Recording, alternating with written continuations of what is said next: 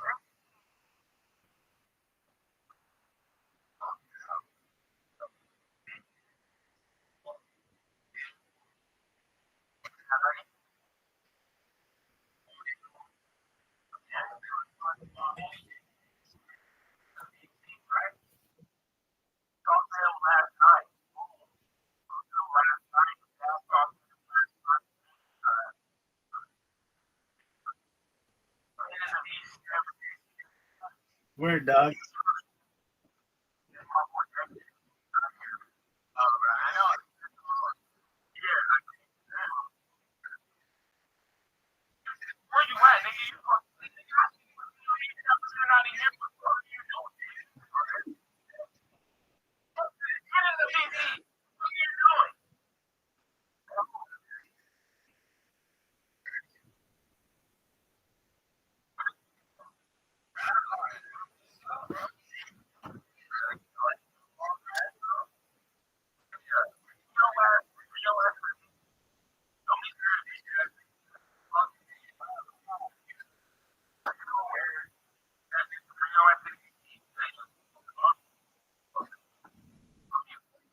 Their business is talking shit and making things, it's a bad format. Most of those media interviews are bad formats because it's a very limited amount of time, and you have to have a clip that fits in between. And also, they're not free. They have executives. There's too many people that get in there, and the person talking to you should just be talking to you. And they should have an understanding of what you do and how it happened and what this is all about. What does it mean for future people? Everyone's so goddamn political right now. It's so weird. They even political. It's just so the connection to that is so stupid. Yeah. What you are is, like I said, I think there's a movie of the future. One of the very first people that just kind of technology, and they're learning that people get better at it, and how can use it AI. Who knows what's going to happen just in a few years? Yeah, it's very exciting. It is very exciting. I know a lot of people are doing that. I understand it. I know. I pretty bit about it. Like I don't have to come on. I was let me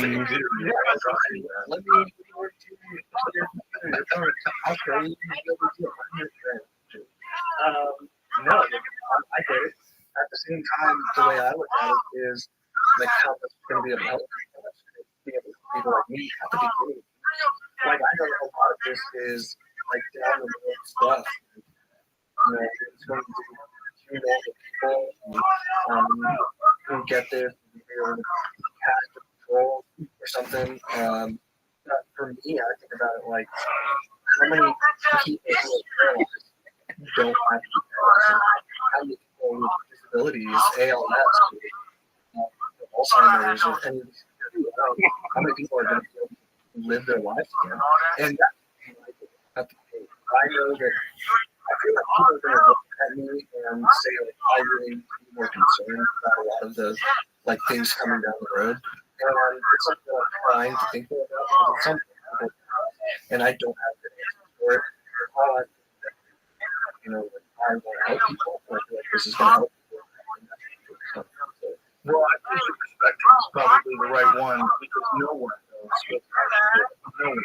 And you can be freaked out about it like I was. Sometimes others should be designed to it's just the existence of the founder sector. This is our time. It's happening very rapidly. And no one has a map of the future. It's not possible. It's just all guess. It's completely. It is like an ant trying to figure out how to operate. It's not. We don't. Whatever it is, whatever it's going to be, and you're not going to stop it. We are a runaway train. Yeah. So we're going to a crosswalk. I mean, you look at it. There's no way they could have imagined what our world would be like. No. So, and I have a feeling the next 10 years will be a lot bigger than that. Yeah. That's what I'm saying. Yeah. So, well, just once this stuff goes on, it's going to be really weird. It's going to be really weird. But along the way, we're going to solve a lot of problems that, look, if I have, I've had 3 knee surgery.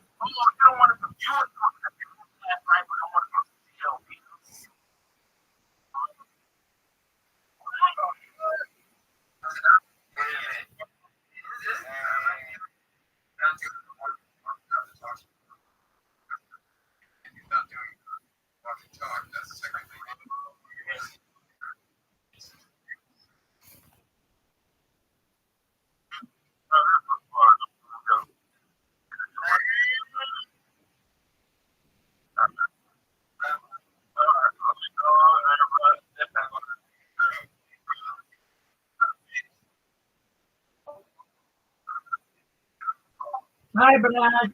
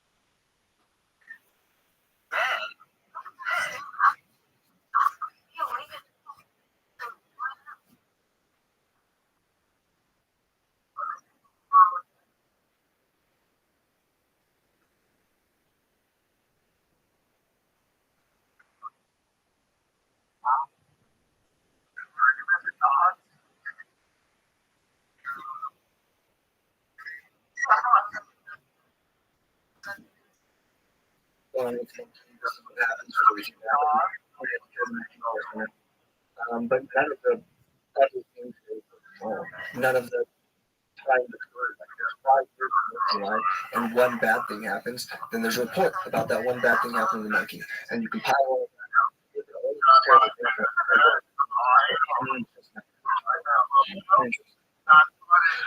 Well, some people don't think any studies go on with animals at all. And so for them, everything that happens to an animal in captivity is just to the purposes. It's evil. I get it from one perspective. Yeah, I get it. What they call speciesist. Because we're willing to do things to monkeys that we, I feel like a lot of people will go over to and I don't want to do it. Right. That's terrible to say. I shouldn't do that, but it's fine. I mean, and they move through, if they live in urban neighborhoods and they're relying on tourists, they steal their phone for food, attack people. Yeah, they're fuckers. They can be fuckers. But I saw a story of the person and he was like, oh, Friday Village, Green's Village, and the whole story was about how they were constructive slavery. Like, that's terrible. Monkeys are unbelievably strong. There's a video of a guy sitting on the ground, cross-legged, outside his shoulder, and then the guy's like cute, smiling, and then the monkey just decides to take a massive chunk of his scalp off. Just bites down on his head and takes like a football-sized chunk of scalp off his dude's head. It was horrible. Just decided for no reason, unprovoked. Monkey lives in a rough neighborhood.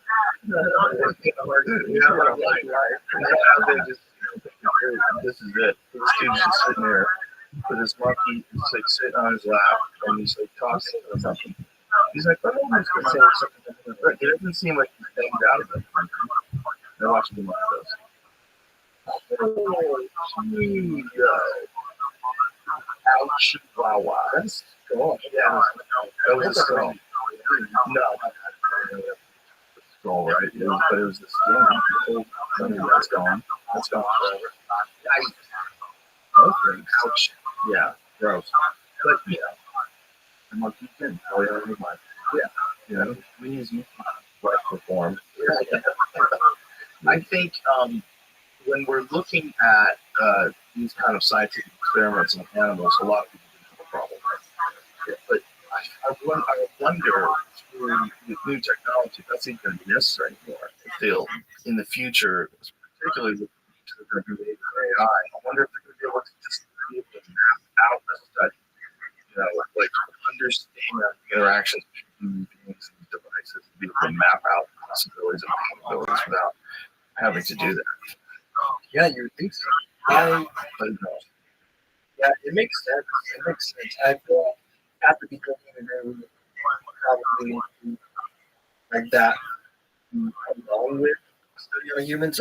They might run the simulations a million times on what, in the simulation on how this would interact with humans. But then they would have to go into it to see how true the simulations are.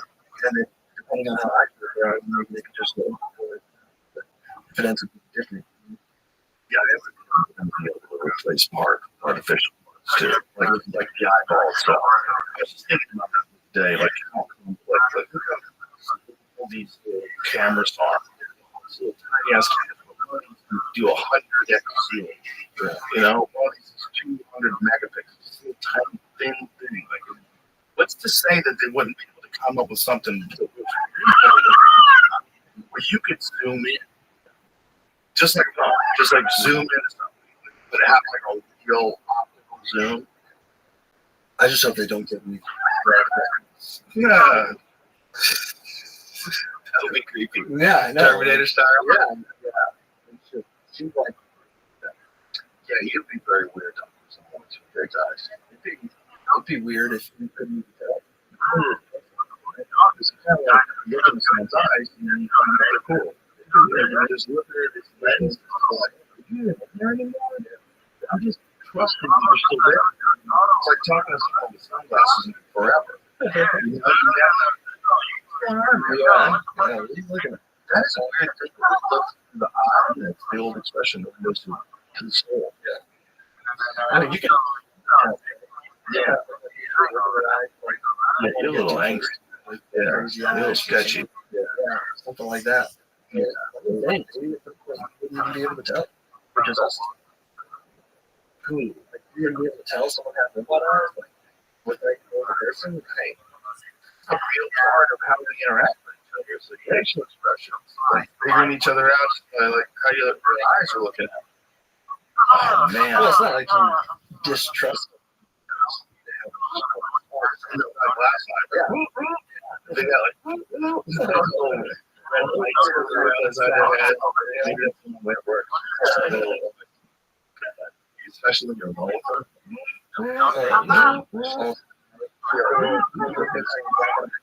Yeah. Are you sleeping? Yeah. I mean, I'm sure they worked. Wasn't there some sort of study that they were trying to develop an artificial? I got one guy who and it told me, doesn't it hook up to his tooth? I don't think there's two things I've seen in there. They figured out a way to allow people to see things through their teeth. I'm not doing that. Yeah. I'm in the world for me to figure that out for me. I got people. I mean, how are they getting it through the tooth?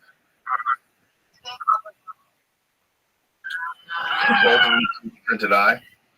The wrong guy. First guy. He's a director. Cool. And he sees the camera? Yeah. I don't know if it goes to his brain. You can see how I can't. I'll say he's on a phone. Yeah. That's not weird. Maybe that's the first student. That guy was the weirdest POV porn. So maybe the 90s? It's not. So then, yeah. But it's not a game, but it's some sort of proprietary electronic video player. Yeah. Amazing times. Yeah. So what is next in terms of like how long does this study that you're on? Like, why would sees with eye surgery? Doctors employed to restore implanting a tooth in her eye. No, I think that's how they do it. That is the thing. I was saying, like for your teeth. I mean, that is how they do it. Specialist University of Miami Miller School of Medicine announced Wednesday that they were the first surgeons in the United States to restore a patient's sight by using a tooth. The procedure is formally called modified osteoodontal keratoprosthesis. Sorry. Sharon K. Thornton, 61, blind, 9 years ago from a rare disorder called Johnson syndrome. The disorder left the surface of her eyes so severely scarred she was legally blind, but doctors determined that the inside of her eyes was still functional enough that she might one day seek the help this thing. This is a patient with a surface I was totally damaged, no wetness, no tears. Dr. Victor L. Perez, the ophthalmologist at the Basket Palmer Eye Institute at the University of Miami, were operating on foot. So we kind of recreate the environment of the mouth and the eye. I don't get it. Three-phase operation starts with a dentist, Dr. Yo Sawatari, who removed the tooth components mouth, prepared an implant for own dental tissue for a most severely damaged eye. The tissue would be used to make a new cornea to replace the damaged one. The doctors then remove a section of Thornton's cheek and the soft mucus tissue around her pupil. Perez and his team implanted a modified tooth which had a hole drilled to the center to support a prosthetic lens. We use that tooth as a platform to put the optical cylinder into the eye, explained Perez. Perez said doctors often use less risky and less invasive techniques to replace corneas with the damage report. Stevens-Johnson syndrome ruled those out. Whoa. Using a tooth might sound strange, but it also offers an advantage because doctors use Thornton's own cheek and tooth tissue. She faces less risk that her immune system will attack the tooth. Transplant, basically a transplant from the deceased donor, on the other hand, face chances that their immune system will attack the tissue. Wow. Yeah. I for some reason I thought using that cheap for like use it as a replacement for like a mission or something, but it's literally just a placeholder and a different tissue and different places. Yeah, I think you have too. I thought they were teeth. Yeah. I was gonna, that makes no sense. Why can't we see through a teeth all the time? Kind of what's going on in my mouth? Right. Yeah. All this stuff is it's just mind blowing to imagine what it's going to be in 100 years. Yeah. And with you, you have the like if they start doing the range of motion studies or the being able to recreate motion or restore motion, are you going to be available for those studies too? Can you do that too, or are you only like locked into this one study? Yeah. I imagine I'm locked in this for now, at least. But at the same time, I'm not sure. I'm really not sure. You have to do it with someone who already has the implant. So I don't know if it would be separate meetings that they would do. Like a different one, specific for like the two interact. I don't see why that would be the case. Just like same thing with people. We're going to have to test to see if the surgery to replace the implant is safe at some point for them. So we're going to have to do it on people who already have it in. So I imagine that sort of study might be something I would be involved in if they're planning on touching someone's spinal cord and seeing how they interact and see how it works. I don't see why I couldn't be in that. And we'll see. It's kind of How big is it? It's about the size of a quarter. It's bigger than a quarter. I don't know, half an inch. And does it's on the surface? Yeah, it's implanted on my skull. So they cut out a chunk of my skull, I think it's called a crane neck, and then they left that chunk off and just replaced it. Can they take that chunk and like put it in the freezer so they can put it back in? Yeah, I'm not sure. I don't think so. Talking about it afterwards. That's it. Yeah, I was talking about it with my buddy afterwards, and I was like, I should have asked them for my check. Yeah, I don't think they're allowed to give that to people. Yeah, I think that's like bio waste or something like that. I think it's like biohazard. I know. It definitely should be. But people are testing right, but it has to be malnutrition. Okay. We have to take your skull and put it in formaldehyde. Yeah, whatever. Sounds like how many versions did they go through before they got to one a lot. I saw the very first idea of the this one. I don't know. I don't know how exactly how many there were. I would say at least one or two dozen different iterations. And yeah, like the version I have is like thousands in like the 2000 iteration of this one. So like they're so like even next person that gets it, they've probably made, I don't know, 1,000 more modifications to it. Or if they've seen certain things, then they might obviously they're going to change how drugs all day. They're going to have an electrodes. They're going to maybe they're update a lot of things. They're looking at updating what's signal and using and different things like that. So the next one that comes in is probably much different. Maybe the same design, if not better. Wow. And I know in the future they've talked about putting this on people that don't have issues medically. What are they planning on doing? Like, how are they planning on that? In terms of, like, is that going to just be offered for, getting it, like, what are the long-term goals? Is it to get the internet on that? Is it to communicate telepathically? Is it going to be a slow build up to the idea that everyone is going to get more of this sense? I think once it's proven, like this study is to prove whether it's safe and it works. I think once that's proven, then they're going to go into what's it capable of, and then once it's released to the public, I think people are rushed to it, actually. At least a group of people who've been following it for days. So once they know that it's safe, that's one of the big things people are going to, like, once that's lifted, it's like, okay, so now we can start talking about being able to communicate with people and being able to, possibly download information that haven't been available to you, stuff like that.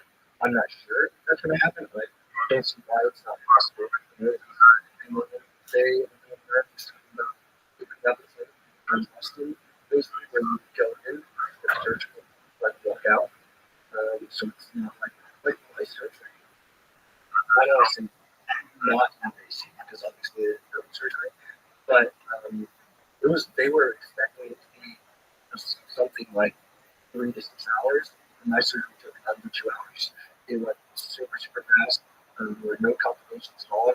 It was not like obviously but there was no damage really. So and this was the very first time. So once they get this even better and more tuned in, I imagine people would go into this content, go in, they can chat with other friends. Again, I'm not here to talk about like ethical ramifications of that or how it's funny to think about things that go wrong or go wrong. People much smarter than you. I think there are so many things. It's going to be done no matter what. If it's not done by a neurologist, it's going to be done by someone in another country. It's going to be done. Technology always moves forward. It never stops. Concerns of what could possibly go wrong. Hence, nuclear bombs. Yeah, not going to stop.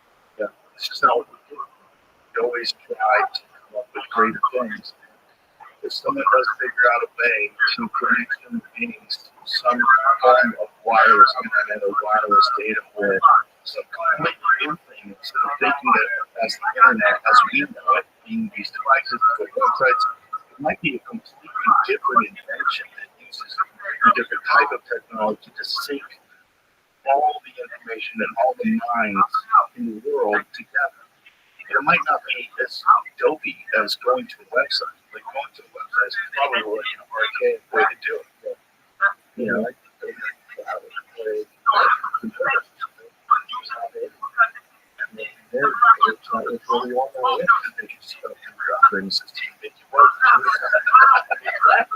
you sign up for your own one, next thing you know, get great crazy ideas. Propaganda will take some balance. Right, but then run there. Like that is it one person and everybody else is a robot. Like that doesn't make sense. I'm sure someone is going to have water on it. Yeah. And hopefully they find out how they will make it. As we see with like things like AI art, they're trying to catch up with that. Should we like thought about this? What this should we see? Go with it. Yeah. Good luck with that. Right. Well, they're able to scour the internet for every artist's work and then sort of take pieces of that and create art. And these artists are like, hey, that took me fucking forever to beat that. Like, you just stole it and did a version of it in 15 seconds. Weird. And that's just one problem. Another problem with these deep fakes, songs. Like, they did a Drake song that became a hit, and Drake had nothing to do with it. Like, it's not that far away from being out of the barn. Where you're not going to do whatever stuff. You're not going to be able to.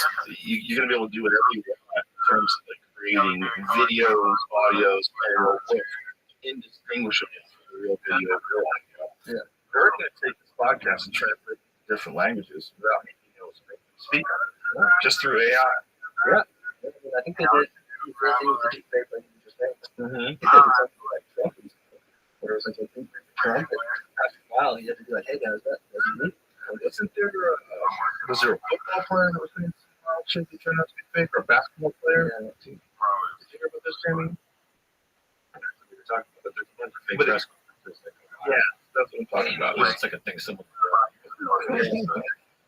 Yeah, but apparently it was just barely enough for people to know that was fake. You have to be very sophisticated. You saw this. I mean, we're getting used to looking for things that are fake, whereas 20 years ago, you would say that's real. Yeah, I see it. It's a video, real. It's something that I was actually talking with my buddy about the other day. I think it's going to be something that's similar to, you know, like we get emails from Nigerian princes. Like, don't believe in that. Don't say that. It's not real. I think it's going to be something that people are able to do, like the next generation, where they look at something online and they're like, oh yeah, that's real. But yeah, right. Yeah, they're going to grow up with it, so they're going to be able to figure out. But maybe not. This stuff looks so real. I don't know, but maybe they're going to have to be required to do like watermarks or something like that every time. I don't think they're going to be able to stop it. I think we're just going to get to a real weird, blurry place. I think the one thing that might help,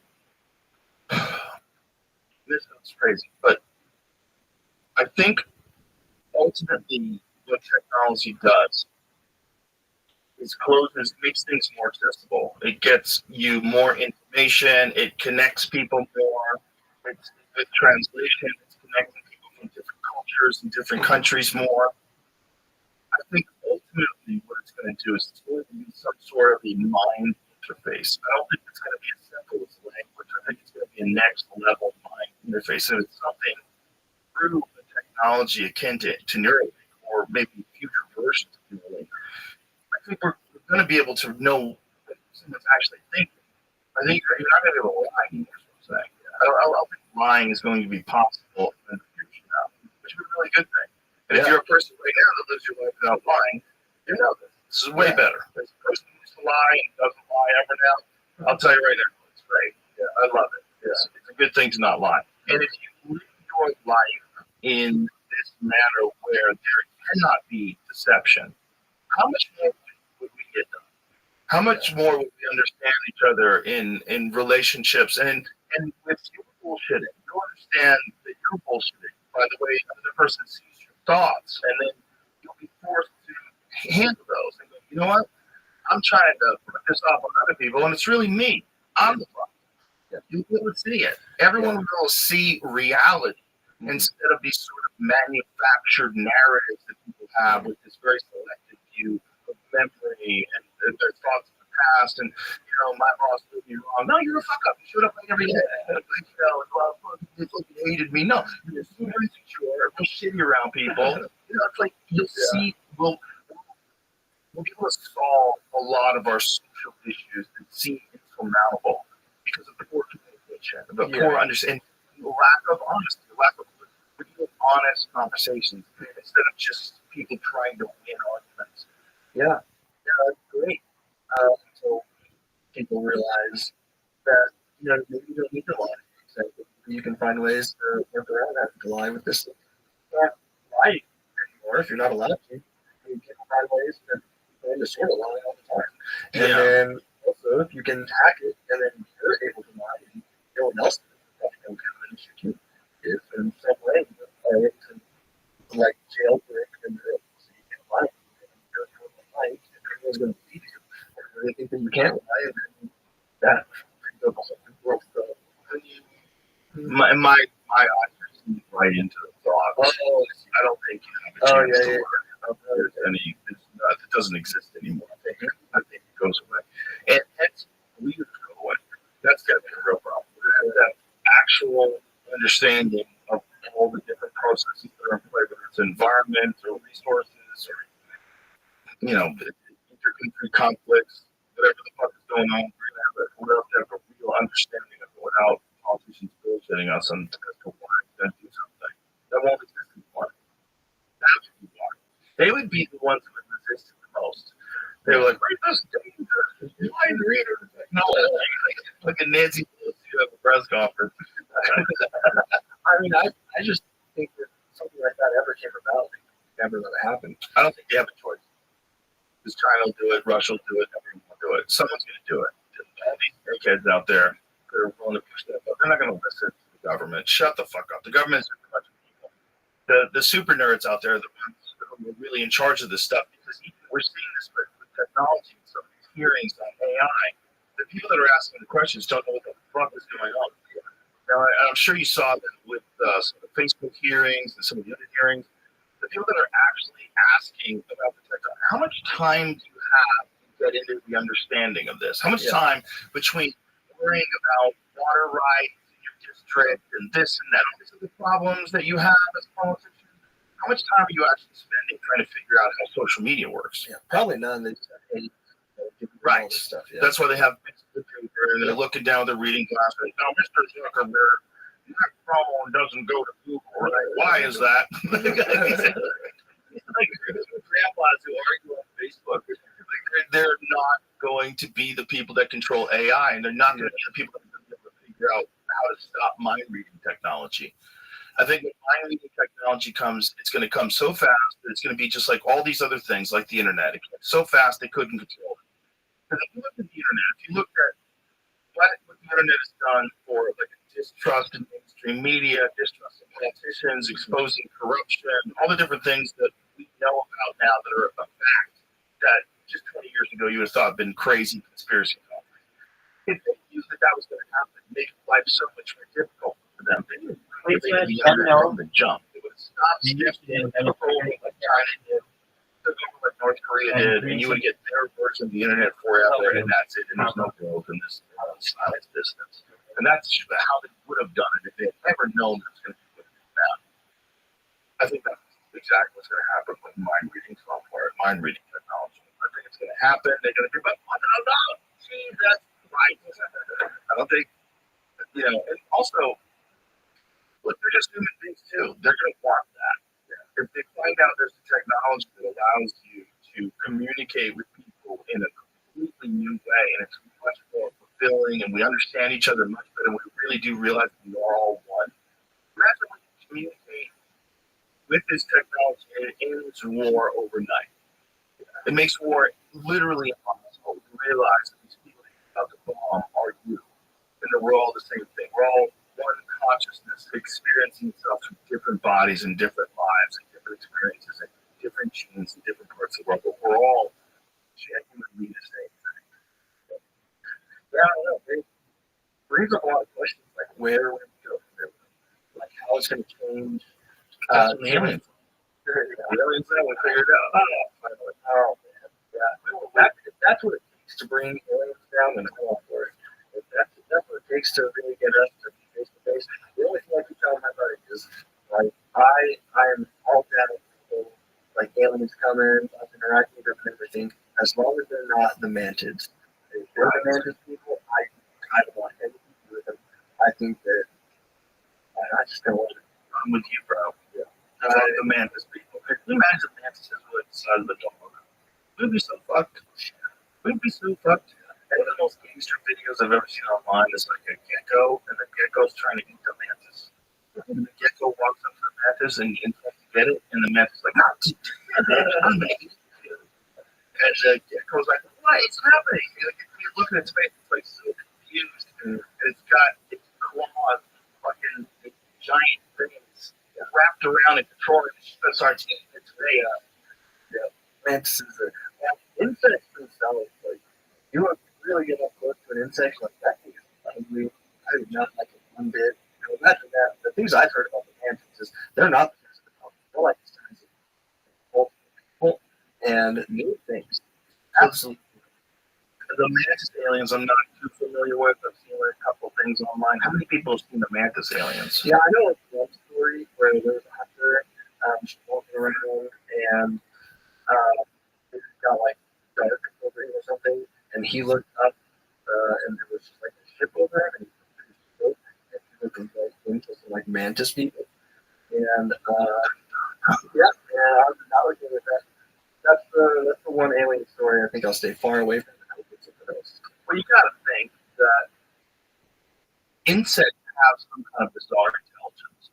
Because that's if you've ever seen leaf cutter ant colonies when they pour the cement in them, and you realize like how sophisticated they are. Like, how did you guys do this?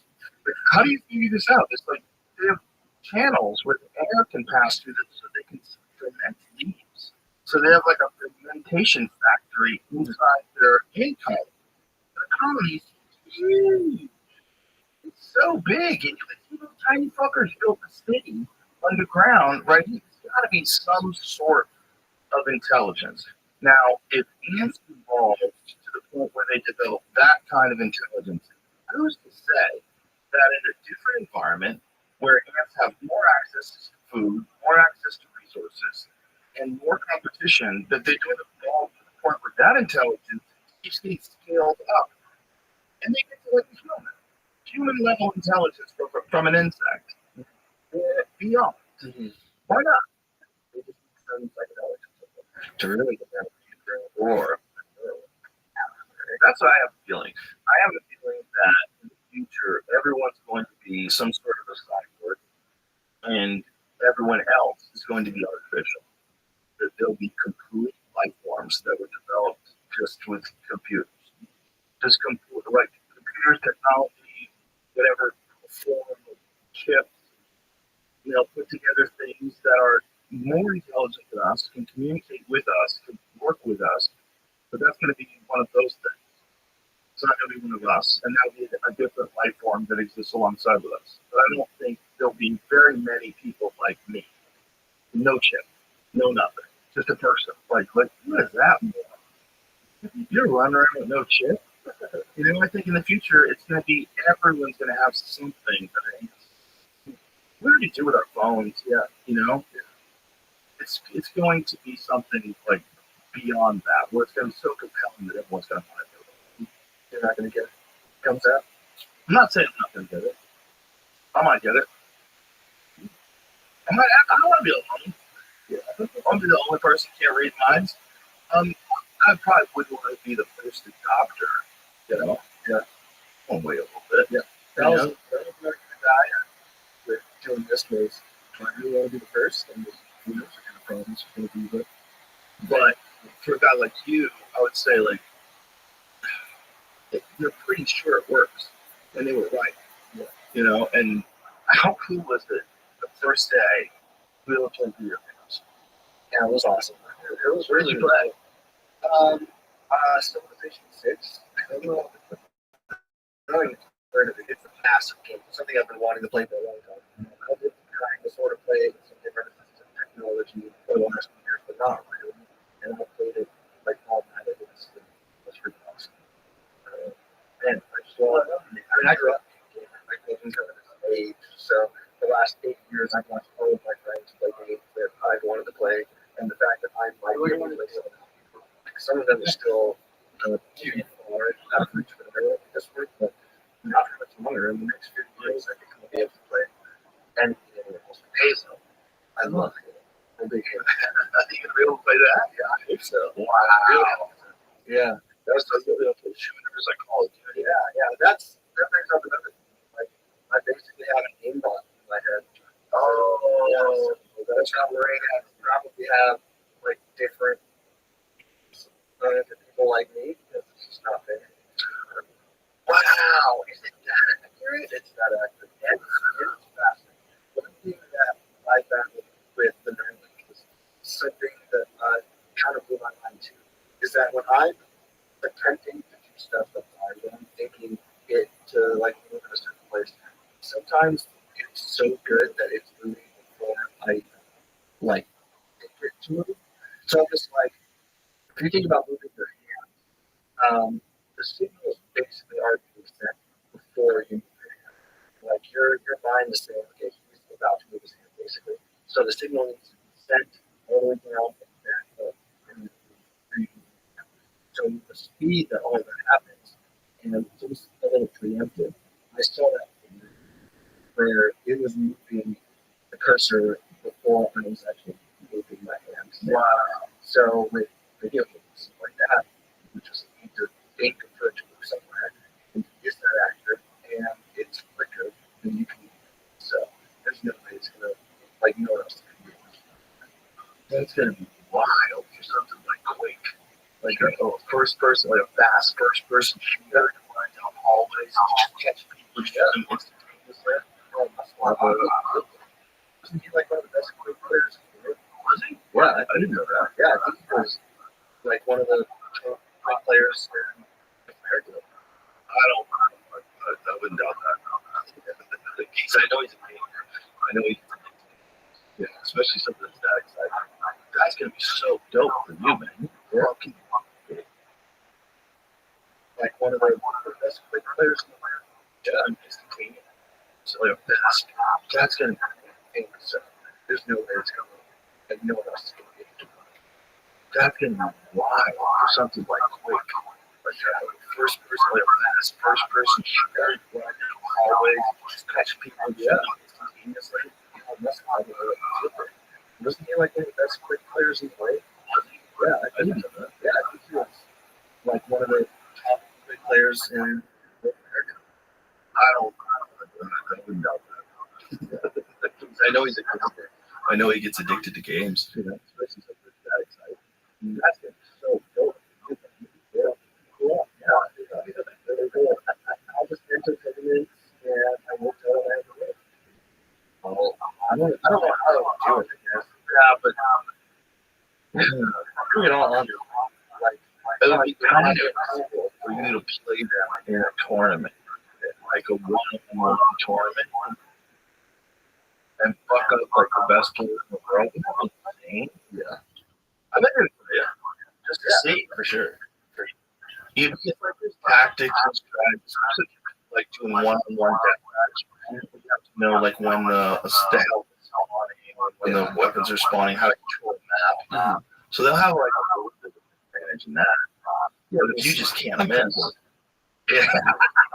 Yeah. I like it. Yeah. I like it. Now, what about VR? Has there been any sort of interface that allows you to use like Meta's VR or Oculus? You know, I don't think like a lot of the fun is just the computer at this point. Like they're planning on doing it in phones. I did connect to a Nintendo Switch at one point. Also Mario Kart. That's something that is like too far off as well for me to just do that on my own. But that's really how I don't see why VR is any different. I think at some point in this study they're going to do it just to see if it works. I don't see why it wouldn't. The only thing that I would say is that VR actually requires physical movement. Like there's a couple games that we have. Right? Already interpreting your like motor code or something. And you can think through this and move it. Right, but you're actually moving these handles in VR. Yes, you Yeah, the handles. get this robot and then have some of the VR handles and then you can control these. Yeah. Bro, you can be inside that thing. Yeah. I'll just Iron Man type. yeah, I've always thought. You know, you just give me an option. I'll have to get one of those like baby check carriers. You can just carry me around like that. And you imagine walking on the street with that. That's so weird. you ever watch old like shows you did? There was a Yeah, I was on it. No worries. There was one about home stenographers. It's basically like a little person that they carry around on those carriers on like their back, and it's just like a stenographer. He's typing down everything you say. and I just went around and spent Like a kangaroo couch. yeah. But like the fact is just like you sit there. That's what you want. Yeah. You want like your head, and it's just. Yeah. What's this guy? Oh, there it is. Oh, sorry. And he just reached back. Oh, what you said. Yeah. Oh, I do. Yeah, that would like I think the future is going to be very interesting, and I think there's going to be a lot of really wild discoveries that build upon other wild discoveries and stuff like Neuralink. I'm sure there's competing companies that are doing something similar. Right? Yeah, that's what I'm saying. I'm pretty sure some people who have left Neuralink have started their own companies or have done other companies that are doing something similar.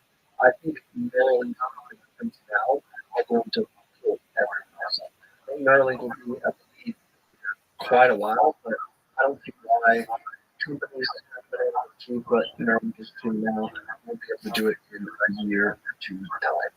Like, especially, like I said, because Neuralink is making everything so open source. And there's people like me out there who are just talking about it, like me, that I don't see why other companies find some way to catch up over time. For sure. With them moving away, and the fact that it's been implemented and it's been successful, and the fact that they're already depending upon the software and being able to correct issues with it. What is their timeline? Like, in terms of next to use something that allows people to move, restore sight, have like a timeline, but they think, I don't know. I keep saying that it's going to happen in my lifetime for sure. I keep saying that it's going to happen in the next 10 years, 20 years, where music's like me paralyzed people won't have to be paralyzed anymore. I have this vision of someone being paralyzed going into the hospital, getting the Neuralink, and walking out like a village later, which I think is totally possible. I think it's happening a lot sooner than later, especially how fast it is. The fact that this is like successful now, I think it will happen. I don't know if it would help me per se. Like, well, I said it's my lifetime. How about being paralyzed and quadriplegic? My body just deteriorated so much that even if they did give me something to like make me able to move again, my body's just so jacked up at this point. I'm not sure it would really help that much. I could probably build it back up to a certain point, but people who have recovered or have been part of studies how to get some movement back, their bodies just don't work the same because of atrophy. Like one of my ankles is completely jacked up. It's twisted the wrong way. I have to wear this hand because if I don't, my fingers are shut still up, basically. And so, like, correcting some of that to probably some extensive surgery. One of my buddies was like one of the top ortho surgeons in the United States. They get him to go in. But and I'm not sure it would help in muscle atrophy. So I don't know, but I've bet what matters is that people don't have to be paralyzed like that. That's more like this. well, that's also legitimate uses of steroids, or legitimate uses for steroids for people with muscle wasting disease, and people who like severely atrophy, and it allows them to build up tissue better. Stem cell steroids gonna make you super. Yeah, and aren't I already? I can't wait to see that. That's now with the future of this stuff. It's going to eventually get to a point where it's probably like in the beginning, it's probably going to be very difficult to acquire, right? Like very expensive. But it's probably in the future going to be much more accessible. Well, when do they like? If yours is they complete your trial, they find it satisfactory, they have like a way to do it. When will the average person who is a quadriplegic be able to start to using this technology? I know that my study is like the main part of the study is a year, and then 5 years to like all the stuff in the study. So once that's people, I've seen numbers up to like 300 people in this 5 year timeline. So what happens? And I don't know what this two is with this. I would say years, but that's me probably also become very optimistic. I have no idea. I don't know like what the FDA is going to decide about this. I don't know how many more phases of the trial they're going to do after that. I really couldn't tell you. But honestly, I think it's just about life. And how did we contact you? How did you wind up getting chosen? Yeah. Oh, my buddy's going out for having a freaking heart attack. So basically, what happened was I knew nothing about her, and I was just lying with my bed one day. I got a phone call from my buddy at like 11 a.m. or something, and I answered the phone. I was like, "What's up?" And Neuralink just opened up their first human trial. So you should apply for this. I was like, cool. Like, what is it? So he explained it to me. Gave me like a 5-minute rundown of what they're doing and stuff. And we applied over the phone. Like I just basically like told him all my information. He applied for me. He spelled my name wrong on the application because he was drunk at the time. Again, on a Wednesday, like 11 a.m., he was already wasted. Respect. Yeah. Respect. Dangerous. Yeah, it was. His justification for it is that because I go to a wedding that weekend, he has to come all the time. He's like, I need to understand what my tolerance is. So he picked like a whole bottle of time or something like that, just to see like how he be. So yeah, we did all that.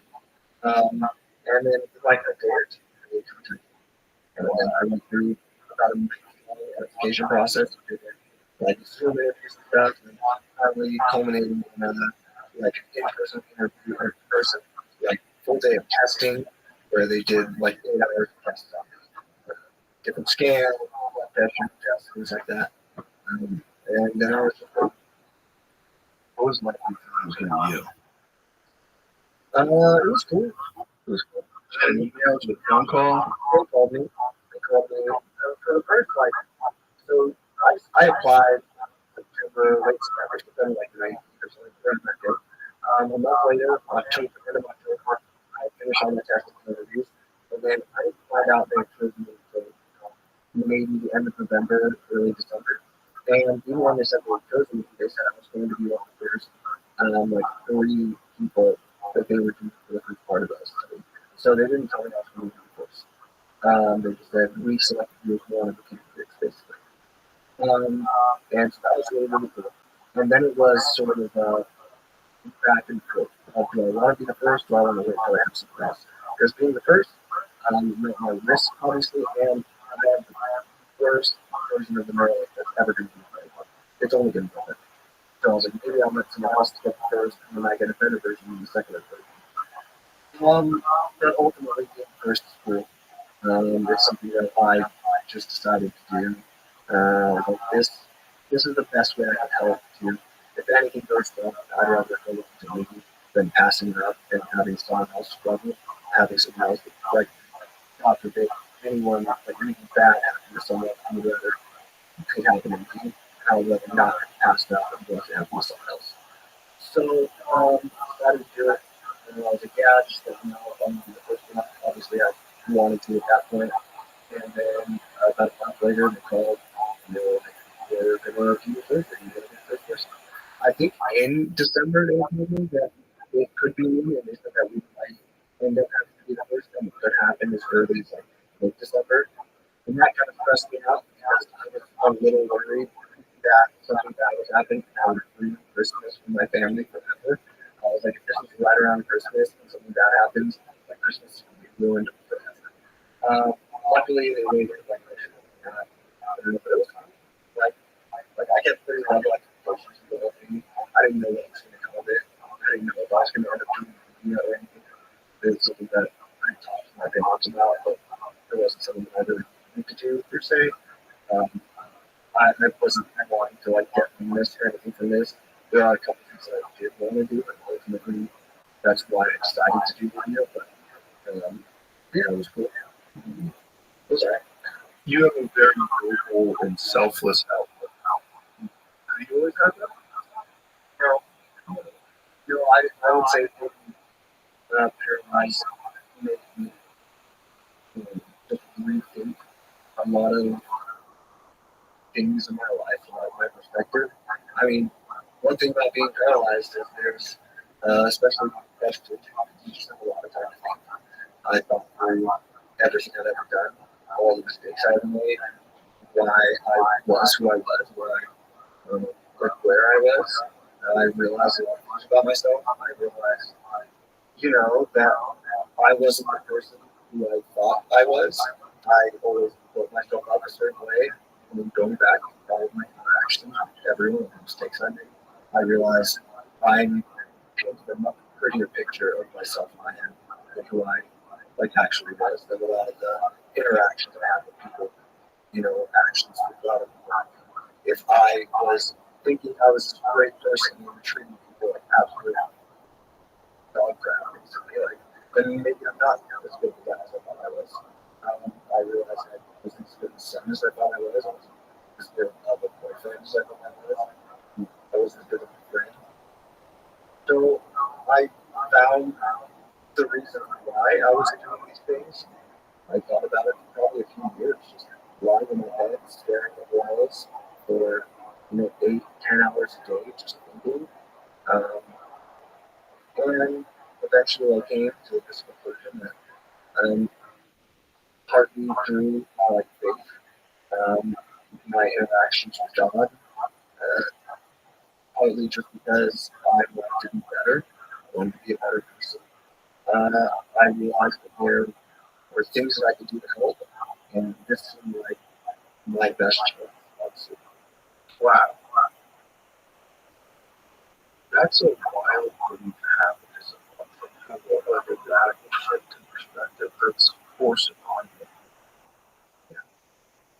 Yeah.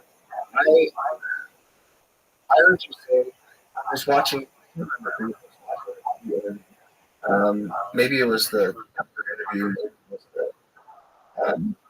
Howard and you were talking about people never have been through anything like extreme happening, and so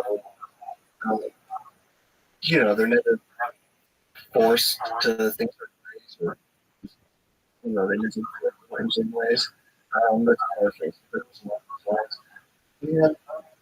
And being a prosecution is, I kind of make this joke, but it's easier than people think. I just get waited on all the time. I get to lie down and watch TV and read books. People bring me food and bring me drinks, and people do everything for me. It's really even that. But obviously, it was really, really hard. Like being paralyzed, doing all of the things that I love to do most. I was a really good athlete. I played like every sport under the sun. And then not being able to play sports anymore was one of the hardest things that I think I've ever had to go through.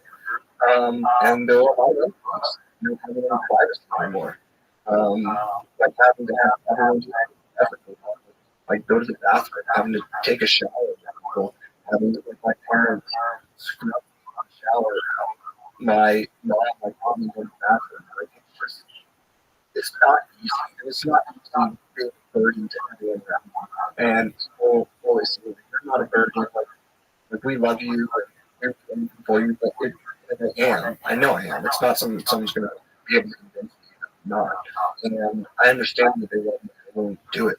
But at the same time, like obviously there are things that if I could change, I would, and I can't. So I just have to try my best to do as much as I can for those around me. And this is part of what I can do. I've thought for years, like, what can I possibly do to help? And this is it. As much as I can to do everything within there, like, to make these better for people in the future. That's a beautiful way of engaging with this, man. It really is. And I think what happened to you is tragic, but your perspective is pretty cool. really is. It really is. It's beautiful to hear. And I wish you all the best. I really hope that this becomes something that allows you to move again, and that they keep improving upon it. And thank you for risking this. Thank you for being the first guy. Yeah, no worries.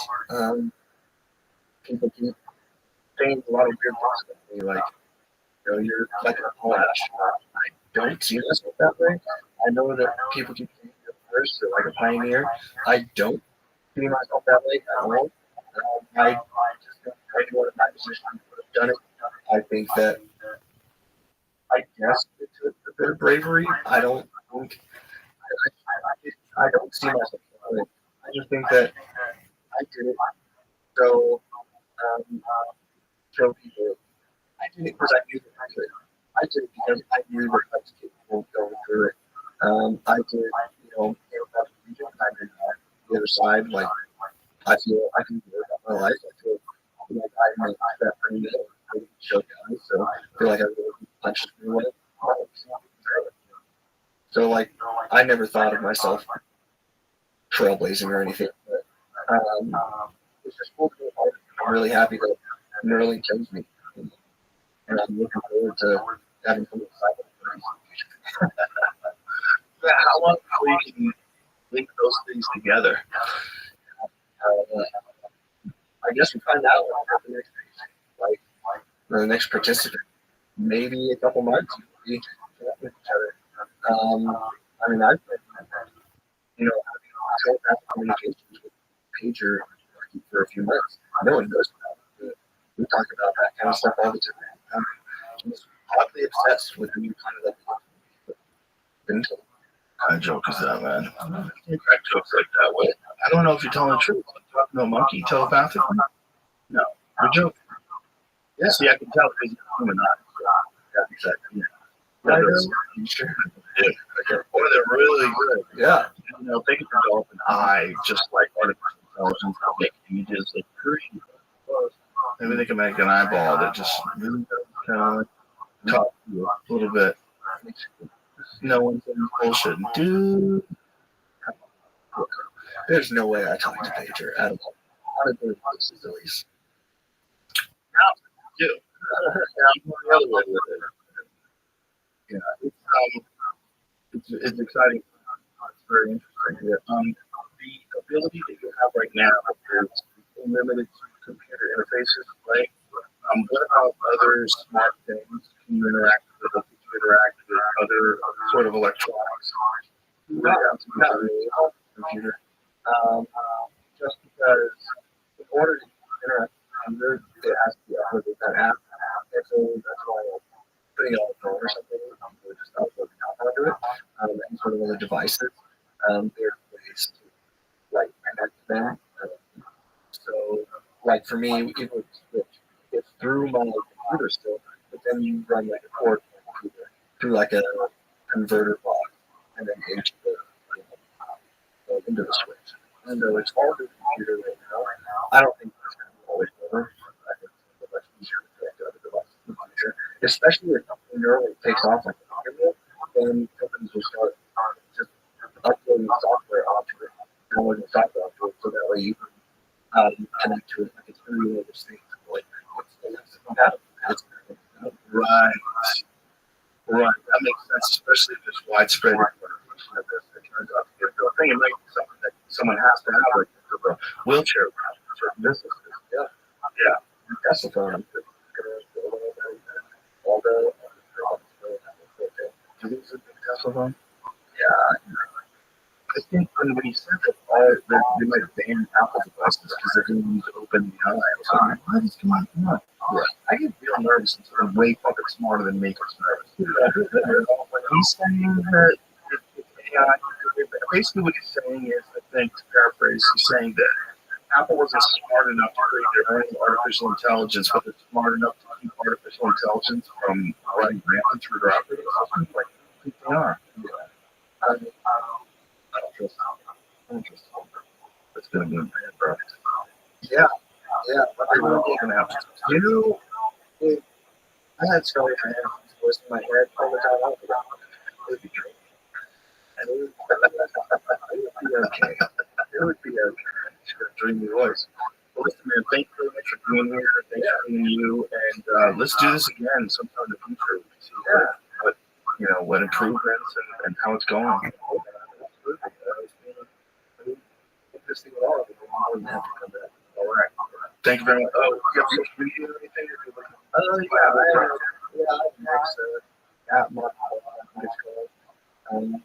I have like experience stuff. I'm getting other stuff out there.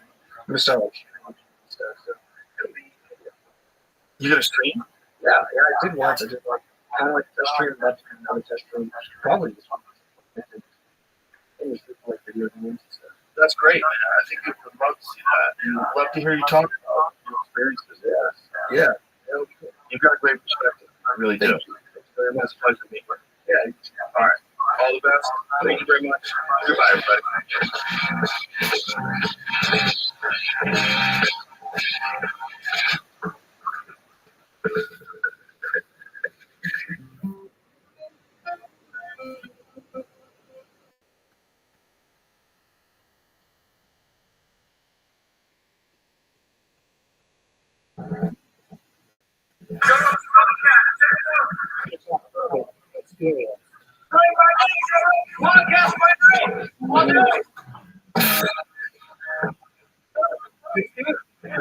Please introduce yourself. I'm Dr. Aaron Cruiser, president of the United States. And this is a very exciting idea. And how did this come about? What was the impetus behind this? I've been studying the Olympics and the Olympic movement my entire life. I'm 39 years old when I was a undergraduate at university just after the Soccer Olympics. And it was always something that inspired me. All kinds of, I learned some things. It's a last year. 44. And the other, probably I would say. So, the average, 30,000 dollars a year. And I thought to myself, there's something very wrong in this system. And instead of, trying to reform this, go blank slate and invent the third Olympic. Well, the Olympics is kind of a scam because it generates billions of dollars in revenue, and the people that are there to perform make almost all that. That's right. Yeah, actually, internationally, they just pay. Some sponsorship, often they're not. Yeah. But ultimately, billions of dollars in power comes to that none goes to them. It's wasted products. It gets wasted paying officials. And if there's a way to do it better, that one is all that inspires us to believe in the future of science and technology. And you can do it in art too. Are you guys doing it financially? Are you doing it just like human beings? Better. I think the era is over. The Eurovision Song Competition. What is that? Oh, it was when Israel was performing and there were huge protests from the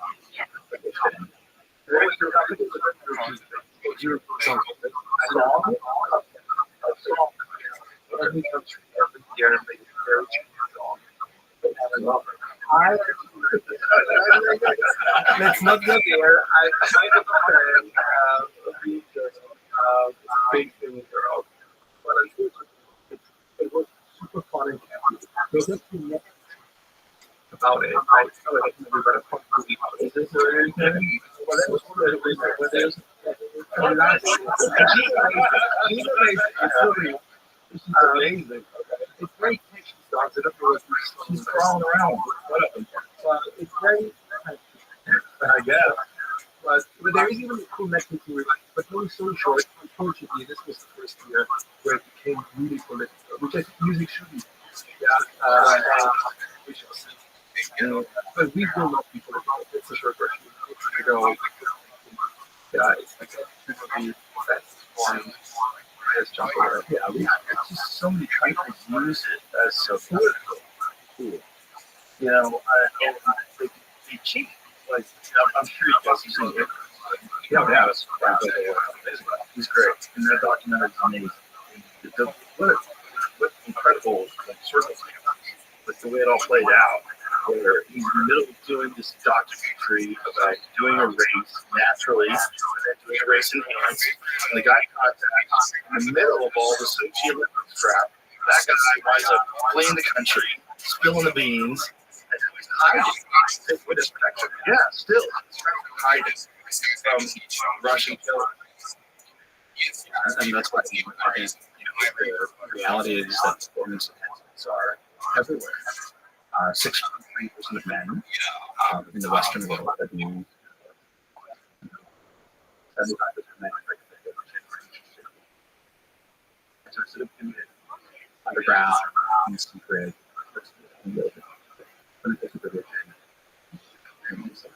But what are the legal ramifications? Because we were talking about this in the part we were talking about the different road schedules on the podcast yesterday, and steroids are scheduled, right? Yeah, the schedule of substance in the United States, the three countries where steroids and the United Kingdom professionally. And so let's first distinguish what is legal and illegal. These drugs are good banned. So There's a lot of that are banned and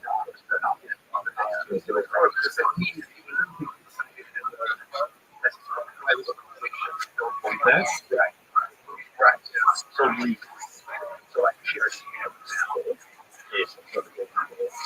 right.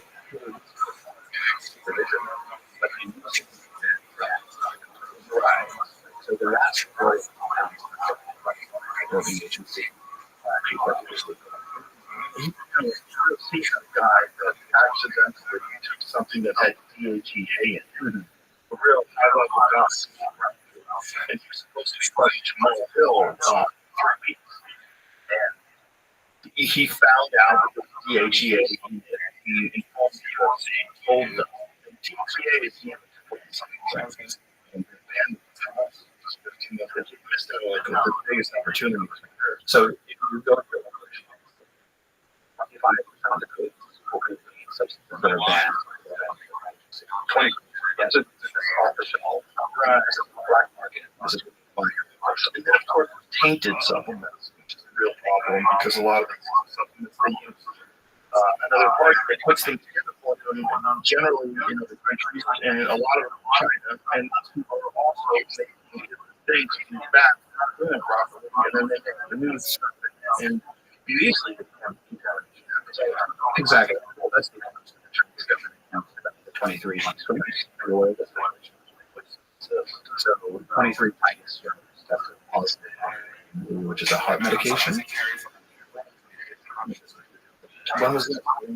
Oh, 6 weeks ago. Yeah. So 2020.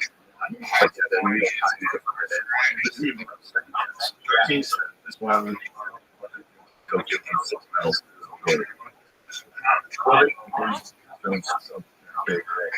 Yeah, the Chinese really and the world government authority of the pressure in the Chinese state.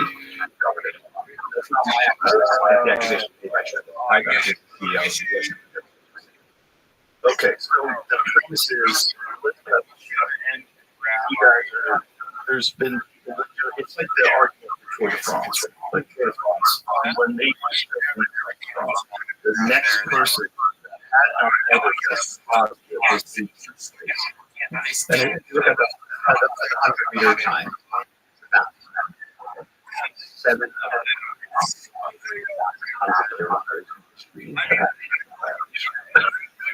and the only one that's on the top 5 is so it's just,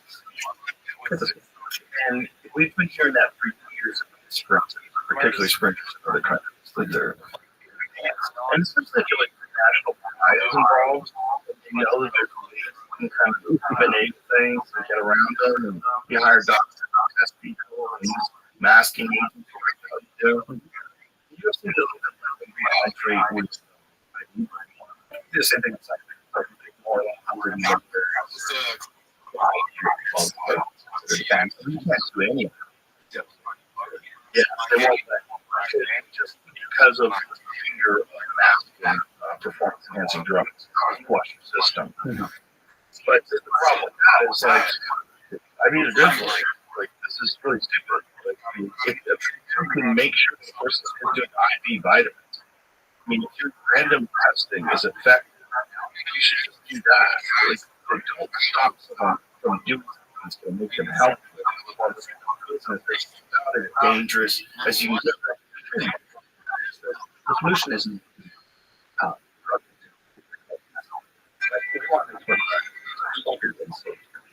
cardiac stream, blood work.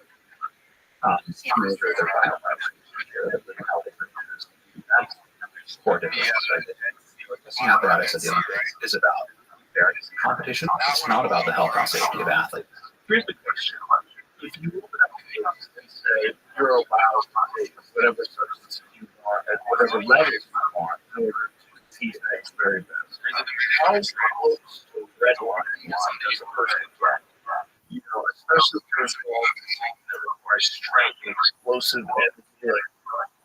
We had at one point in time had testosterone use exemption, and you were testosterone was at a low enough level. The problem with that was that's not thought out at all. You can cheeseburgers and you're good. We're going to be at like 200. Oh my God.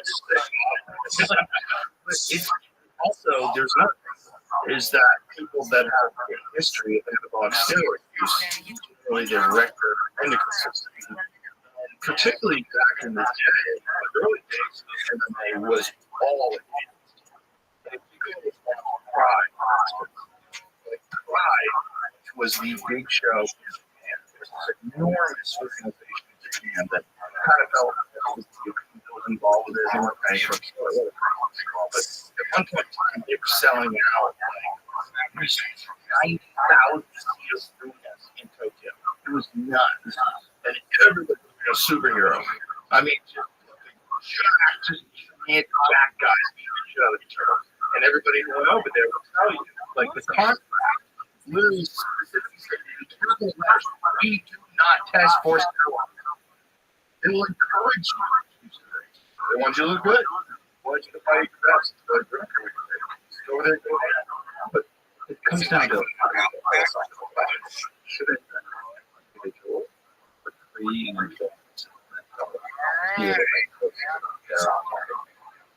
they should. But the question is, when is it not right?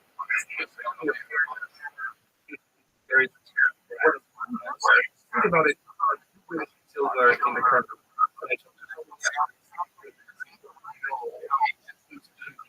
If you what is kind of right. But as you say, whatever. So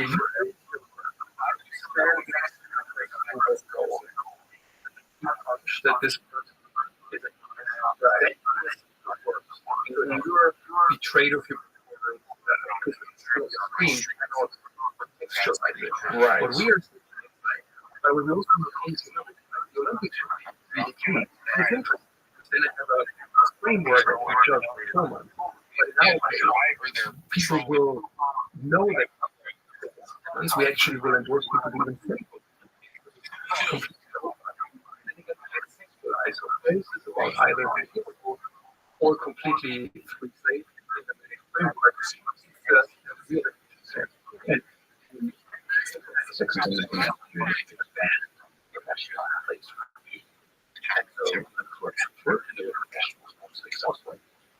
The same thing has happened in the country.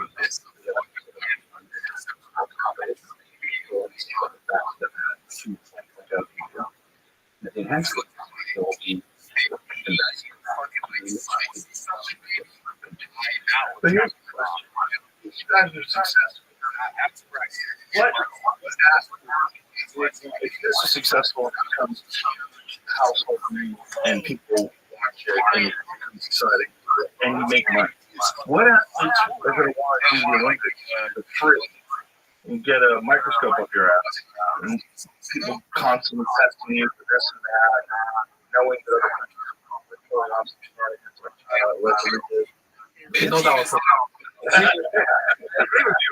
By the way, the same question is.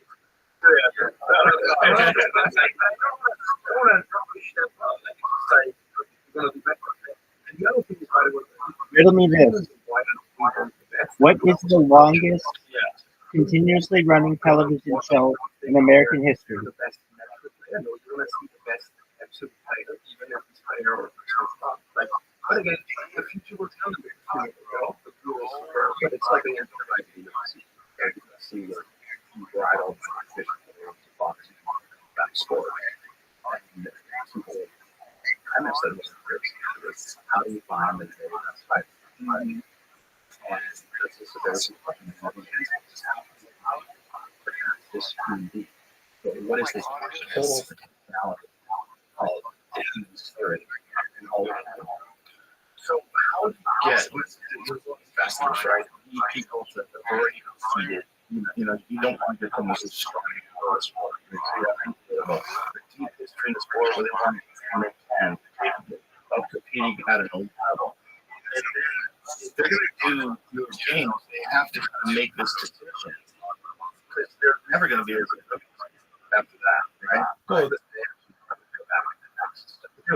So and they do start to testosterone, but a bunch of other things. It's going to inhibit their natural I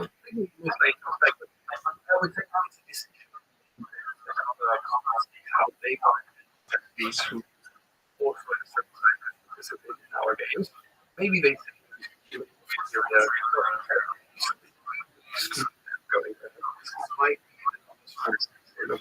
if you're in the enhanced games.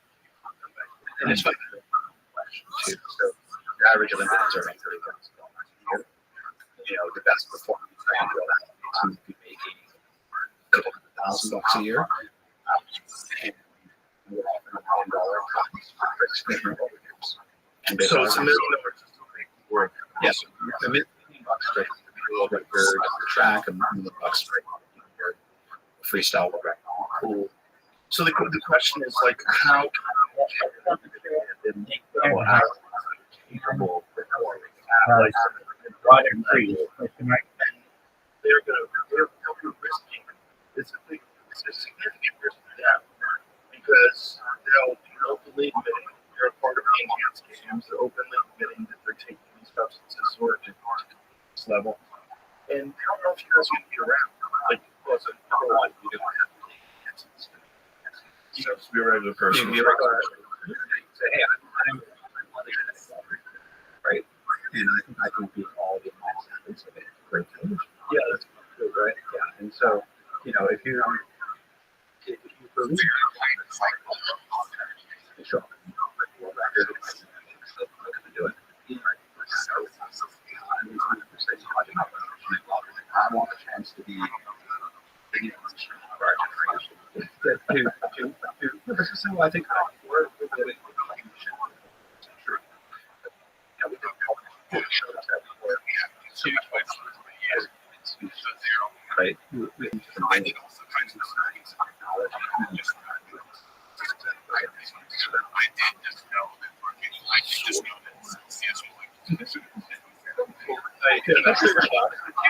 what you guys juiced up. I'm running really fast. Big difference. But so much. Yeah, breaking a world record is a thing. Maybe it's something people aspire to. Well, it is, but it's also we'll know for sure that art or just suspected. You know, I remember when Ben Johnson, and that's always like, but then you find out the Carlos was sticking stuff too. I think everyone was Bruce Jenner to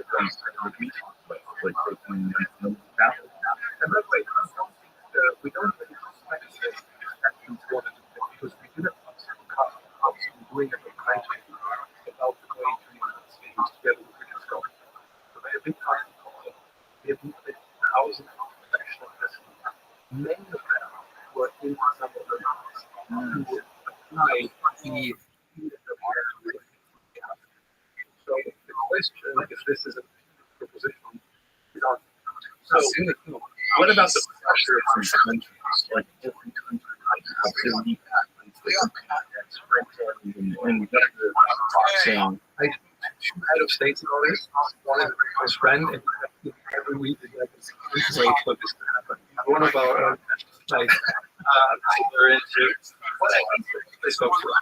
There will be a lot of pressure because they can work country for. What is sports for them is a way to a national pride. And if you have national pride, you probably few persons the fastest person in the world. Right. That's what it's like. It's also quite a matter for the national be the most technologically and scientifically advanced society. Yes, that has the engineering and intellectual capability. Right. To develop and manufacture and use what is interesting, we teamed up artists here. I have another investment firm, so I'm both an investor and co-founder. We both were they did much more than that's was thriving. So always it's always going to because people love it, right? They don't love it the Olympics, but like the hosting is not too ahead of things. It's like well, it's also everybody knows that athletes are taking things. They've been doing it forever. Before there's actual a lot of people study the difference between certain fighters that were competing at an incredibly high level and then they just see this difference. But they were all passing drug tests before. But they're passing drug tests by the athletic commissions on the fighting, which by all accounts just whether or not you take proper steps. You just got to know that you fight that and everybody knew that. And so instead of going your way, they went the way of the stronger. Everybody's asking like, you saw it was doing it in a very intrusive way where they were making out fighters in the table early in the but and it's because you saw that it's not accountable. The international community is not accountable. It's a real question of how these structures works, international works. It's international. It should be like in the countries that make children members the IOC of the European aristocrats formed in 1896 by just Alexia. And so there's no external accountability. It's not regulated by anyone. It's not accountable to governments. And so that means that they can just set the rules however they want. And this is how it is in a way being yeah. What are the sports that you guys are going to showcase, and what do you have combat sports? Yeah, so there are 5 key sports: combat, gymnastics, and swimming. And for combat sports, you're going to have boxing, wrestling, boxing, and MMA. Definitely. MMA, really. So MMA. If you're going to have people who enhance an MMA, that will severely limit their ability to compete against other organizations. So how are you going to get a high-level fighters that are not going to compete in Bellator or not going to compete in the UFC? Or how are you going to do that? Well, I think the entire MMA community is clearly moving away from drug testing.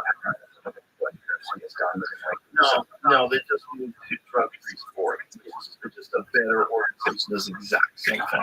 They're doing the exact same thing, including peptides like BPC 157. Argue like this is ridiculous. It shouldn't be illegal. But what they said is the state athletic commission's test for BPC 157. As long as they test, some of them as long as they deem illegal, we have to make it. Even though, yeah, I mean, soft tissue injuries is really great for pain. Yeah, and so you know, from the athlete, it's such a wide. The difference in terms of MMA combat sports is there's no objective for practice. So you know, the so important fame, then right, one of the two that does it. So, have you talked to athletes about that? Combat sports athletes? Maybe about 15% of athletes were in the combat disciplines. Really? Including athletes. Yeah. Yeah. So guys at the end of their run, this is where 30 you're sort of 30, 35. You're out of it. You're retired. And the emotional maturity you have in your 30s, right, to regain the body in your 20s and to come back to that. So it's not just emotional maturity, it's like a community time, sparring, different scenarios where you just know what's coming next. You don't have to think about it, it's already so they're all kind of, that is interesting, because like, I don't know how much you guys follow MMA, but one of the great eras of MMA was Vitor Belfort take those things trouble. So do you know? Okay. Legendary. He's the best man, a veteran, a guy who was an older guy. UFC at 19 years old in 1997. And in the 2000s, that's when they allowed the testosterone use exceptions. Luke Rockhold and like he's like my first because he just like insanely jacked and he was not fearless. But because of the testosterone using exceptions, there was controversy about it. They had tested one time when he was so and they tested off the charts. Like, you're not supposed to have testosterone. Insane. And so there was controversy, and ultimately they got rid of testosterone. But he was the perfect example of a really good who, you know, getting older. How you find him and did a lot of sports when he was younger, allegedly. And so his physique looked kind of soft. And then all of a sudden, he looked like a fucking freak, just a real freak. And he was just wheel kicking people and knocking everybody out. And it was like he went on a run for a few years where he was just unstoppable. It was terrifying. And everybody knew. So then he gets off in 2017, rather. So 2012, Speed Tour, High on the Soft. And then 2017, doesn't look like the same. It doesn't. All of his muscle went away. All of his endurance went away. His injury system shot. 2 years of TRT and, and just whatever else. And what I caused having the highest quality clinical so probably modern that largely very few athletes have access to I hope most of the information to help those times. What gym guys tell you, I got you. Yeah, it's also on Instagram. So, what we're trying to do is very rigorous, scientific, medical to ensure high quality clinical data. Publishing scientific advisory board, doctors,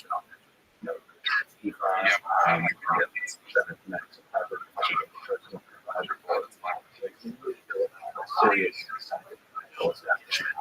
to make games. And when you do this, so you're going to have combat sports, you'll have MMA, you'll have wrestling. I'm not sure. Wrestling, we're still like full of athletes. Increasing the participation decision because one of the core challenges on skate is they expanded so many skills and so much content, so expensive for them. And so in our analysis reports, it's always what can we deliver the highest emotion and social impact with the lowest environmental cost. But you're having sprinting too, right? Doing the same thing. I mean, was it the original, like, getting the champs, the original sport? Yeah, and we were inspired in some ways by games, which are all in history, like right? They're like, oh, you see, 4 years, right? Months in certain sports, and I mean, every year, because like there's data,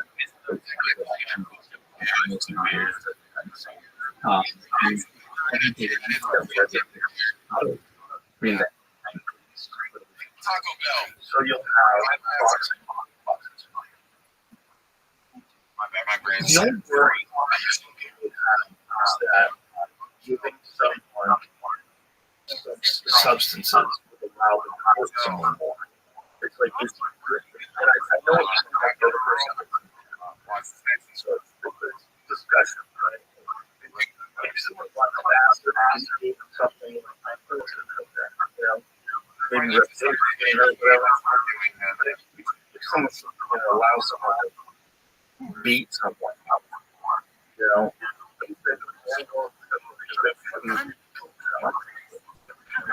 the role discussion, then we get to don't allow people to a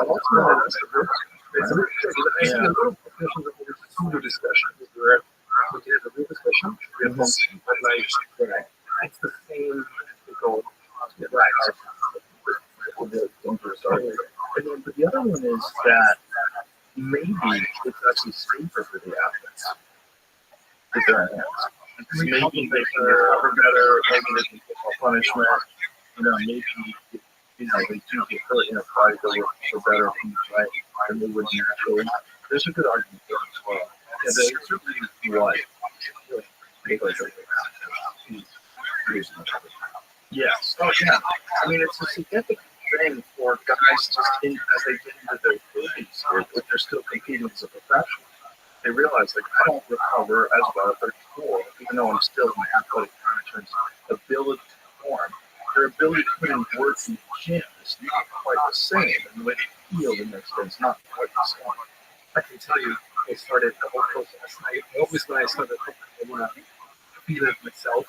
Always really good. So I'm going through the process of an athlete myself, and it's unbelievable. Like, it feels like it's done. Like recovery, I can train every day.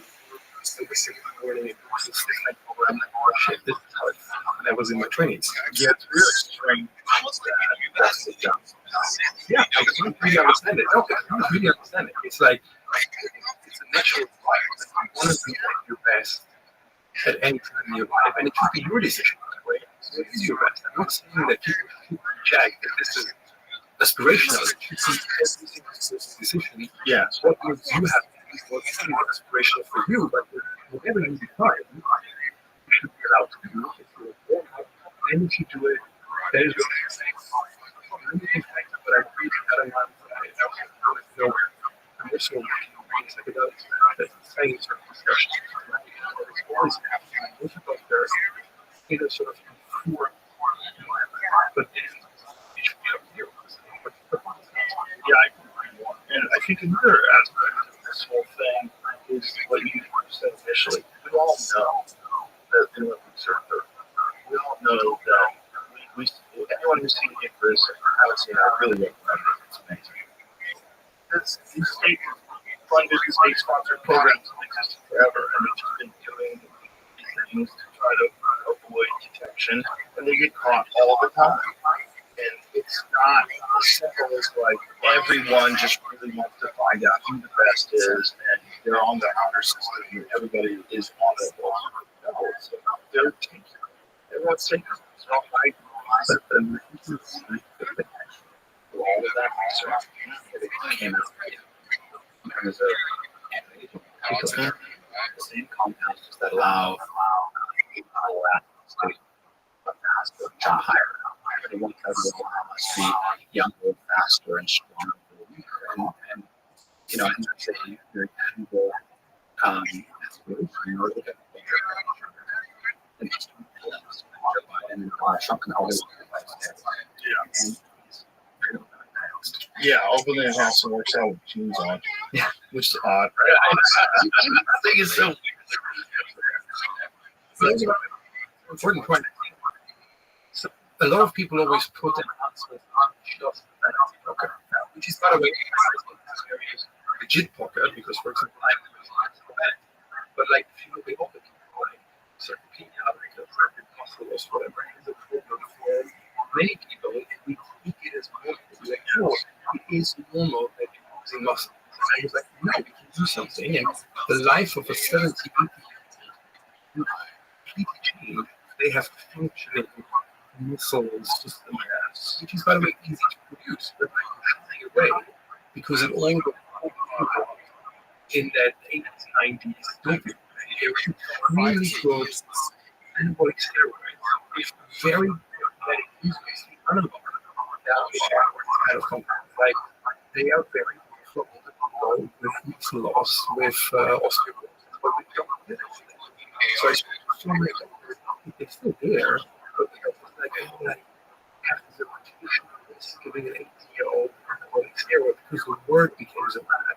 Despite they all agree this makes the life of people much livable, but I mean small doses. Right? Yeah. And so I'm very passionate not just about like enhanced things we hope will be a Christmas version or a whole societal change how we look at how we do how we the efficient to people. Again, more people want to be with their body, with their mind, and all. I mean, the two so what is the point of having all this knowledge, functional ways? There's absolute ways to enhance the way your mind performs, your body performs, and to chalk it up for vanity. Well, what about fashion? Get rid of that right there. No, yeah. Oh, that's bad. I think you know what a legal definition is. So it's a fascinating. I'm going to go So in the 1920s, the Carnegie Foundation commissioned sociologists from University of Professor Albert Flexner to go and study medical education. Because it used to be back then, New York could call themselves doctors. Really? Yeah. It's read some books. And after the Flexner report, it was decided by state legislatures that we had to regulate what a doctor medical education was required. And the definition of the result of that is that medicine is about the treatment and cure of disease, making sick people less sick. Mm-hmm. If you walk to a doctor and you say, the 39-year-old, but I think the extraordinary, I'm sorry, medicine is illegal.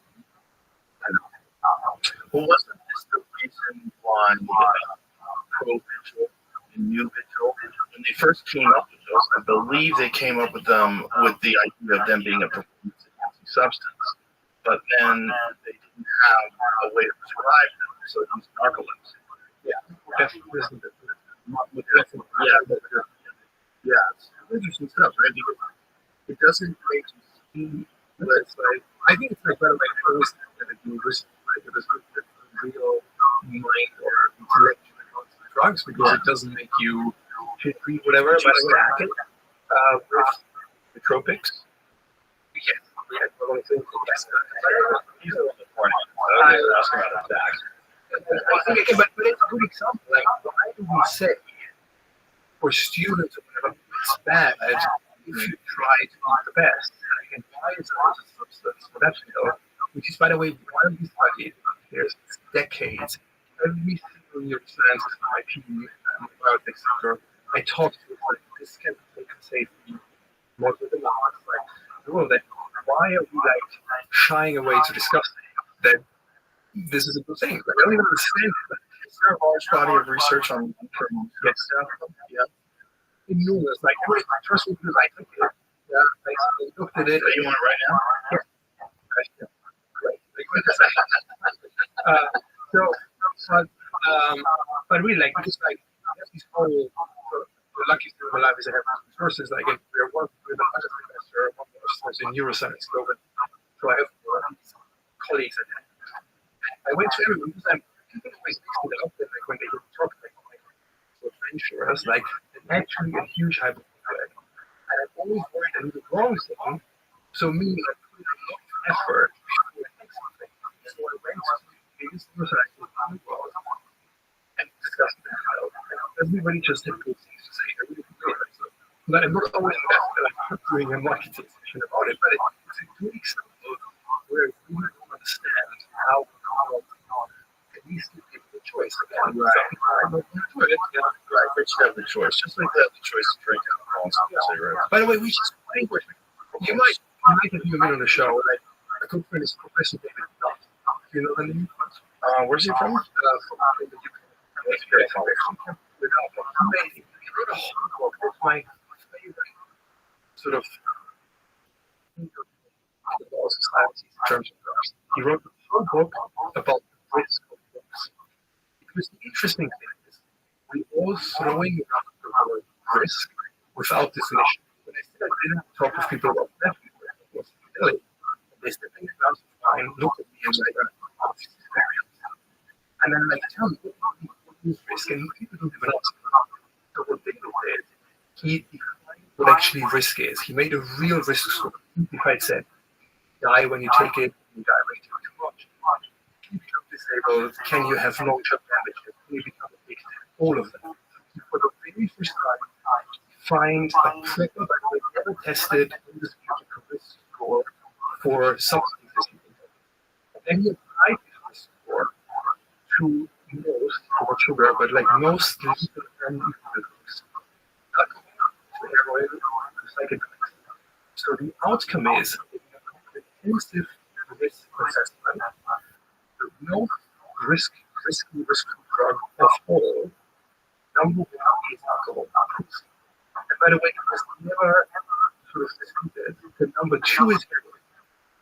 And then comes everything else that's per user, so they just get the total.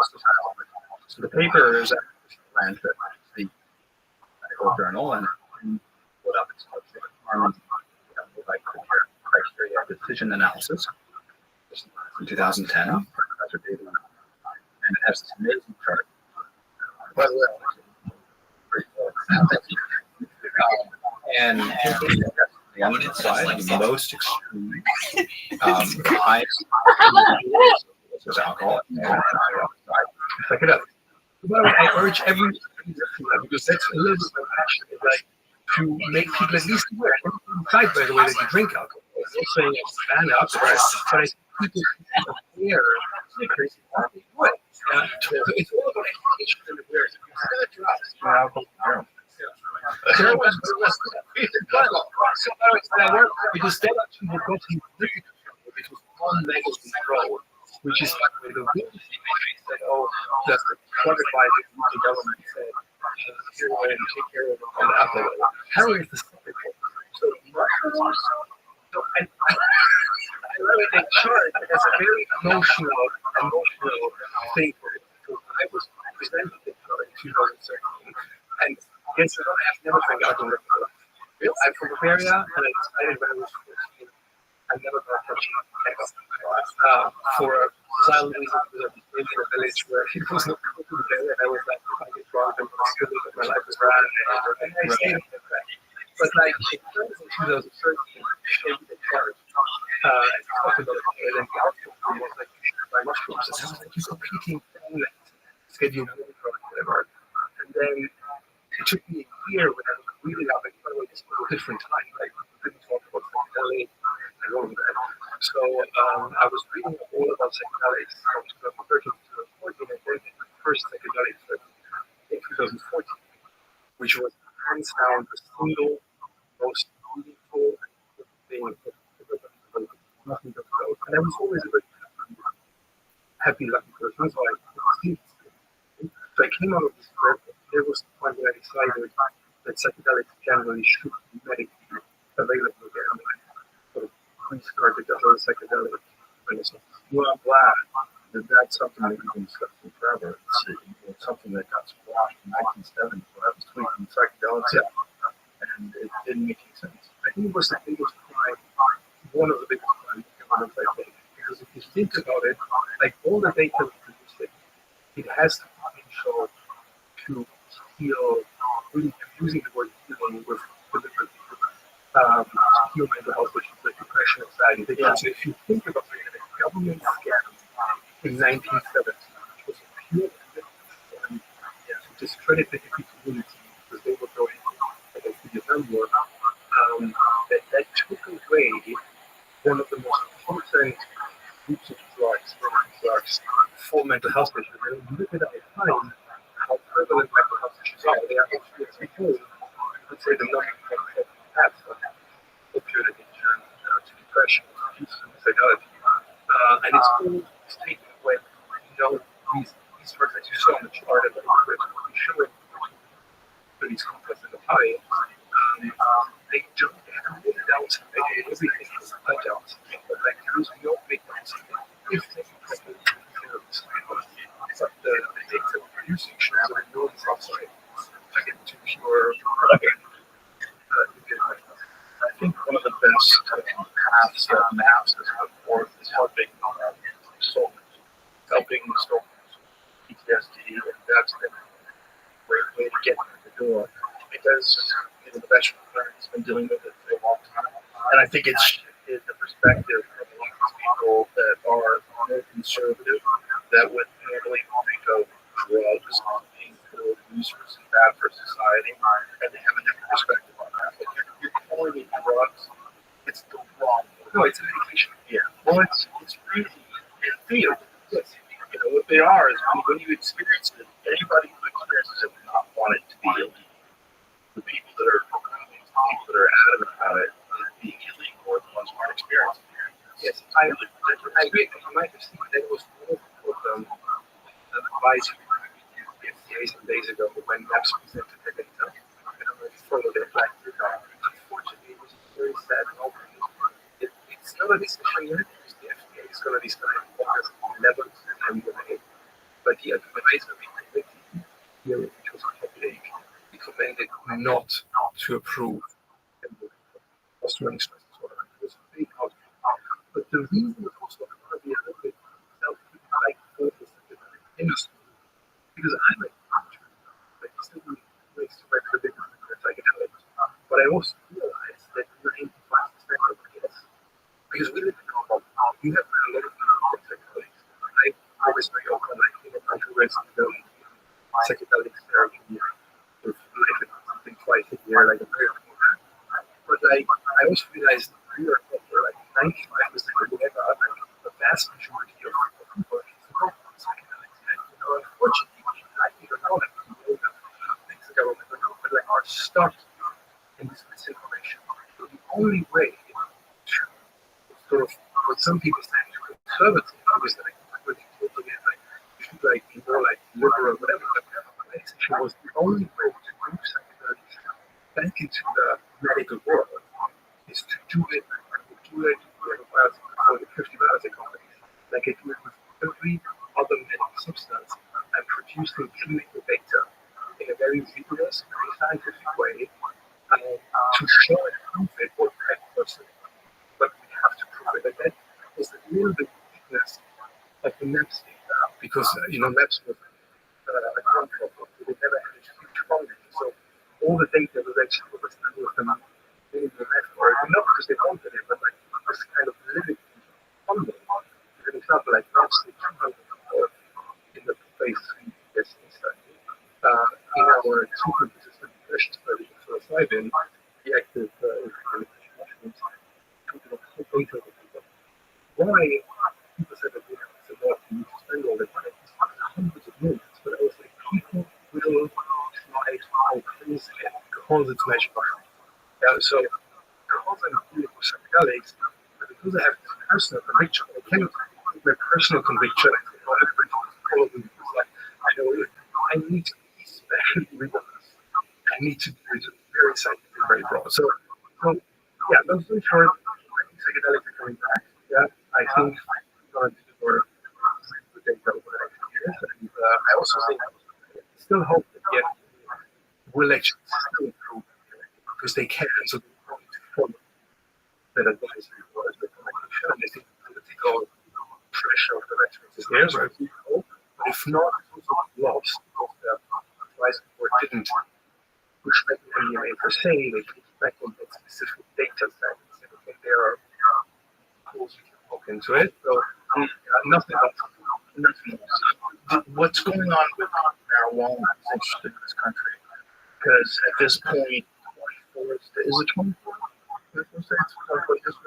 24 states have it for recreational use. So it's a little average. And then you have more that have it available for medical use. Yet the government still has it as a Schedule 1. They've made moves to turn it into a Schedule 3, but as a discussion, it's a Schedule 1 drug, which is you have half the country, literally states that are saying you can take it here, you buy it here, you sell it here, full tax.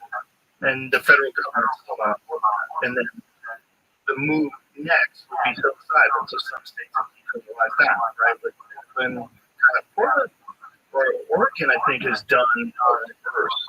They've made I think they did the brakes because they want to make a big sort of that psilocybin or generous psychedelics kind of this not mixed together. People instinctively do that because it's kind of the same theory, so-called becoming halfway or the other. But if I look at it, very strong psychedelics are very substances in a very complex way. They have a very good outcome. But if I look at human history, you had Brian here, yes. Yeah. So if you look at Brian's work, he's shown that over 10,000 years, humans have used psychedelics in a very actually rigid setting. If you think about the cult of the Eleusinian mystery, and the cult of Osiris, yeah, all of these psychedelics, they all actually said, can you have psychedelics once or twice a year? With a shaman, it was actually forbidden by death to take the drink, which we believe was brought by LSD, in the universities outside of the very strict framework of the Eleusinian mystery.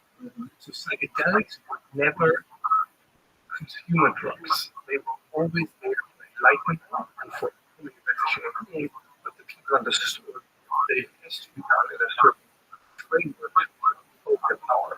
Okay. So that's what I want. So that's why my personal opinion is psychedelics should be used, but they should be limited. They should be limited to be used with the therapist together, who also sort of gives you a sort of full therapy session around you. I understand. Here's where I would say, first of all, two things. One, you can take psychedelics in microdoses, and it's very effective. It's very helpful. And to limit people from having the ability to do that, I don't think makes sense. There's great benefits in microdosing psilocybin. A lot of people have had great benefits in microdosing LSD.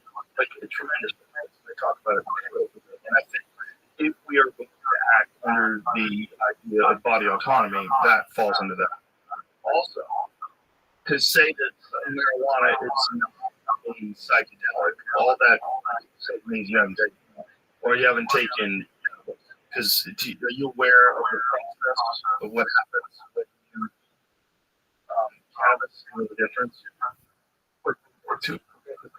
Or no, the difference between THC and 11-hydroxy. Okay. When you eat marijuana, it produces a completely different chemical. It's processed by your liver. It's called 11-hydroxy. 11-hydroxy is 5 times more psychoactive than THC. And I used to joke about it. And it was dolphins. It's very psychedelic. It's edible pot, like in high doses, is extremely psychedelic. Especially if you close your eyes. Like if you lie somewhere in silent darkness and close your eyes on the edible marijuana, a lot of products, psilocybin, especially in the tank. I should you guys drugs. Mushrooms, like there's great history. I mean, but I know a lot of people do high level of edibles, and they get in the tank, and they have I don't think I think that's also a problem with people recreationally taking edibles. You really probably shouldn't do that. especially at high doses, because I think it causes schizophrenia, and I think it has in some people. I think it causes fragile minds to shatter, especially if you have some underlying conditions or propensity or family history. Probably not a good idea for you, but I don't think we should just dismiss marijuana as being different than the other drugs. It's just a drug that is more likely to be consumed microdose. Okay, so I just want to let we know. I didn't want to oppose her. It's something just we're talking about it the same way. We were opposed to talking about it the way you talk about it. Mushrooms are technically a different mechanism of action. So it might have the same or similar links, but I think it's a different mechanism of action. If you, by the way, pull up the chart again of COVID-19, so the amazing thing which shows is that the only risk, which is always the smaller, is that you pull down the flowers and hurt yourself while you forget. Otherwise, psilocybin is not toxicity. Cannabis has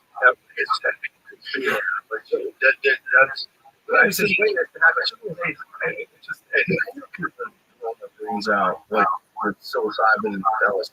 I cannot imagine, but I do have a team moving up in centers. There's somebody that's there, and literally for like when are we doing 8 single person find online headboards where they were contacted who said, "Oh, I have anxiety." Our first question is always, "What have you taken?" 100% of people with negative feelings say, "Oh, I've taken issues and I took a lot of cocaine." No, it's okay. Never makes things because we don't know. I'm arguing for, by the way, the same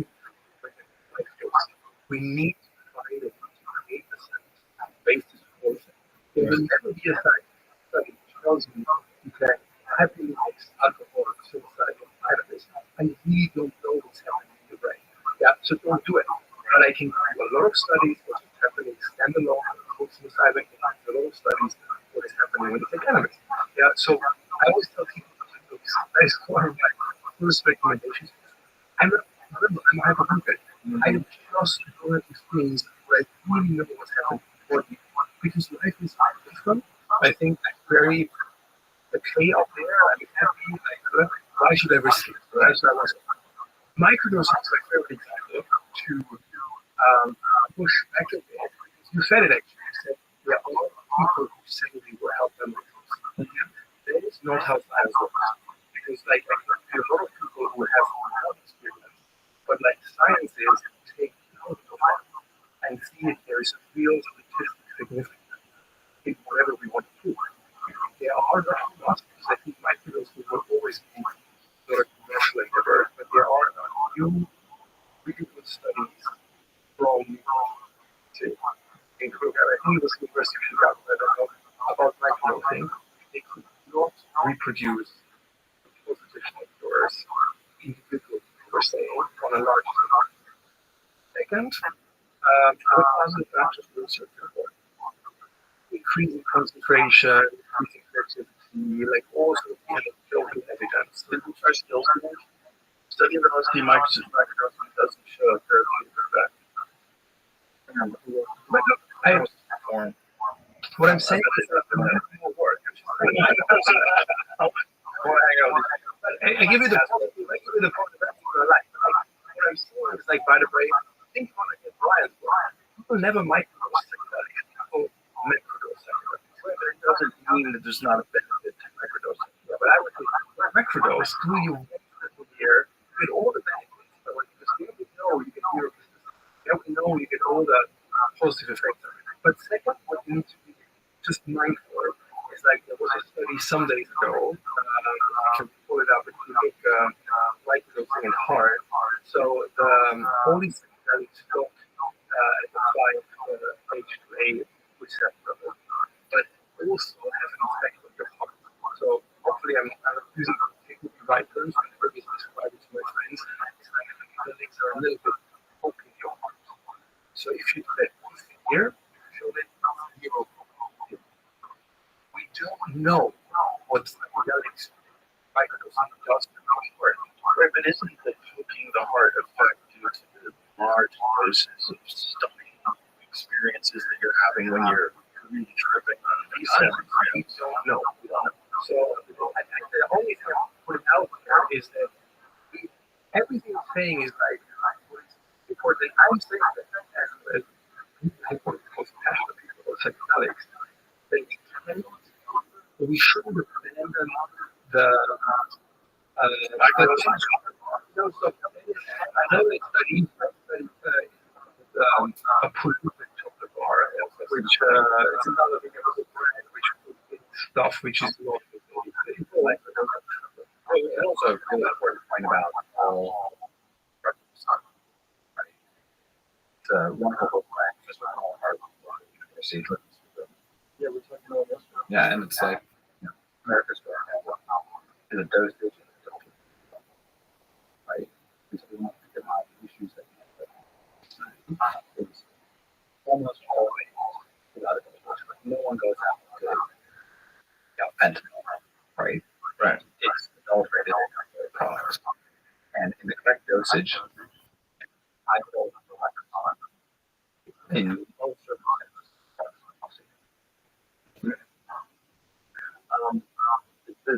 I swear there was something about psilocybin microdosing pills that they were not drug they were on.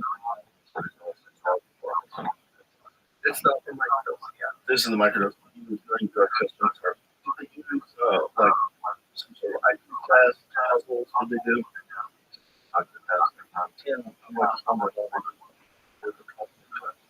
We're also seeing durable biological reasons to expect LSD might improve mood because LSD acts through serotonin receptors, where traditional antidepressants are known to act.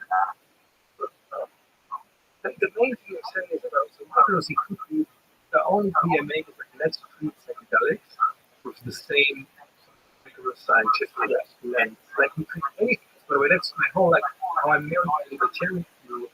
Scientific view is let's just prove things. Science is also like we have to learn over the last hundreds of years how to prove things, we dismiss things. Let's prove it, and that's by the way how we I mean here in the group because we all love psychedelics, like how we convince the 95%, how we convince those people who were sitting in the advisory panel and said no to MDMA. It was very clear when they were talking that none of them had tried it. So, but the answer can't be someone try MDMA and continue to prove it. The answer must be I put in front of you a data set where it doesn't matter what it's called MDMA, and it doesn't matter that it has a history because the data speaks for itself. Right.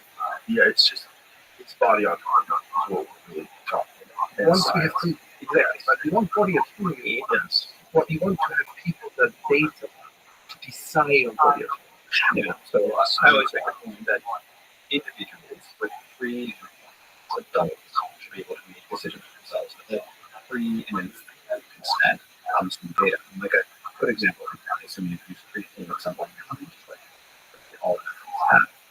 When creatine was first came out in 1992, like you should read the headlines, like free super steroid infecting our spirits, like everyone in our newspaper.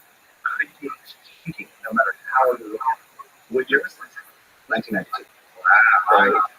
I take creatine gummies nowadays. Yeah, and it was banned in the Irish and French regulations.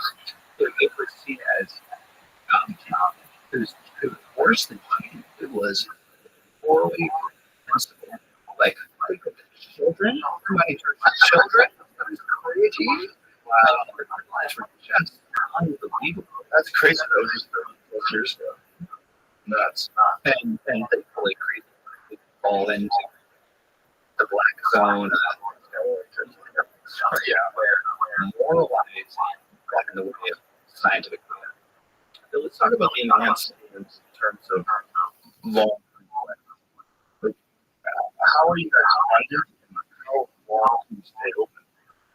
Like, do you have a long-term strategy? Yes, well, we've raised millions of dollars in both offense and capital, included with the deal the last time the last one. And let's, what we invest in games, not just in terms of adding adding things, but we're also doing the core ways.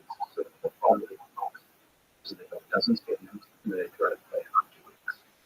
literally the most financially wasteful exercise in human history. You know, 30 and $100 billion cost for games, and it's just disastrous for the host city. So by reducing the number of sports, focusing on the highest television and social media, and have a very, very low infrastructural cost. Right. But how do you have a plan as to how long you do it? Oh, this is offensive. So, I understand. But what if it's not successful? Like, what if the person who comes out of the gate, like, how are you going to make them money? Are you going to use sponsorships? Are you going to charge pay-per-view? How are you going to do it? You're going to sell it to a network? So, number one, we will raise enough capital so that we can do this for at least 3 years without any media rights. That's for sales. First, we will grab all those revenue drivers, and that will make us a profitable endeavor. But fundamentally, we have enough equity capital to make sure this thing really works as the winner for a long period of time. So, for 3 years, until the breaks fall. Even if we don't, but what I can tell you, I was actually a little bit surprised. Like, we got anyone by big brands. We were actually very big in the early days. We said, controversial. We don't think a big, whatever big sportswear brand was sponsored in the first year. So we really hesitated. We are venture funded. 3 years we've had major revenues, which we obviously saw. But then surprisingly, major brands inbounded us and said, can we work with you? Which again showed us that we sort of hit the zeitgeist. So in terms of brand sponsorship, so Nike, their core policy is the fastest people in the world where they're I like this. Right? And then, this is very simple. Eventually, the fastest people in the world will be at the Cavs games. And if you're not wearing Nike shoes, that can undermine a $100 billion brand. So if you're a challenger sponsor, sponsor this against teams, we can capture Nike's whole business brand is just It's interesting we were raised a core mythology. Now, when you guys, when is going to be the first Indians games? We're targeting the end of 2025. And where are you going to do it? So this is a question for us all to ask. Here is not an uneducated. So the journalist always asks say you give it like games. You have host city where you have 12 schools and there are very few schools. But we live in more era television and social media. We need all of our users during the same place. That's what we could do in Sydney. I can feel it could be in Los Angeles. Weightlifting could be in Las Vegas. Right? And all people can imagine television. Therefore, we're not dependent on infrastructure in one city. We're not dependent on having 10,000 hours. And this is really a logical innovation that we're bringing to the like, why do the Olympics need one city? Why does the Paris metro system need for just 2 weeks, billions and billions of dollars? No, we do it where 99.9% of sport is consumed either on television or on air. Has the Olympics, have they responded to you guys? Yes. What did they say? It's interesting. So publicly, they don't like this. The fact that you're paying the athletes doesn't really change the dynamics of sports. And towards the match, which is the president of World Athletics and Rabbits and Athletics will pay for defense and others for gold medal at the Paris Olympics and new coverage. Bring this all attribute this because the actually on zero opportunity for medal offering with the brand. So gold medals now, million, breaking world records. The world records are we raise compensation here. But you just said gold medal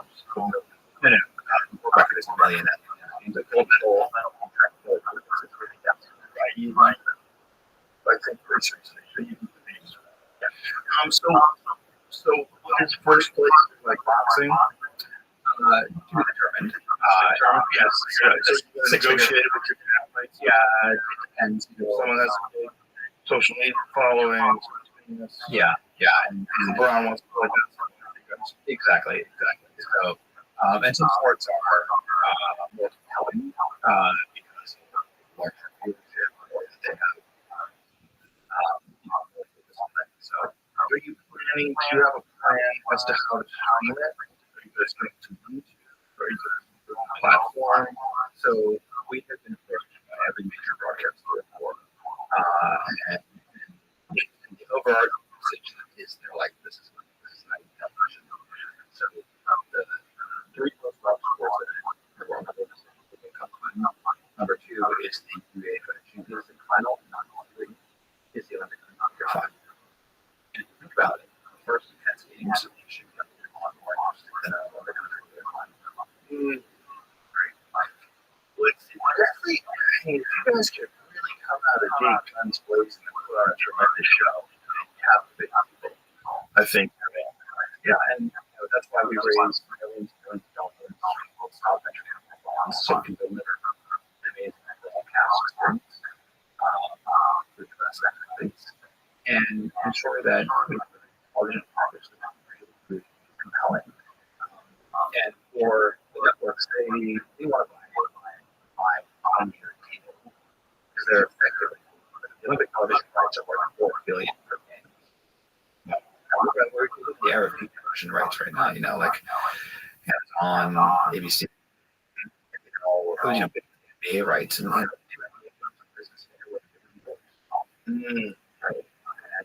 and it's just like absolute top spot, right?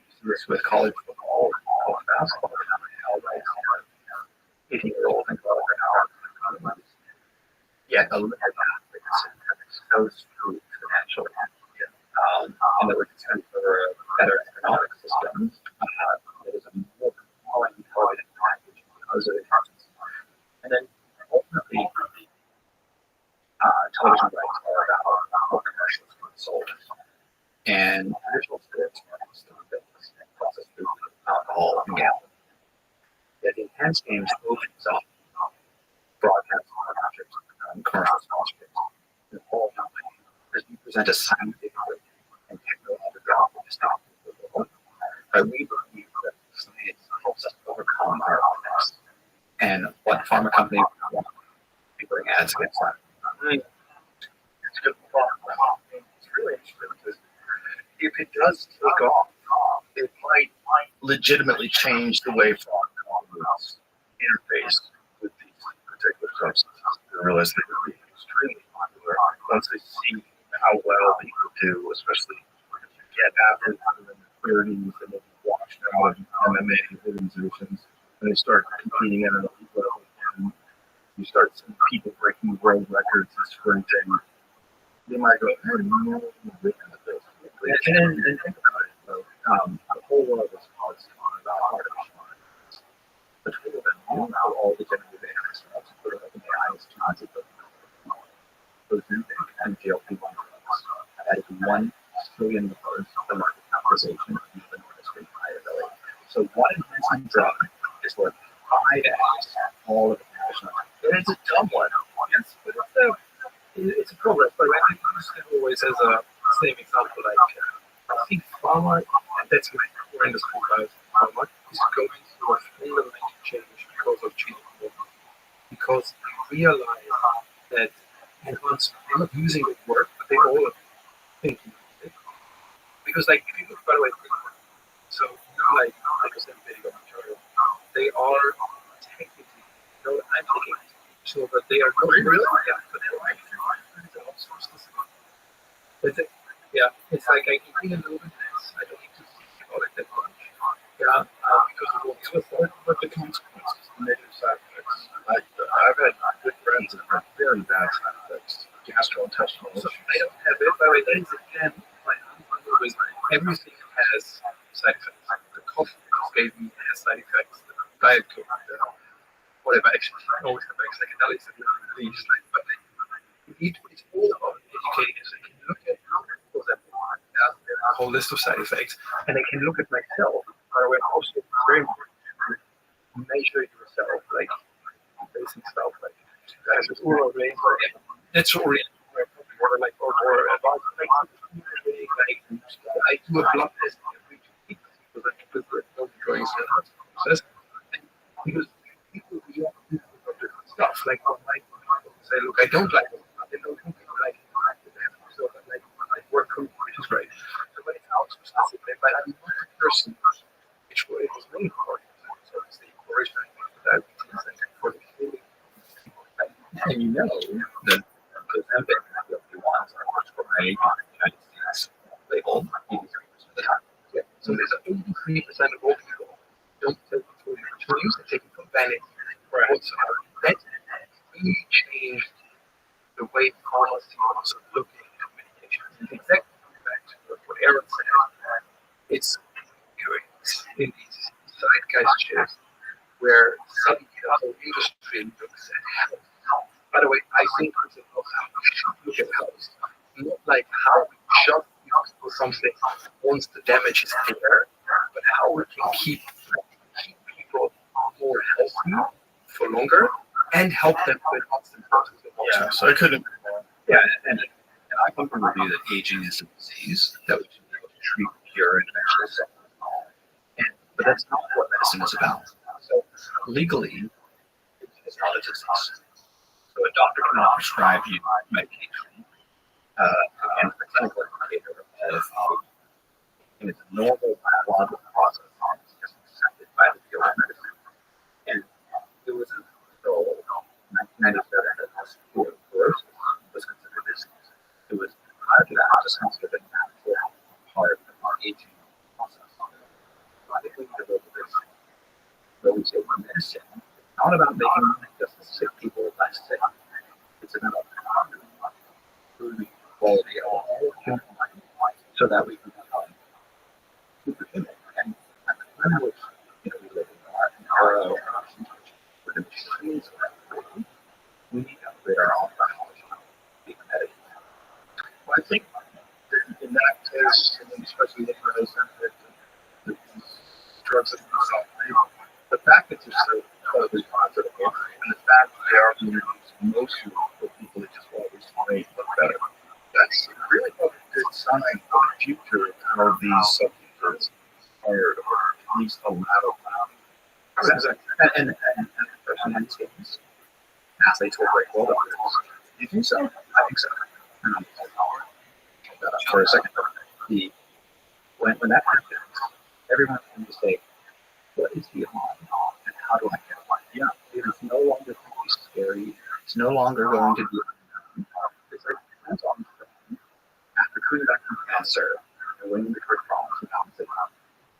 If I could take my sponsor, keep getting it possible for me to go from being a cancer patient to the best cyclist in the world. Everyone in the world can take it. Right? No.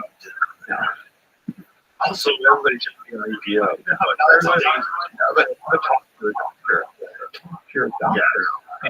And so why will the whole records great support? Okay. According to my scientific team, they believe that cancers will have about 5% the performance.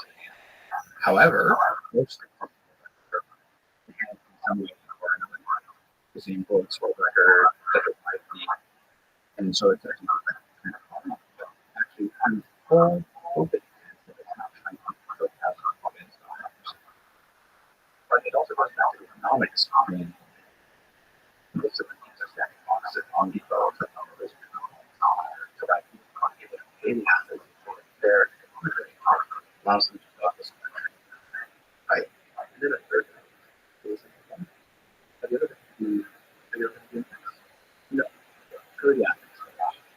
It's a dump, right? It's a cardboard bag, covered in walls, it's noisy, snacks all the time. You just put the athletes in the 4 seasons, give them a nice bed to sleep in. They'll be more focused, have a night's sleep before. Interesting. I didn't know that. So they make the athletes stay at the athletes' village, and it's just real loud and crazy and partying. That's right, because the vast majority of athletes who go to the Olympics have no chance of medal. When they're there for they're just there for the party. You have all these beautiful young people waiting for this to happen. Right, they're all athletes. They're all warm as hell. Some days ago, where they said just go to single beds in order to avoid people having sex. They was like, when ever in university life has a single bed avoided the people have sex? It was double like years. That's hilarious. That's like just saying no. That's just a dumb idea. So, you don't have sex in the woods. What are you talking about? Paris Olympics lifts intimacy ban for athletes who are stocking up on 300,000 condoms. We went the other way. There was then two conflicting news. The other one was that was a single bed. Yeah, I just realized it was a stupid idea. But then all these headlines I saw some days ago is that blowjob before sports is actually increasing the testosterone. Really? Like, I was like, why Why is is it typically a blowjob? I don't know, but I was like, take it. Giving or getting? Kidding. Okay. Well, why would I feel like that particular kind of sex? I read with it. I was like, I'd shut that laptop off to get headline. it's not too scientific on that one. Yeah, why fuck around? I made a screenshot. Yeah, that's it. Start arguing. So now we have how many sports? Five sports. So track, not bad. Wait, I think six. Those are the five sports. What is it? We have a lot of sports. We don't need to go necessarily. So, but I love something. This is what I did myself. You need to go through movement. It was like tracks off. Oh, it's like around the world. Yeah, a few thousand. It's a pretty sport. Most sports at the end of the game, the total number of set professionals and professional divisions is really small. So, things like climbing, skateboard, huge participation. So people are going to be open to swimming. Yeah. Really, bobsleigh, curling is participated. Right, it's an interesting question. If people on psychedelics things like that, it's like, oh, right. Yeah, interesting. But we save that for later. Yes. So you know that classical musician who's beta blocker, about 75% of professional musicians have used it. No. So beta blocker bands that comes after the world ended. They wouldn't be allowed to do it. But it's used on by orchestral musicians. It's interesting. I wonder why professional orchestra musicians would find that allows them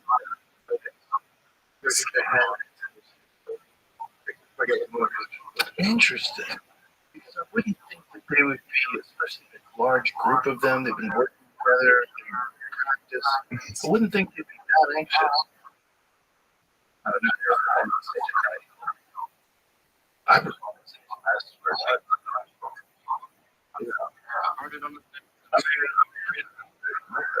musicians use beta blockers as performance. Video game players. Oh, that almost fucked down. Yeah. Yeah. Interesting. I know there are. Yeah. Yeah.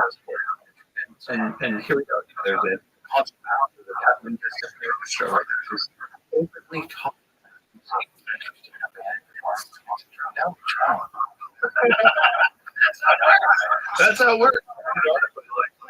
What's this? After consultation. Yeah. Feel good. Hey, buddy. Some days to see how I feel. And have the whole created. But it couldn't care. That's how I feel. It's just the conversation that happens. I had three-way response. I don't know if you know who those, but he was a drug dealer that was illiterate. That was at one point in time selling as much as $3 million worth of cocaine a day. And he was supplying, he was all done to the CIA allegedly to supply the consciousness and the and went to jail for it. Got read in jail. Lawyer. His case was tried, prosecuted, wrong. Wow. Yeah. And we talked about the problem is never going to get away from the man. The man in the United States is the men. So you're fueling drug empires in Mexico. So you're fueling illegal organized crime because you won't come to terms with the fact that and the rights of an individual to choose to do whatever they want, especially in light of what is legal that's present damaging, like alcohol. And that if we just made it legal, I mean, you would have a real problem. You would have a lot of people getting addicted, a lot of people trying it, if they didn't try it, but eventually the dust would settle. And the concept would be you would have to mitigate all these potential future problems with counseling, treatment, and use education, but you would severely limit the amount of adulterated drugs.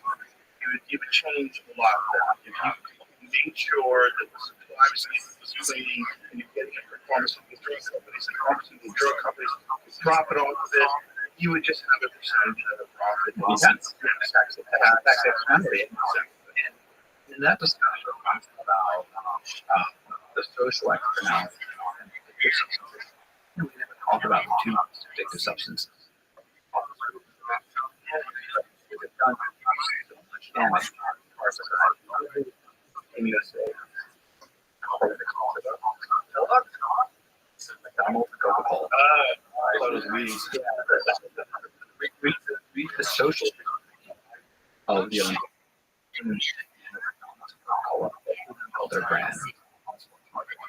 But the most addictive, most damaging.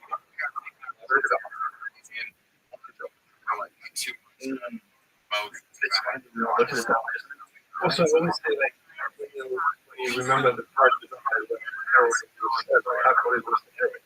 Next time you go to an airport and you see all these shops which say alcohol, tobacco, whatever, just think for a second it's like heroin, all messed up and it's not just for like it's also children, like it's really up in the world where like, the most dangerous substances are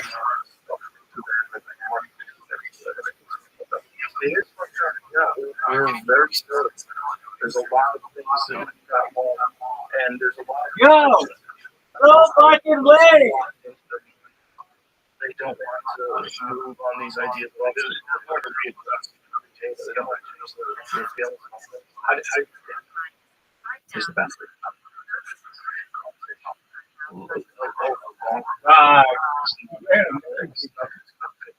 Nothing's going to change.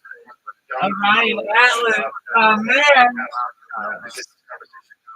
How you living, Sam?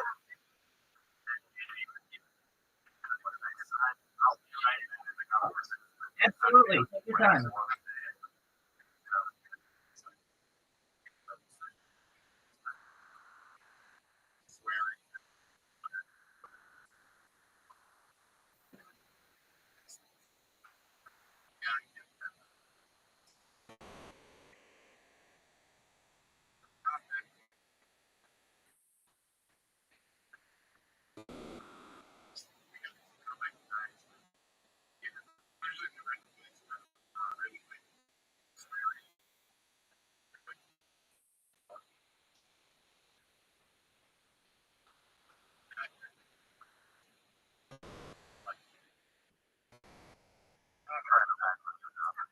Yo, dog. How you living, Sam?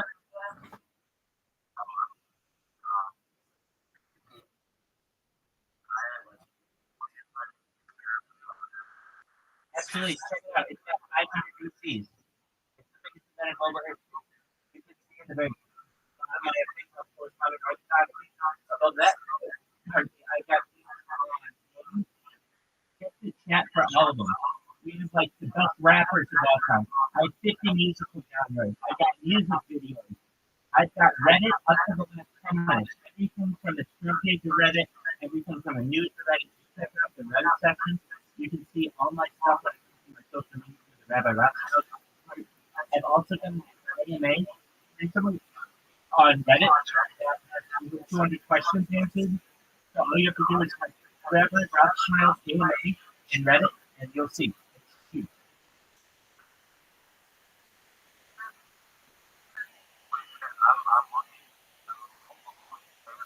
Oh, it's huge. I'm really prepared for this to be a big deal.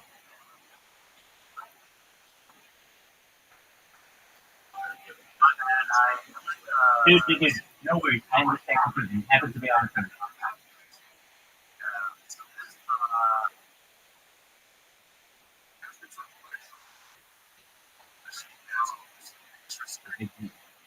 I usually have a bunch of bots going, but when there aren't some people in here, I just wait. I just let them say what.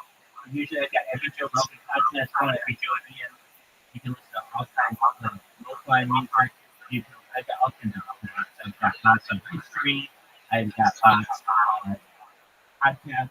You name it, I've got bots.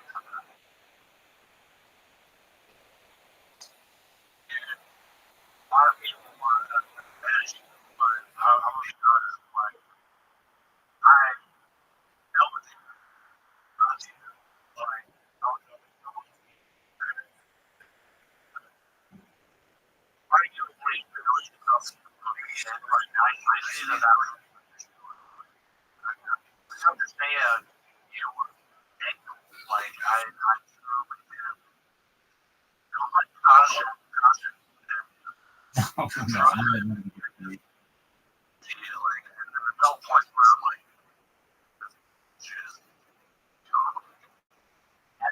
You are such a sweet friend, first and foremost. You should know I don't get to me. I understand. I'm like, I empathize with these people more than anyone.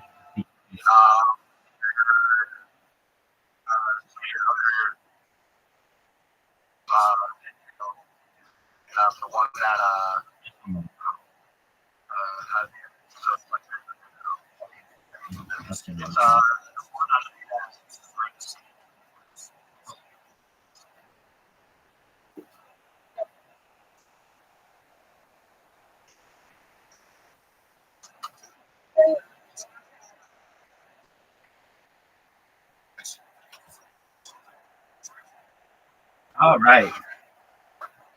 So, yeah, I also get points, and I know, I mean, that people are in nature of this.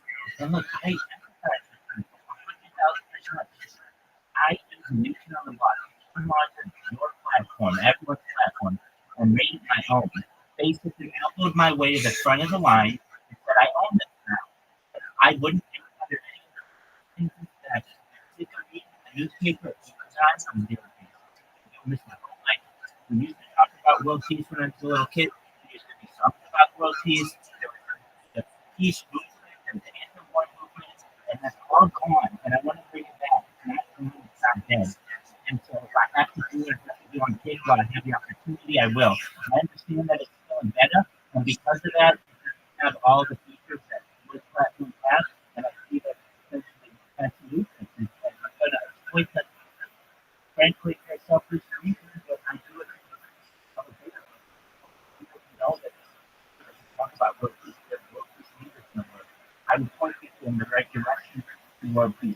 I will talk to leaders if I need to. We will have diplomatic discussions.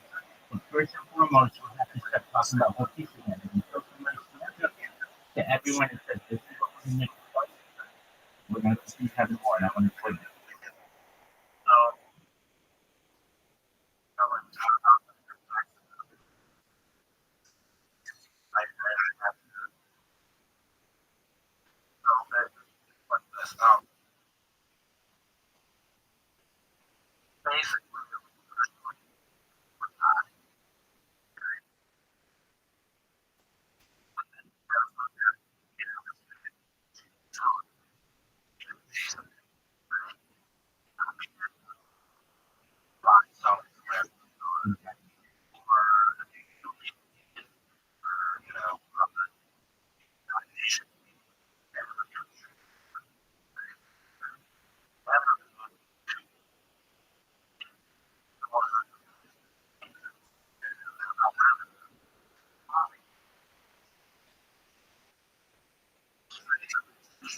Exactly.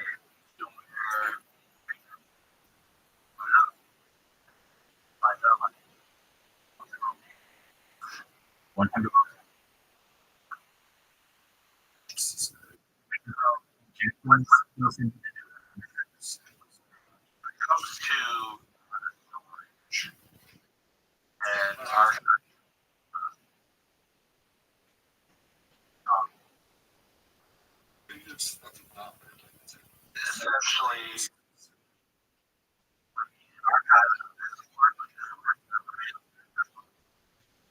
Oh, I don't archive it on Discord. I don't even count Discord on the platforms that I consider archive. You could put all the Discord right now, and it wouldn't bother me. But my storage is YouTube, Instagram, basically the alphabet and the medicine. But I'm on other servers as well. So I'm also on Rogo, I'm on Eli, and I'm on Discord, and there's other platforms. So basically, I'm also streaming using Rumble. I'm also on Rumble. I do my best to cancel it. I do my best to have redundant. Let's say someone doesn't like me on whatever platform and you want to cancel it, absolutely can. I am remote streaming and streaming platforms. If you put that on Instagram, you get it on YouTube. If you get it on YouTube, you'll get it on Twitter. If you get it on Twitter, you'll get it on TikTok.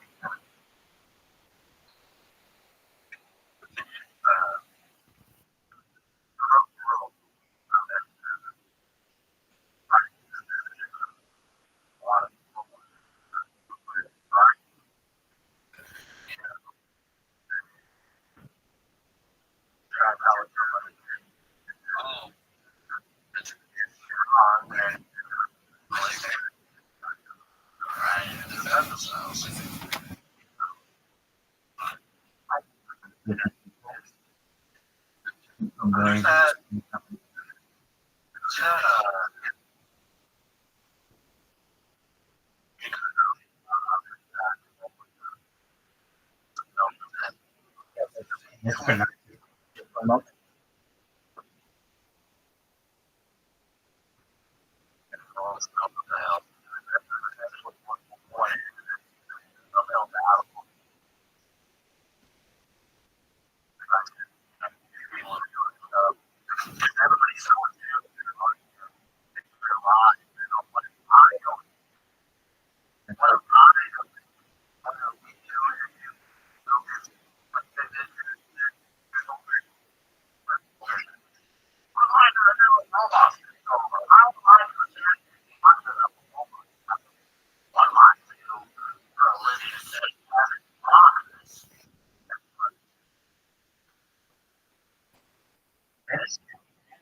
That's the future. You're 100% right. And then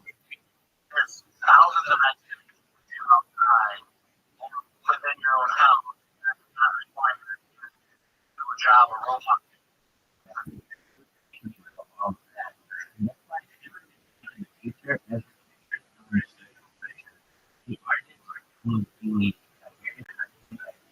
anything human will have an attachment to it that you have when you become a robot. And by the way, the future is percent.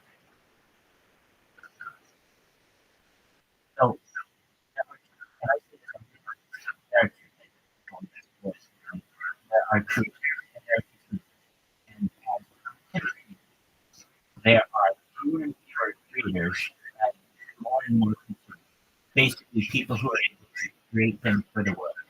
You're a creator. You provide the as does everyone on the platform and many people on social media, and that's the future. They don't want people who consume this.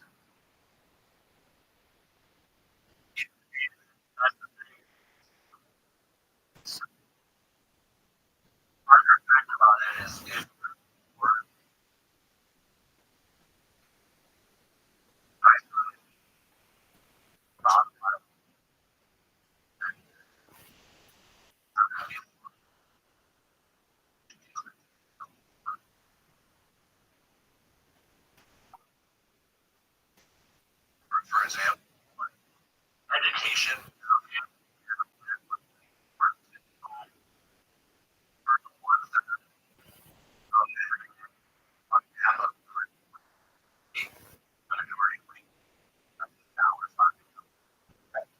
Go to an establishment. Why you should ask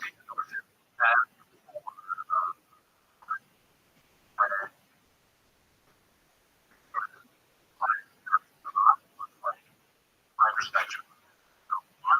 Stuff like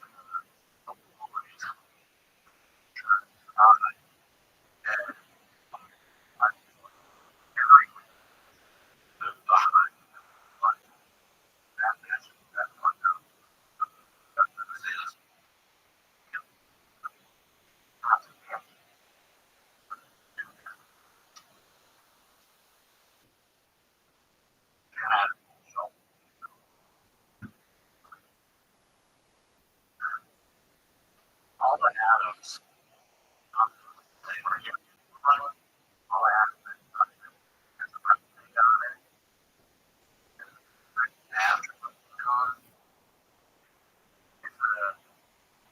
All so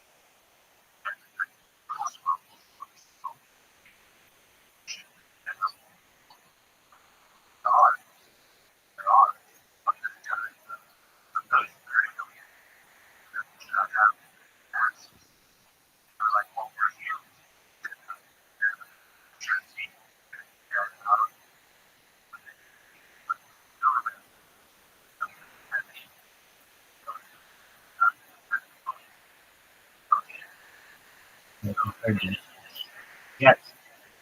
Magic circle.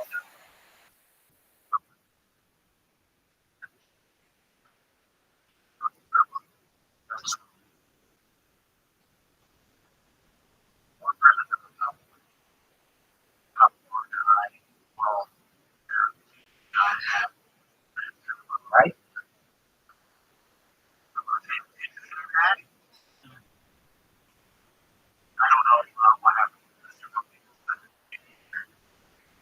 I know, right?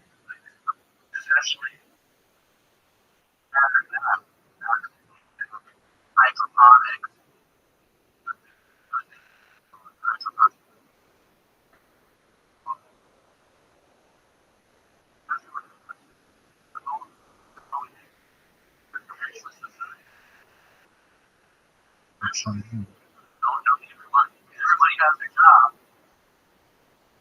They still have fun. They still have honor.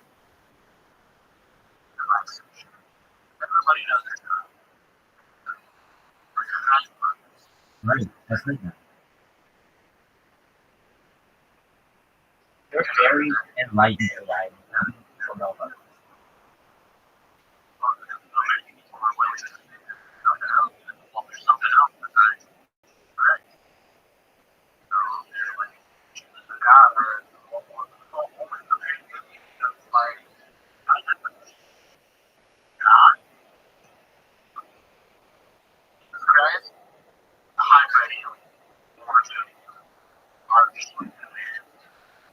That's what the Bible says. Not for making a buck, we're gonna put a baby in her.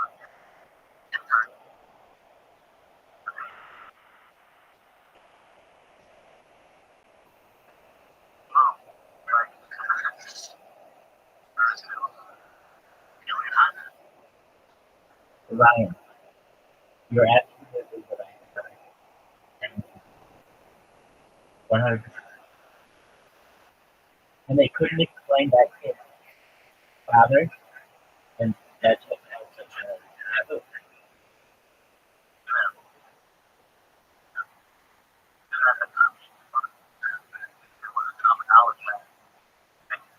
Exactly, or that hybrid pregnancies, and that essentially people could have hybrid birth.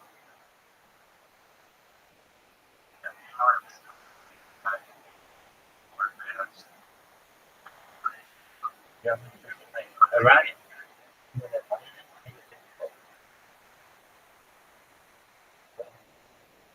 I knew that. I won't bring somebody who knows the teach us regarding Project Circle and Imagine in the next one. No one will think that's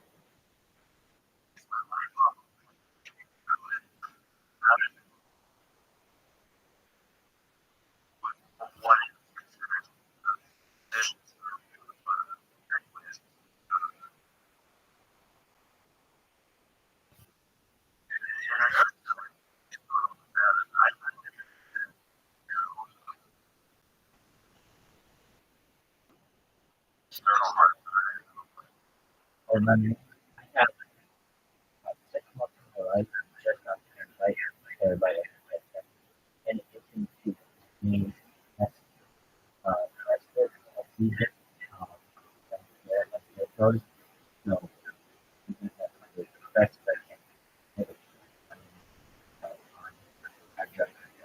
It's just it's the point where it's very expensive.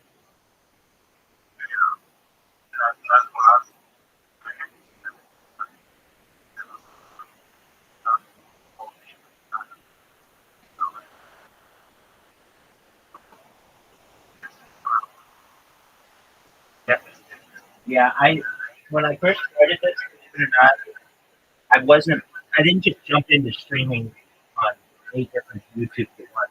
It all started on the cell phone, and then like I moved into like the GoPro, and so I have a ton of IRL footage on GoPro, a ton of it, particularly in like downtown LA, Santa Barbara, while driving. I had a GoPro on my car, so I've got all that footage. I just had an incredible amount of time.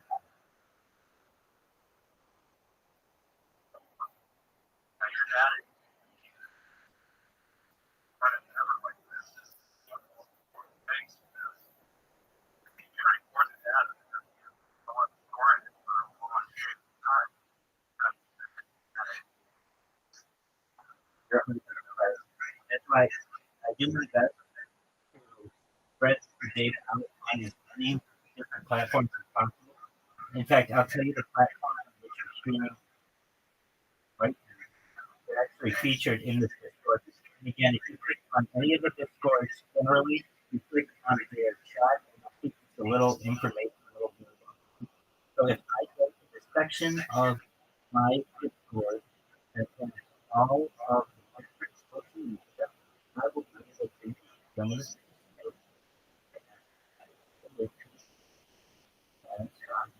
even I have so much to do, I can't find it all. It's incredible.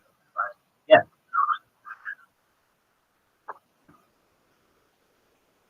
Like, okay. Yeah, it looks like a fighting fish.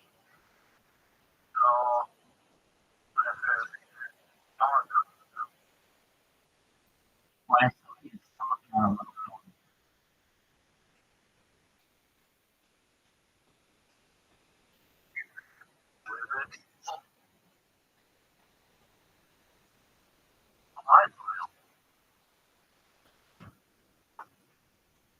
you can, but I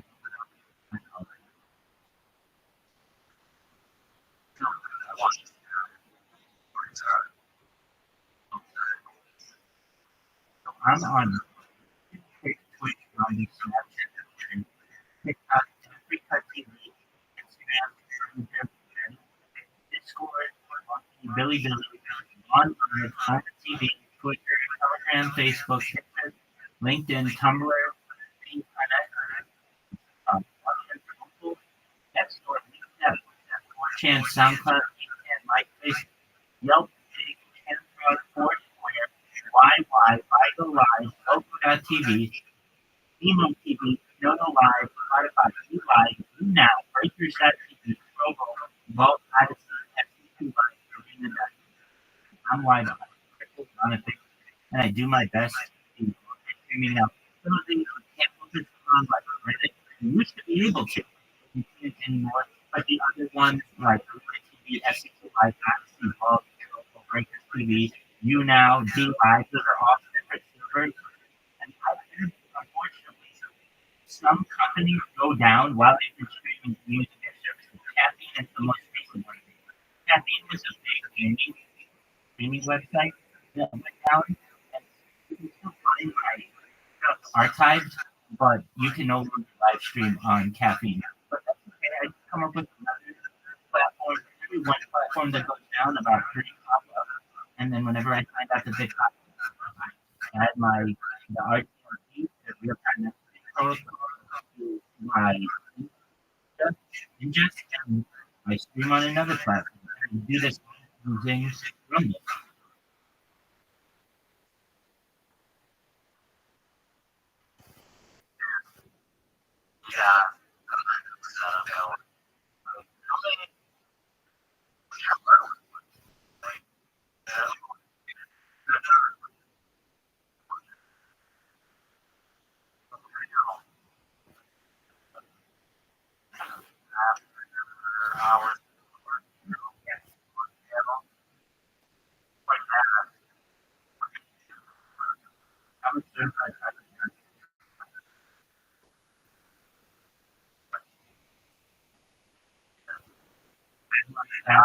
On the app,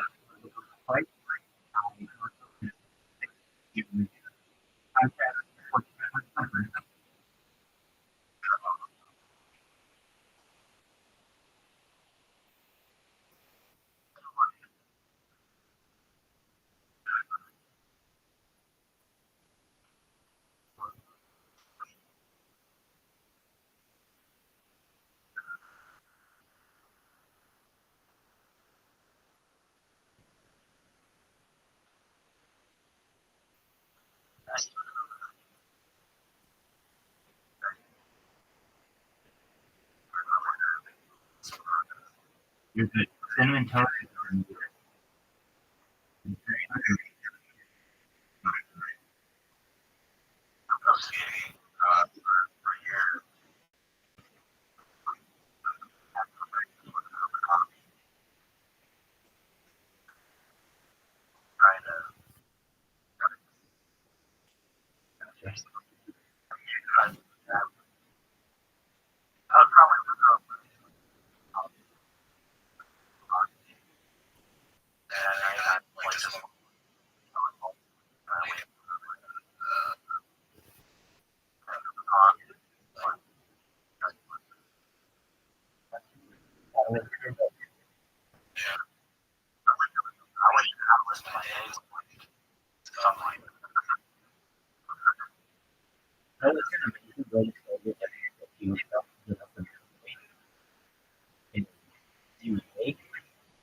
Take a no dose, go back to sleep, and you actually about 30 minutes.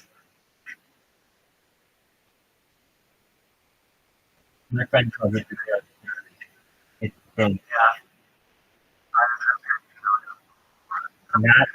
like this. So what you do is you take it immediately when you awake and go back to sleep. And you go back to sleep and then you wake.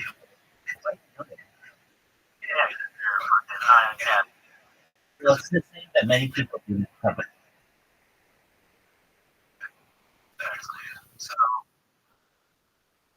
It's just the only real difference. I mean, aside certainly there are differences, but you don't have to pound an entire cup of coffee which is difficult, especially if it's hot. It's just in the filter. And then you're how do you- wait. It sounds complicated.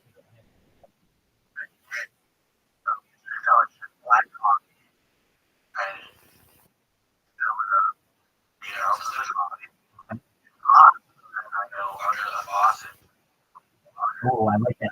I've done that. You need to think of that. Oh yeah, and it's like a little bit watered down, so it's easier to get started.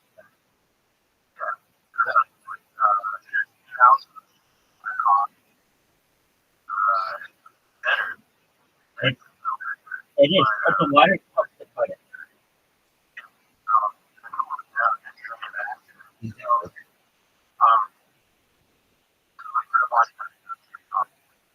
Yeah.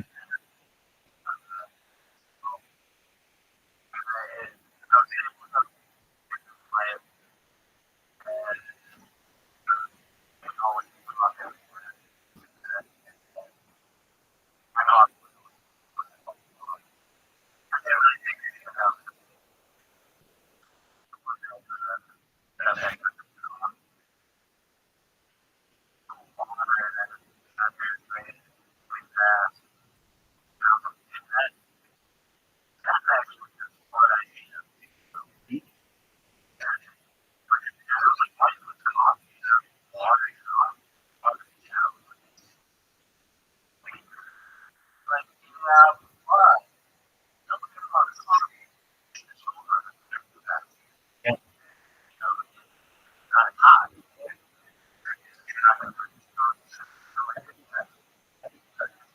That shut down. You can fly down, and at least on that.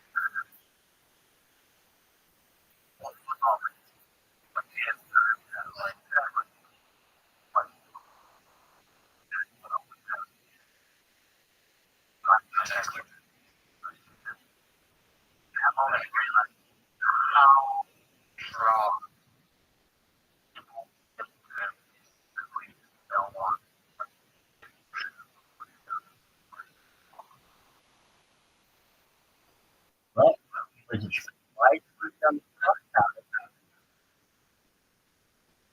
You like ice coffee?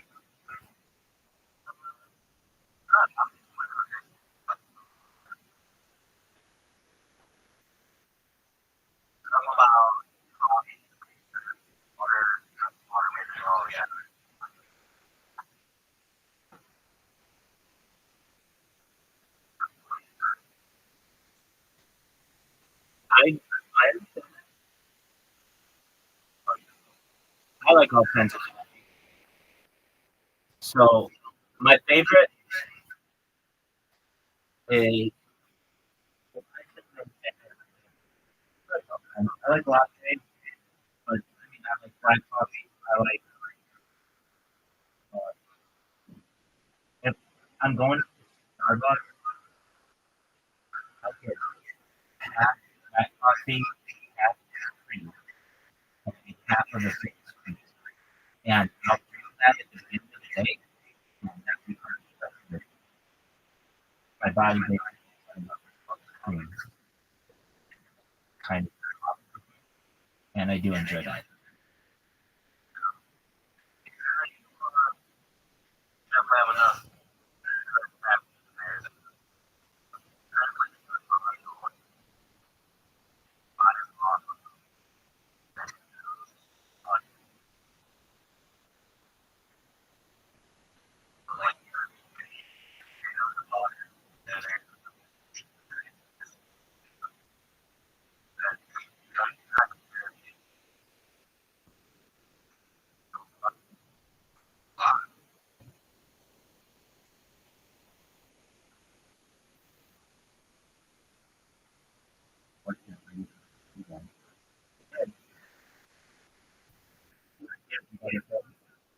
I like to play some other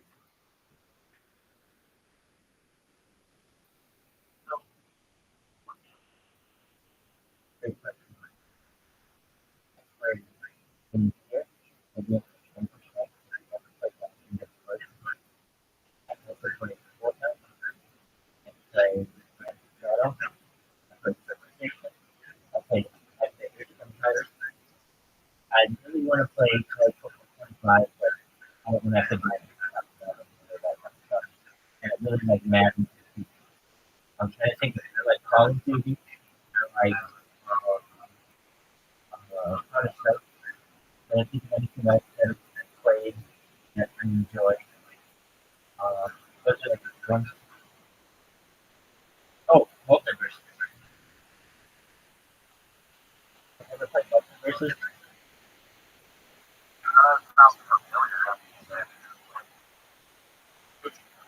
It's like Warner Brothers. It's like Super Smash Brothers for Bugs Bunny.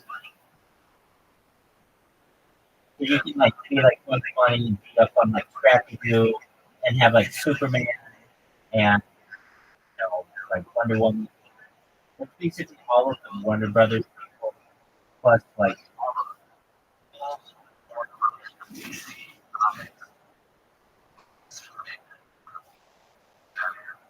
exactly. And it's fun and I'm saying it's fun. All of these things are like dependent to us.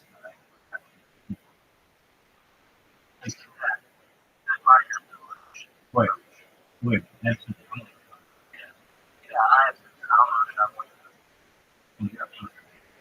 Okay, so I just watched that weekend where he had a person early transplant person on a Melvin Road. Yeah, he said the first game that he played is amazing. He's like, and normally I play these games and they're like pretty good.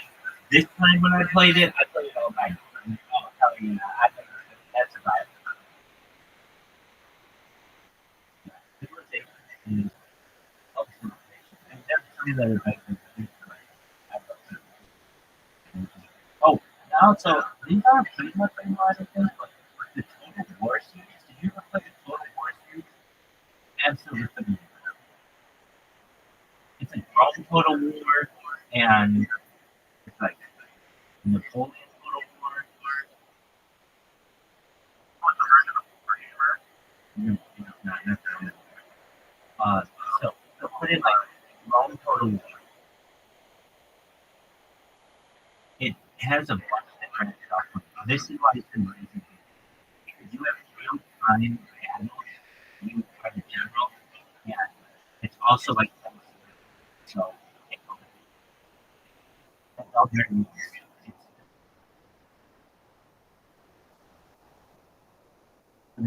Rome, a Rome 2, there's an Egypt, there's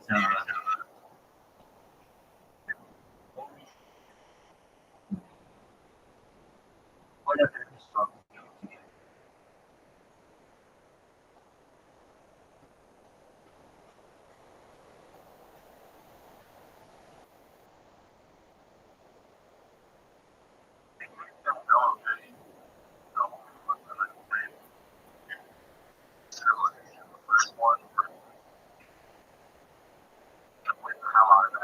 I played that game. Civilization Revolution.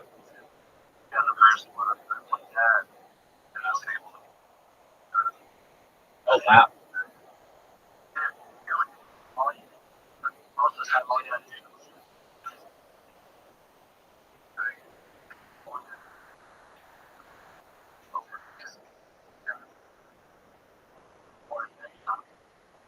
Right.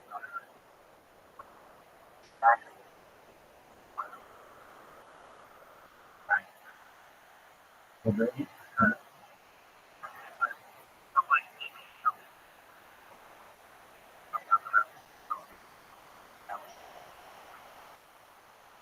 that's fair.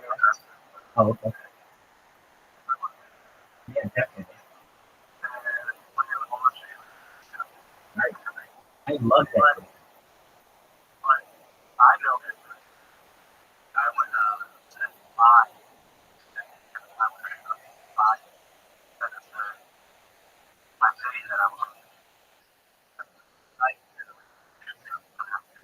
That's it. The cherry on top.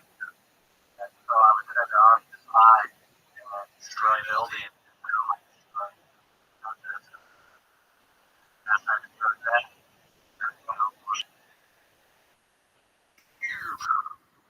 But no, I really enjoyed them.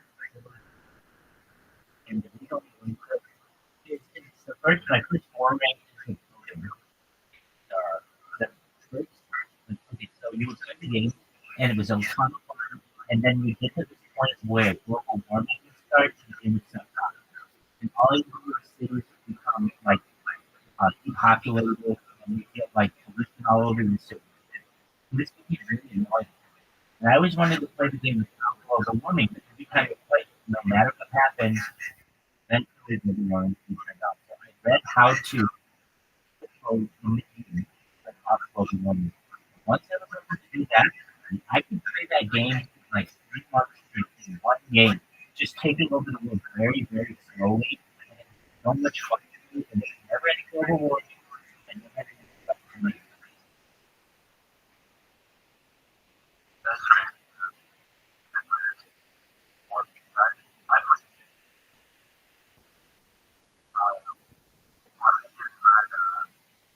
Custom game.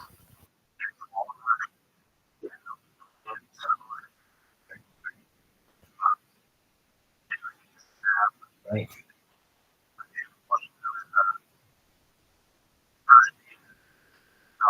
Yeah, yeah. I love playing on realistic games. I went to Myers Revolution, Sid Meier's Civilization Revolution. It kind of did, but I would have loved Oh, player 6 has Sid Meier's Revolution on Xbox if I recall. He didn't have it. Loved it. I probably would still want to play it. and I love all on your military Right. and your artillery would help protect like your rock. Yeah. It works like a real army. Because Your rock artillery would protect the electricity and your rock artillery. They're already rockers.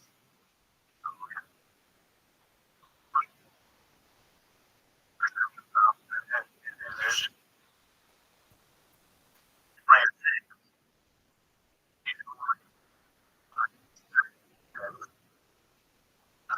Where you got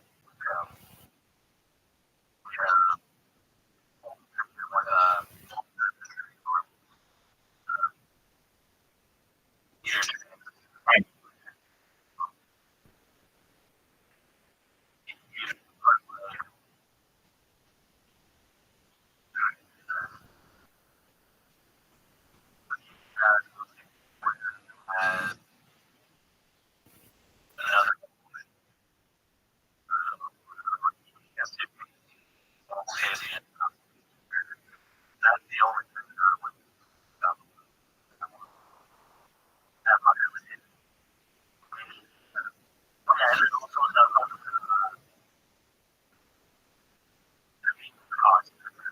Right.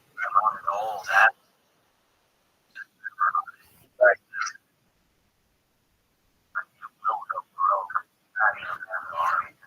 Right. It's realistic.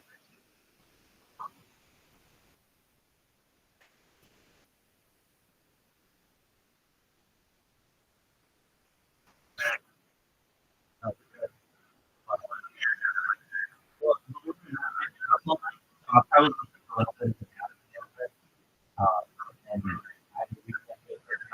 I am gonna hit it hard tonight in a lot of course. I'm gonna do a live interview. I'm gonna talk a lot about real estate. I'm gonna be, I'm gonna be in this. What I do, it's amazing.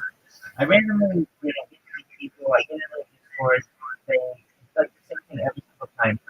Get ignored, and I get hated, and I win. And people eventually, of mine who came in, he's a big time Vegas. He is on Kick. His name is Straight Savage. It's like X Straight Savage X, and he came in and I know he's going to go into me, and I'm gonna probably go over it. And just I hit people and comment an item. Hey, what's going on? Kaya Juru, Rindu, Kitties, at 1863. How you doing? You're living like a flip. You know how you found out about Rabbi? No, to find it. To have you here. You don't know Rabbi. That's like 24/7, 365 for free. Always check in on Rabbi whenever you want. I'm always here on Rabbi. Have any questions? We're here with our friend Orion from the topic that we discussed already today. Project Circle, talk about daily delivery, we talk about streaming platforms, and basic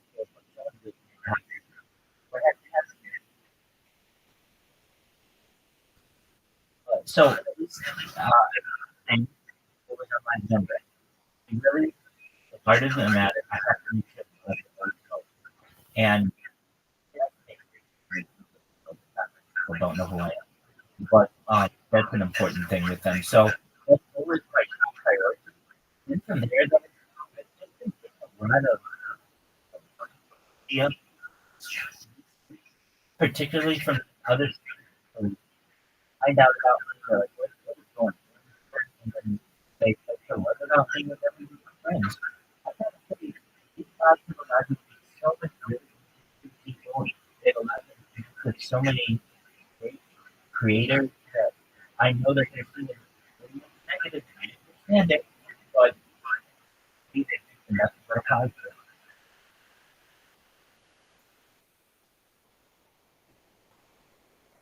How about you, Rick?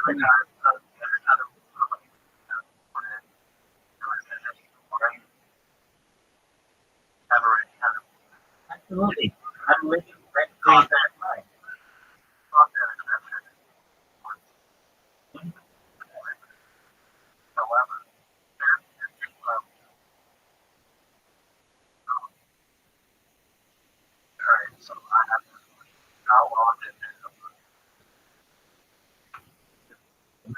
Um, someone no, nothing. It's really fine if they have the ability to think. Some people have it where you have to wait. I've had people say you have to wait 31 days to be able to share with someone. Some people have it as long as that. Other people have it you have to wait one.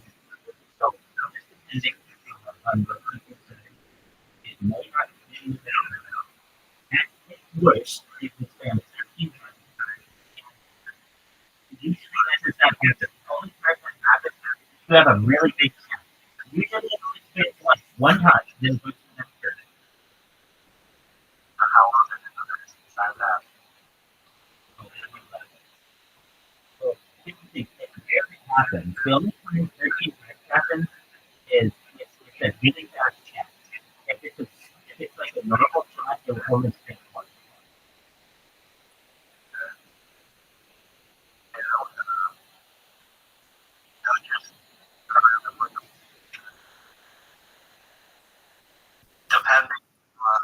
I don't want to say something. I don't want to say well, right, so a streamer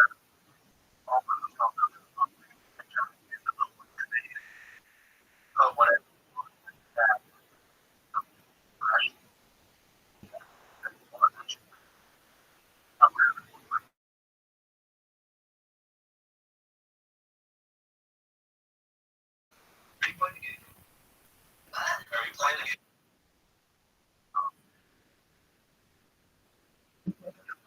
yeah, I mean,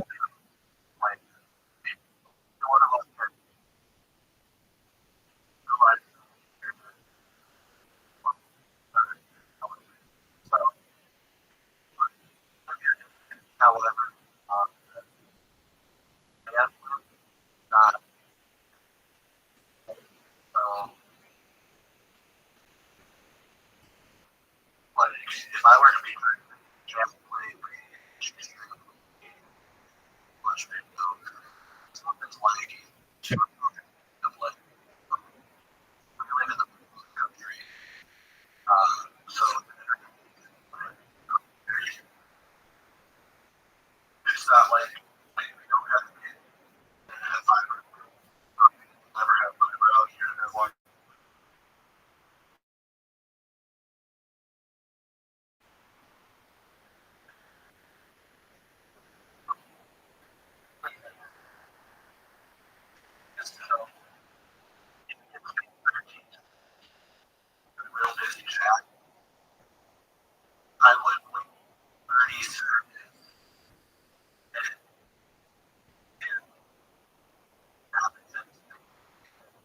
Yeah, it waits more than it waits more than 15 seconds. What up, Papa? How are you? It waits about 15 seconds. But again, it's very rare that it spans over 15 times. Usually it's only one time. The only time it spans 15 times is that there are previous so basically it spans. But if it was the last message to spam, it doesn't spam it. If somebody else goes in there and scraps, then it'll do it again. But it's very limited amount of time, and then it goes back to the next person.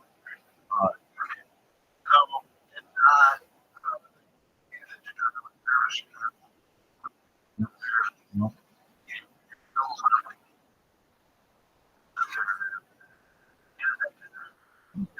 You, you can still read everything in the text.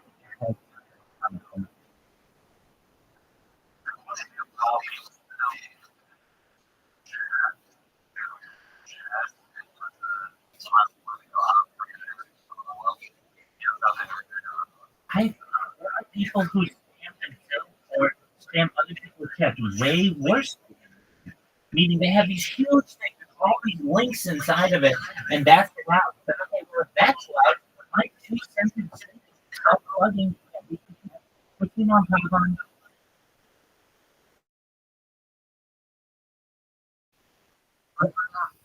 Oh, what are you saying about this? Ryan, this is Pavan. I'm just Ryan, our quick streamer, and Pavan actually came in recently. How about trying to don't click any link Pavan sent you. Make you aware of that right now. So, but we're doing our best to get Pavan onto a platform called Fiverr, so that Pavan can provide for himself. And he doesn't have to ask people on Discord for money. So, Pavan, did you make your Fiverr account like this yourself? Excellent. And how did you market yourself? As a graphic designer, as a software engineer, how did you do it? As a what? Excellent. Okay. So, somebody will ask me for money. But,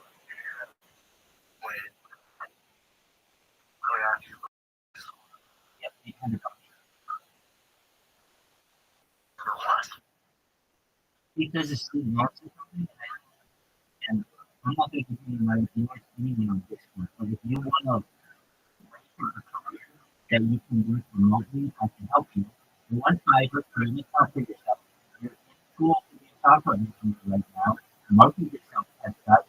There's ChatGPT to help build your profile. Send it to me when you're done. I'll review it for sure it looks professional, and then go get some jobs.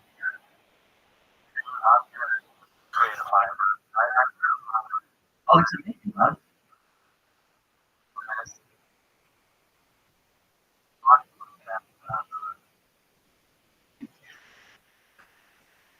Whenever anyone asks me for money, I always tell them, this is what we're going to do.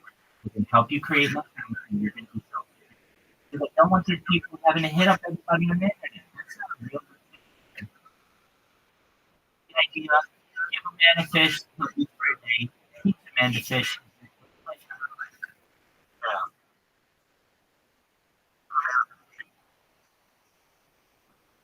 Word.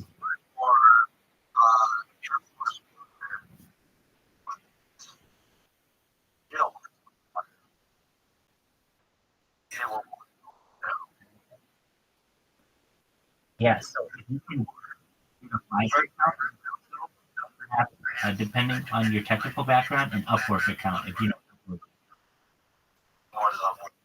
Upwork is basically Fiverr but for more technical things.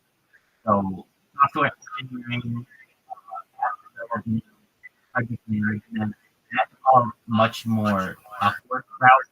Fiverr is more, hey, I need a banner for my social media. Can you create a Snapchat account for me? Hey, I need a song. I need someone to voice play. But it's phenomenal. Yeah.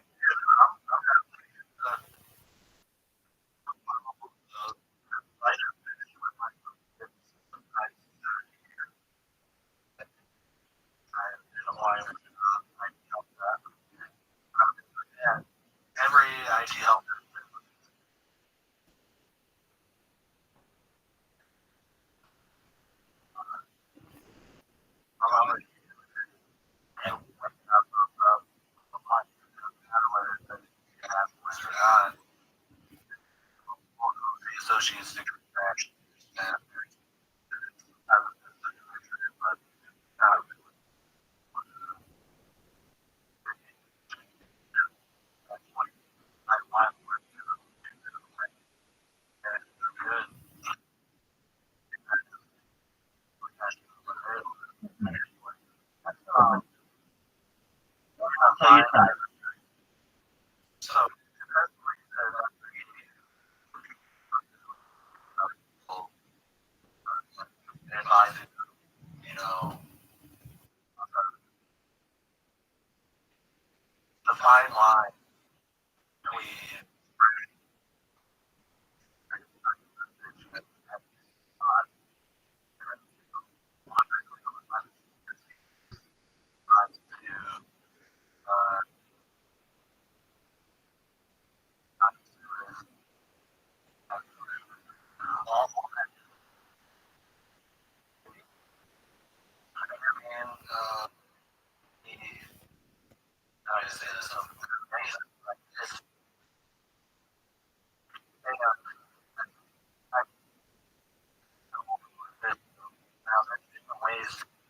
I don't do anything as I don't upload the surgery.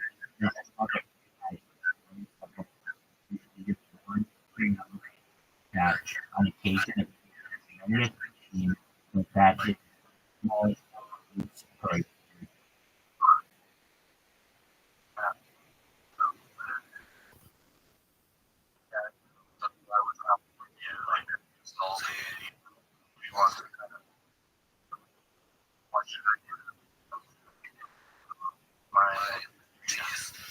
You can do the voice. Well, I don't. But you're already comfortable with your voice on the internet and somebody's out there who wants your exact voice for something. You may be like, well, I may or may not have that characteristic. Somebody's gonna say, I want this person's voice.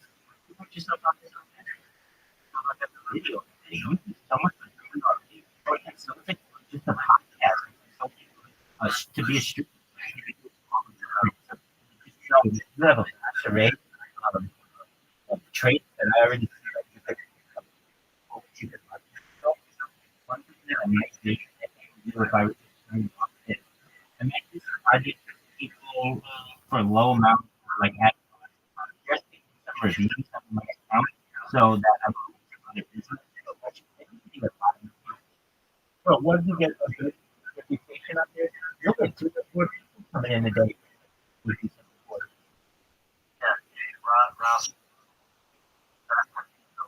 Word. Oh yeah.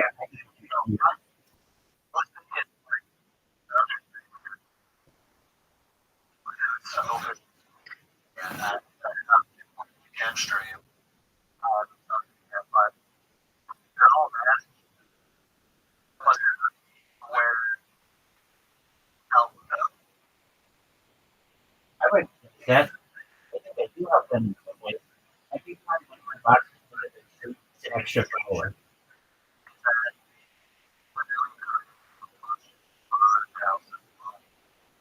I've done that for people. I have a friend of mine. I've got him over 1,000 followers with 24.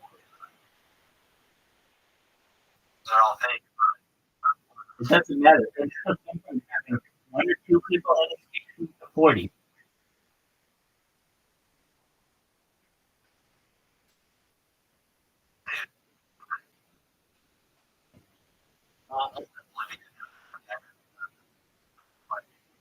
Absolutely.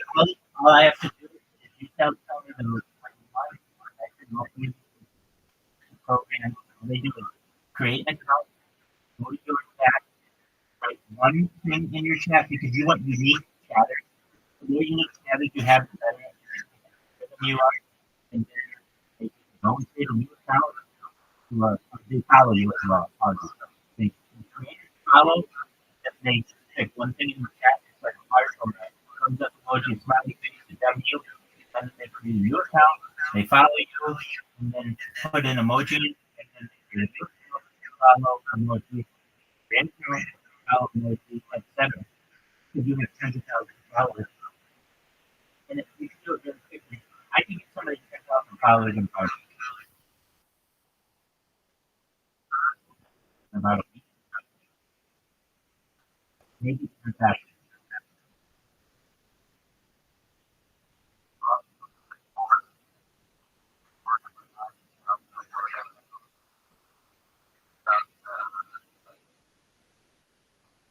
Definitely. So, absolutely. So here's something I did for a company recently. If you go to honey badger hoba, honey badger hoba, honey badger hoba,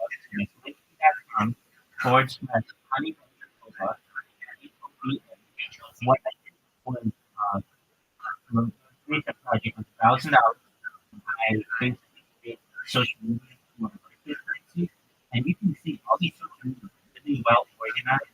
And whenever someone asks me, hey, I don't know how to start my own business, I say that the first thing you have to do is come up with a business plan.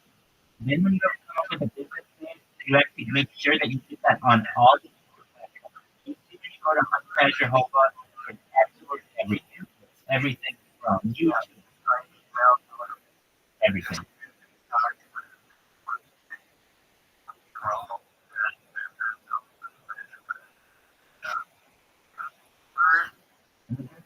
Yeah, that's what hosts all the Reddit's in.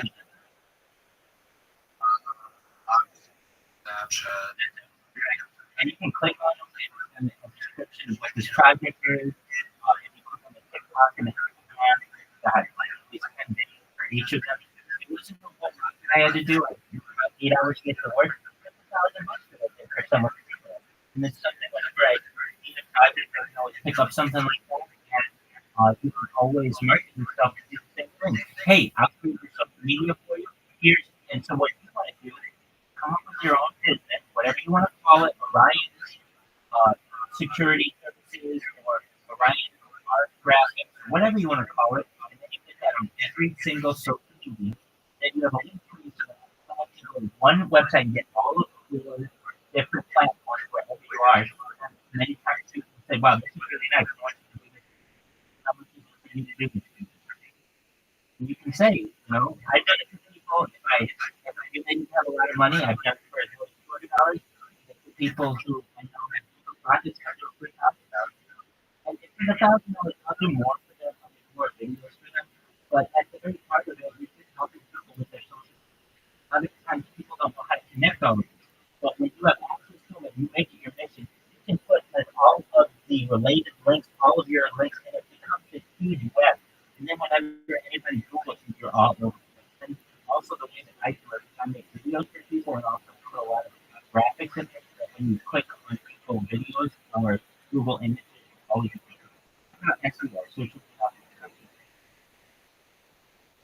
I don't want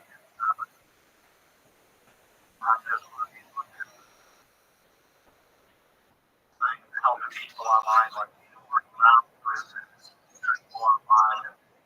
And so you can make all of your private, and then you're not going to be animal.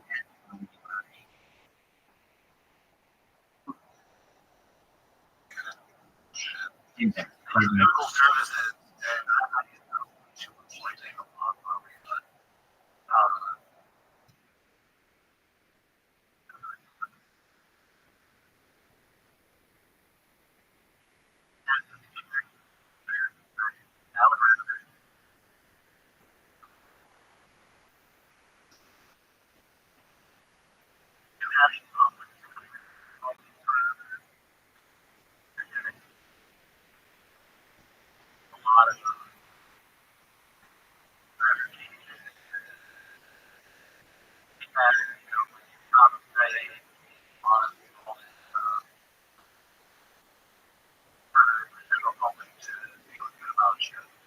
however, if word of mouth,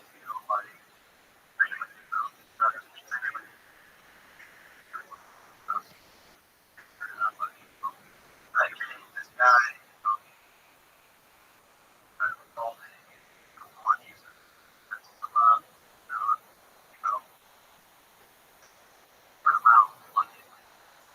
I feel like that was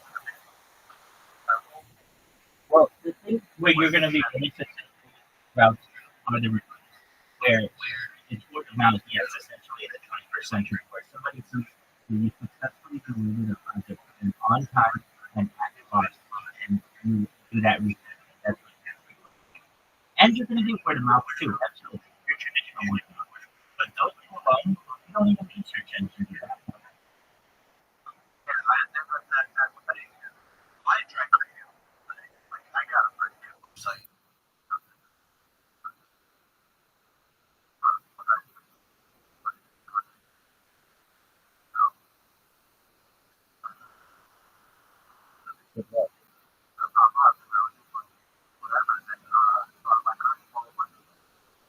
Consulting. They wanted to charge me $500. Of course. Over $1,000. Absolutely. The help was anything. I said, no, I don't. It's nothing but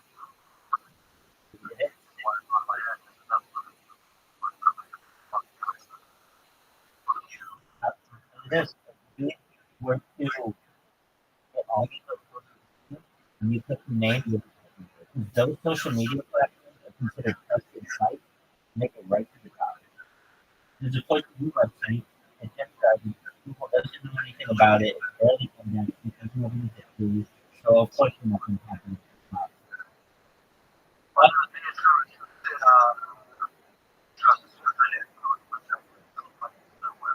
I recognize that, but it's still not recognized like a BBC website, the New York Times, Facebook, YouTube, etc.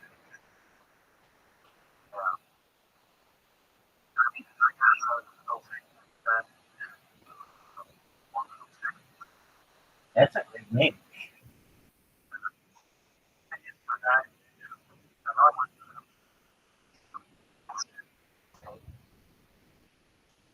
It does.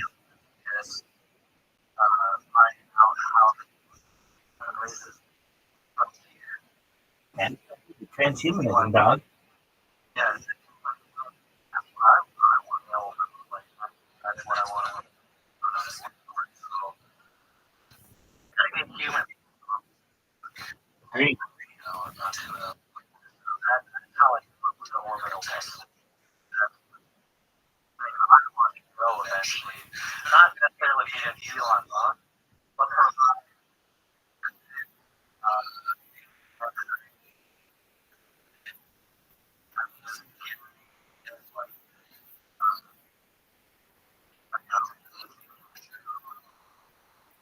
just anything providing service that is being supported. Orbital type solution.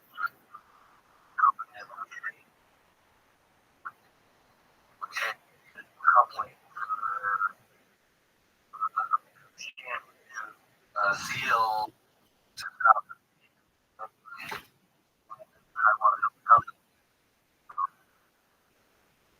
engineer that will design and manufacture it for providing orbital. So, my startup, rather than computers that share a refuge, but I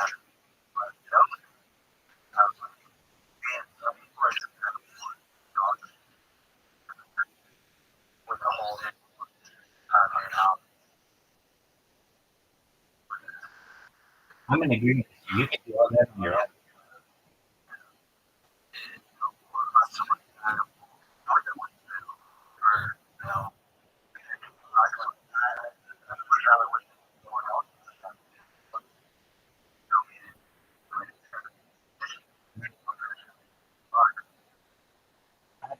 I have um, more people than I do.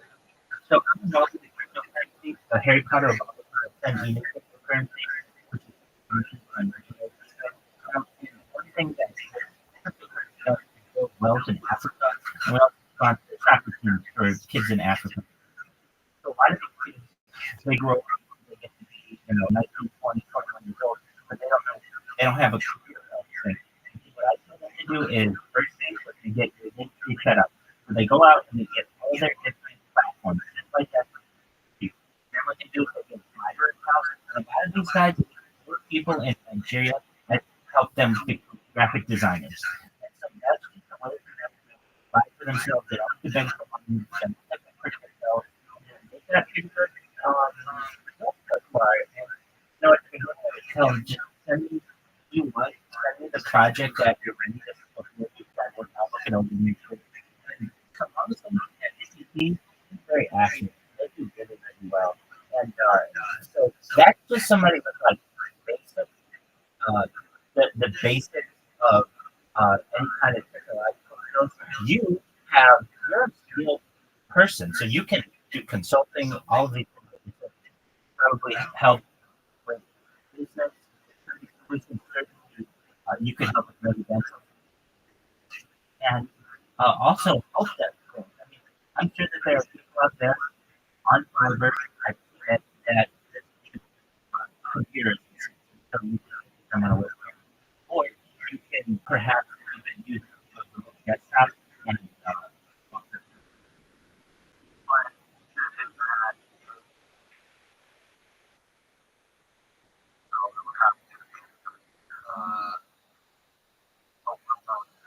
right.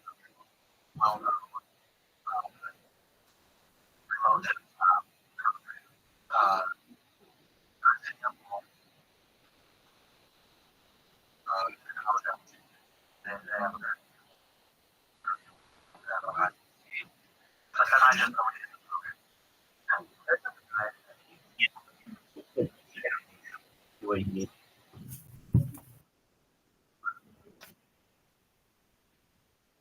But yeah, Fiverr, we can people all kinds of things on Fiverr, particularly from a creative standpoint. We have at least a managing director of a startup, and I think this company can launch in 6 months, and it's within Los Angeles and the most popular app of several summers. It's Uber for car washing. Press a button on your phone, somebody comes out and washes your car. It saves people a lot of time, saves people a lot of money. And so we marketed this, and we marketed it on billboards, on radio, we sponsored the Lakers. I was on television, commercials, and and I can tell you, we did all of this not on a huge corporate budget. I go on Fiverr and find someone with a nice voice to send in for us. I find someone on Fiverr who had an attractive way of editing videos for us, and we hire these people. And the reason why it's called Fiverr is because everything starts at $5. So somebody might just go and say, "Hey, Chris, an email account for me," and they'll go for $5, and then it goes up from there. But that's just incredibly expensive. That overwhelming. So I think it's good on both of them, good for creators that they're able to do something, but it's not an overwhelming project, and then it's good for certainly people who are interested in creative because it's quite important.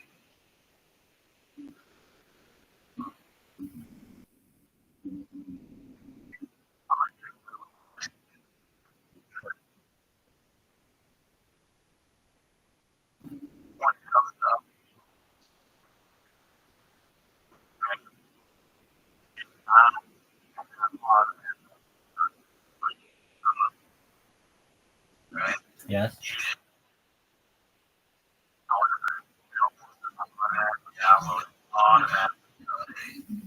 I hate that. I hate it. I turn it off and I'm like, oh, my wife. So I don't my wife this morning go up to the window and the bug in it.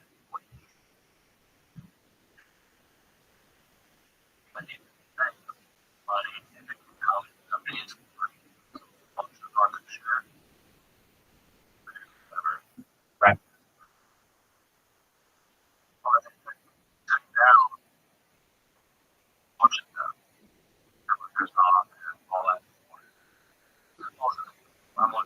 But the reason why it went down and I said, because I don't have long backup. I have to be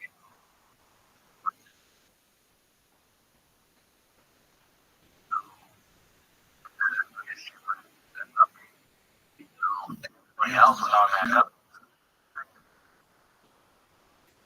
Or backup now. Try. Everybody else goes.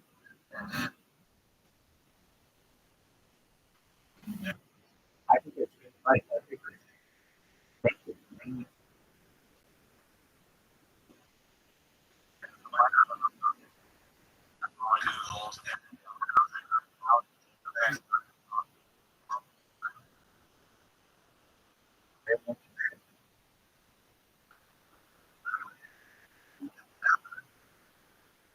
yeah, I take your advice on it. I follow it. I don't update my system automatically. I do update my system regularly in my time. What I can't stand is when I'm in the middle of something important, and then all of a sudden Microsoft feels that it's a great time to interrupt what I'm doing and restart my system. So I do that on my time to the best of my ability. One of my biggest pet peeves is when an update takes place and or an update wants to take place and it's an opportune time, or if I like get a brand new computer or something and I haven't updated my settings yet or whatever the reason may be, I cannot see unexpected updates.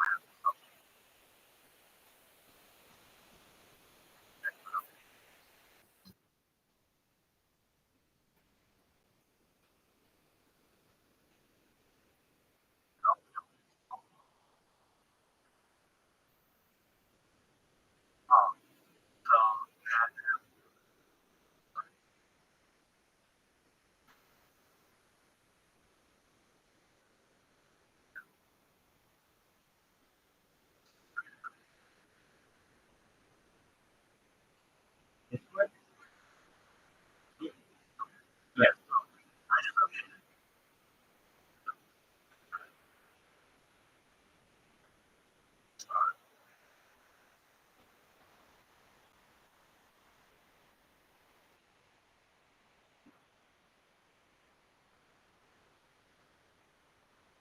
I'm really happy to have you here first and foremost, Brian. I'm thinking about what you said earlier regarding project circle and mentoring, and I think you're 100% on board with that. And I don't feel that people of any faith really look into that subject with the kind of open mindedness that you have. I think that's phenomenal. I think that someone with your skill set on fire will be able to press quick stuff from the hot commodities. Yeah, on top of it too. And it's a nice way to supplement income. I mean, sometimes people are like, I don't know, contracts and from it.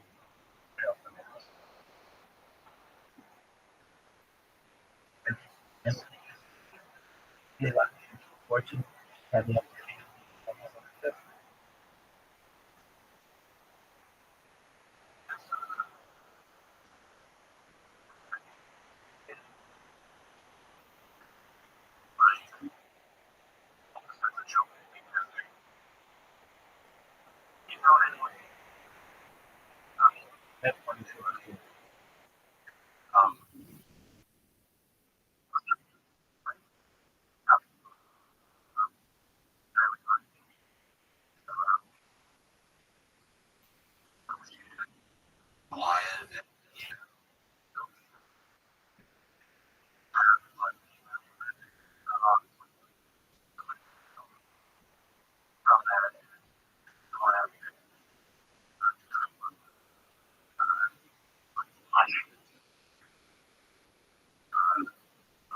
That's a famous Discord. When I see so many strangers that I didn't know that I'm in. However, I do know that person and what was interesting about it was it seemed like it really happened. And that's like I get it. And it just so happened that this saw my neighbor and the police would come in and talk to me. That opportunity. I had one to join the Discord team.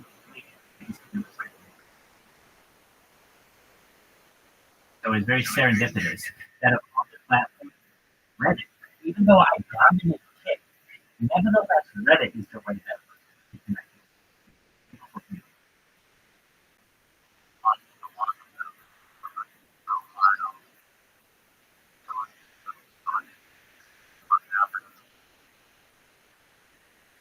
Hey, if you don't mind, I'm going to use the rest of it. I'll try to contact you. A driving force. When it comes to intelligent life, that driving force seems to be created. And I have a feeling that ideas themselves are almost like a life force that injects itself into human consciousness and then encourages and guides people to do things, to make things. And then they appear, and those things encourage more people to make more things. And I think it works that way with music, it works that way with comedy, it works that way with literature, with pretty much everything. Everything that's really good encourages more people to do those things, and then more things happen, and better things get made. And I think that's how these things build themselves into existence. They do it through our minds. I don't know if I like that word. Because like getting chicks. We do things to be spiritual. Yeah. I think spiritual hippies are being girls that being honest. The guys are probably 80% of them are not being honest. But yeah, whatever that word is, it's something. That there's something more to it than this sort of reductionist view of what an idea is. If someone says what's your proof, and we have evidence, I have no proof. It's not. I think the world is way stranger than we think. And I think our existence here is way stranger than we think. I think people have been wrestling with that forever. And for me to just think, oh, this is just this like very, very concept that you give to the result of hard work and dedication. No, I think hard work and dedication are important to the muse. I think the muse is a real thing. And you've come to this over time. I just don't know. You know, I mean, if the muse wasn't, boy, it should be like fucking real. That's true. But yeah. You're living your life right. It seems like it rewards you. It seems like it rewards you. Like mentally, emotionally, physically. Like there's a guiding force. It's just we don't know how to tune into it. And I think that guiding force also exists creatively. I think there's a guiding force in terms of like if you're living your life right and you're doing things you're supposed to do and you're good to your friends, you're disciplined, and you get to a certain point in life like it's almost like fate's real. You know, like there's some guiding forces that are not exact. They're almost like a radio signal that you're tuning in, but you can't quite get it. It's like kind of there, but you kind of have a sense. It's not saying everyone head to the exit. It's not that clear. It's just like this very vague thing. It's like, do this. Thing, obviously. I thought about it. I thought about it my whole life. I had a book a long time ago as a kid called Bridge to Stanley every day. And it's not people that help this bridge collapses. And Central South and all they all died. And so it's been a wire always, right? People finish that, all of that, regardless about that. For a group of people, why were they at that time when it collapsed? Yeah. It's just an interesting. I thought about it in Iraq that early 2005, 2006, because anything could have been right. You're going down the road, heading to a target, whatever you're doing, and anything. A donkey on the side of the road, trash, whatever, disruptive piece of dirt, whatever, anything could be an IED back then. So we got there. You worried about that sort of thing, or I think there's success is a big part of it. My job as that officer, and do my job as the best leader and operator I can possibly be. Focus on the mission and focus on the guy. Crush this thing. That's my focus needs to be. The turret as we're going. They're technology that's helping counter some of these things. There, of course, we adapting to that technology. That's where you're always adapting to the enemy, and they're always adapting to you.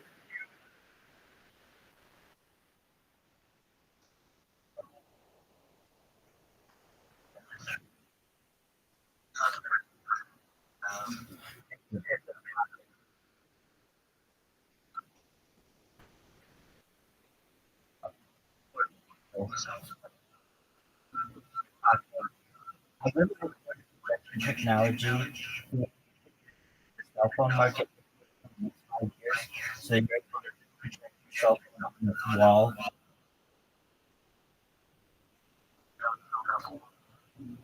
Yeah, well, battery technology. So we are correct. I bring up the matter at length. I advocate for something known as the gravity battery, which is the microgravity of Earth to power the battery, and they last a very long time. Additionally, I am an advocate that is known for what is known as written on and actually debated on the matter publicly on Twitter Spaces, what is known as the Americium battery. It's a type of battery that uses known as Americium that lasts 150 years at most. This is Americium is currently the type of battery that is in most American household fire detectors. You know how they make the fire detectors now that work, they last at least 7 years? It's like, how are they being powered? They're being powered using American battery. That kind of battery in itself.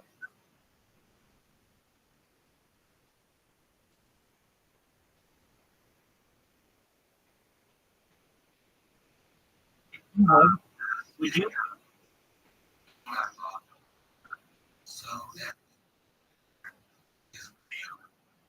Right.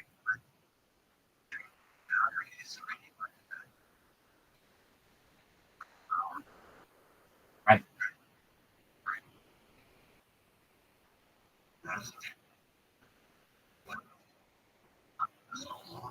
Exactly. So there are two solutions to this. One is American, and two is the battery. And nobody's talking about this. And these are the things that I want to have a larger discussion about. I want to have a larger discussion in the world and inject these types of technology into the brains of every person on earth who can hear my voice. If you would, could you to Reddit, Rabbi Rothschild AMA. Rabbi Rothschild AMA. What I've done is I've started an AMA that's going to, I think, be the largest AMA in the history of mankind. That's a right now I've only answered 200 questions, but I looked at answers like 2,000 questions where I just ask myself all kinds of questions and then put the answers in it. If you're like, hey, some of these are AI generated, I just want to write them up and say, I just wanted to put the main topics and how I felt on some of the matters. But if you check them, I have some really interesting thoughts that I think about me. Like, I'm a staunch advocate for women, particularly equality on the internet. I don't feel it's fair that women are discriminated against based on the content of their skin, nor their color of their skin. So what do I mean by the content of their skin? The nipple is a reason for a platform to ban a woman, and I don't think that's right. Men and women should have equality when it comes to the rules and how they're enforced. and they're not really true. And I think that YouTube and Instagram and Facebook, all of these companies, that it's just skin, and it doesn't hurt anybody if somebody necessarily thinks that you shouldn't lose your ability to provide for your family because you have Netflix. At this point, you lose your account for Netflix, particularly when you're live streaming and having access.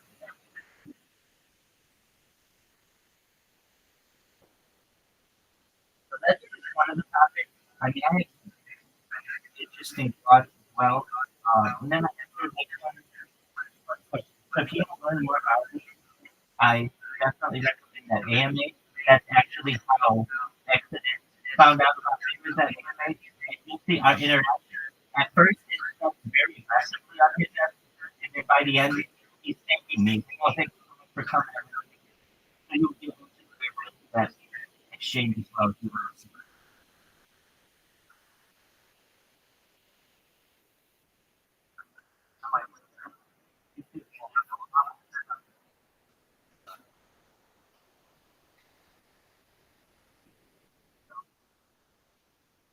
Yeah.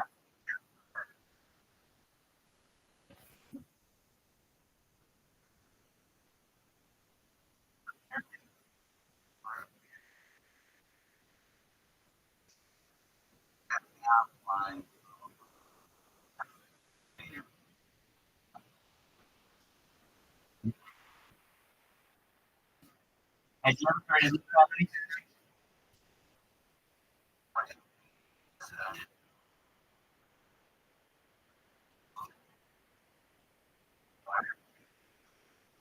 Right. So this is essentially what I honestly don't necessarily see different. Look at gravity patterns.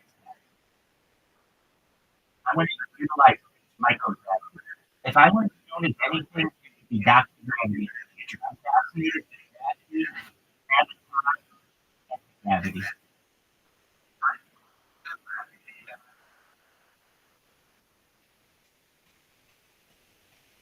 I just think and that's just a way to do it. It's also a way to utilize the very slight amount of microgravity that occurs between the Earth and the object, and you can power things indefinitely. That means they never have to be recharged. That's why I want gravity batteries and not American batteries. American batteries, even though they last like 50 years, you still have to recharge them. Gravity batteries really can last less.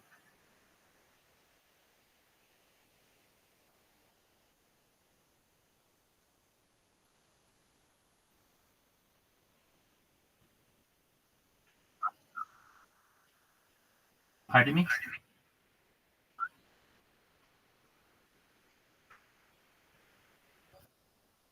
Put it as you can. The regular your bullet on that.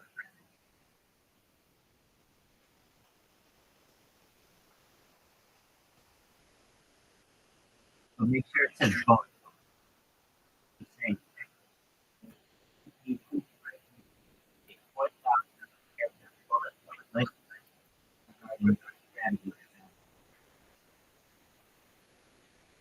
and it'll give you that part from the history. And this is what you should do. When you and the kids come in from Nigeria or India and they ask me, hey, how do I make money? Or I tell them, hey, you have to money on the internet.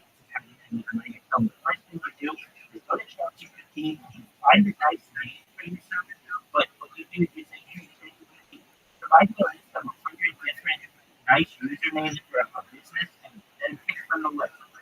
You shouldn't limit yourself to one. You can always go to ChatGPT and ask for a list of things. And lists are very, very important. So don't sit there and get bullet point after bullet point about gravity. You would have been spending time, messing around and looking at stuff and in different articles when you just go right to ChatGPT and boom, there's 50 different bullet points all on gravity.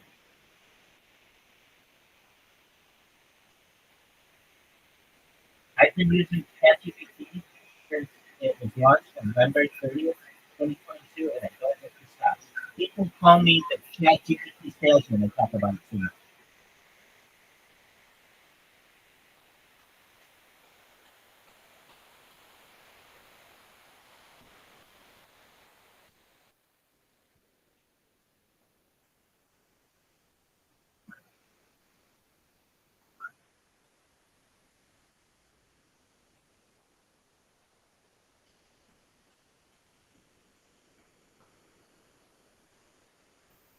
Like, what you say, microgravity batteries? I think what you say.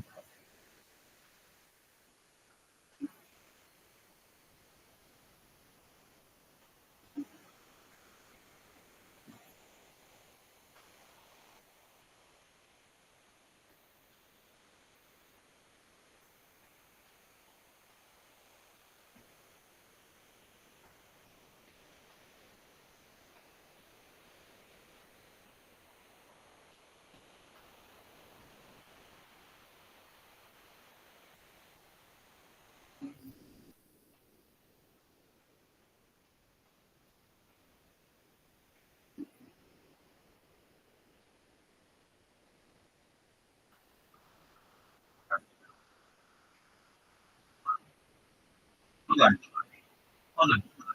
Ask the same question, but put in there about gravity batteries to power a cell phone. So the exact same thing. Please provide me with 4,000 pairs of about how gravity batteries can power a cell phone and for how long. And what's the recharging time?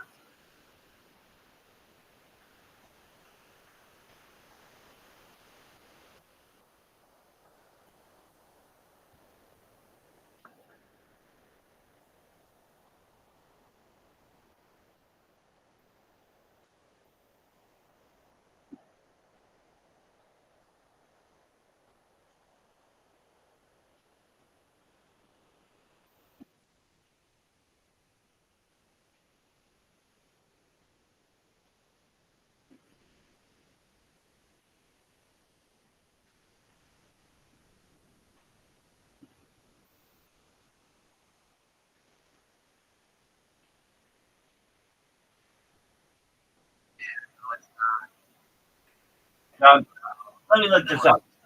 Here we go. No, it's not. We're going to get this. Just 1 minute. I'm doing it right now.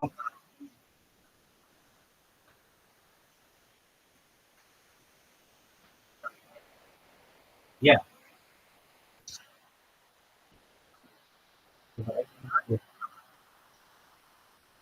I looked at 4,000 characters regarding gravity values, how much the power cell phone uses the microgravity of the power cell.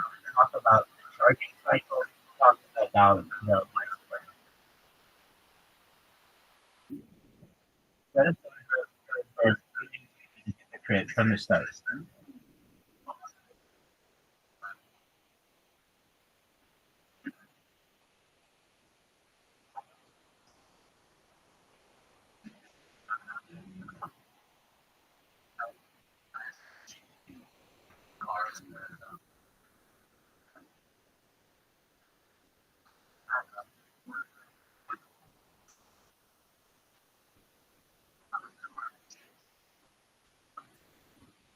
That was right there. Right, the plastic.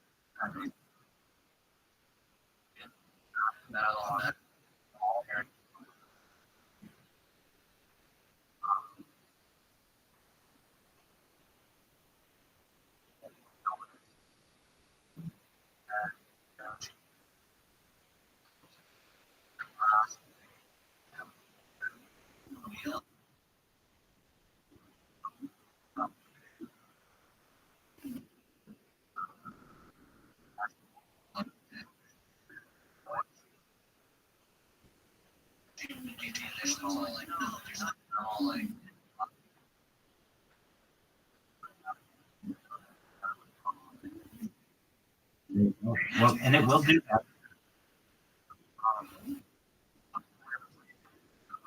Here's what it says. I found it. Gravity-based batteries harness Earth's microgravity to generate power without traditional charging.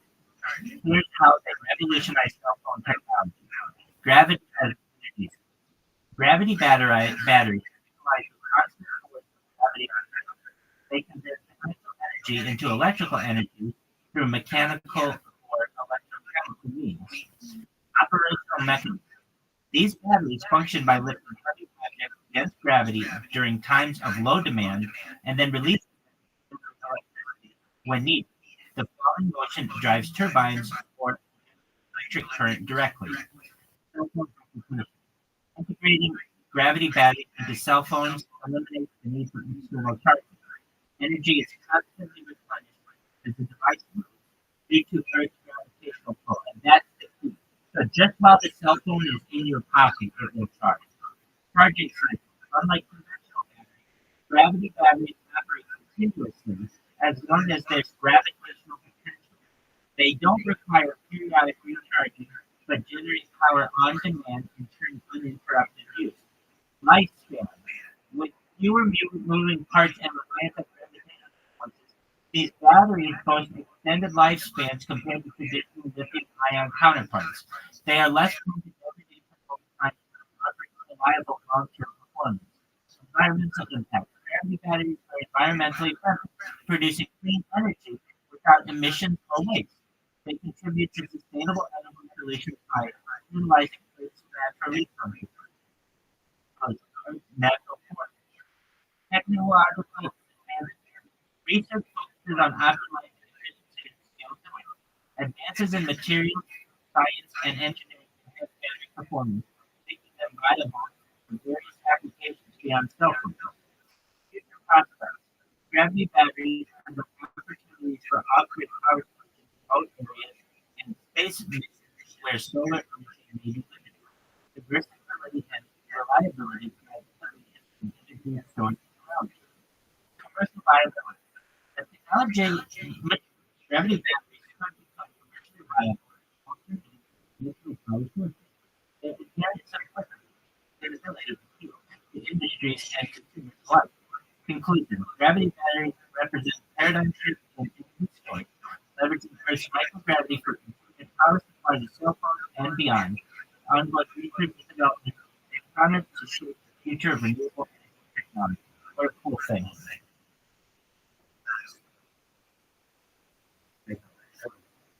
That's the future.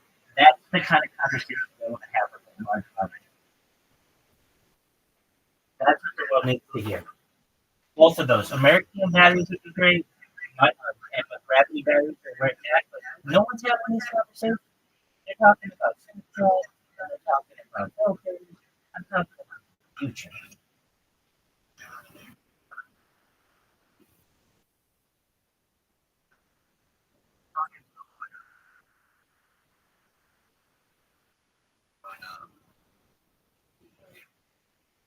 Oh, I know.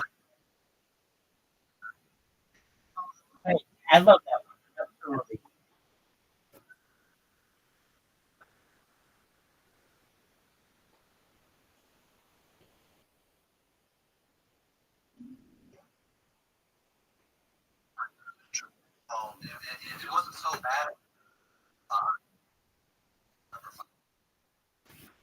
Remember what? Oh, yeah.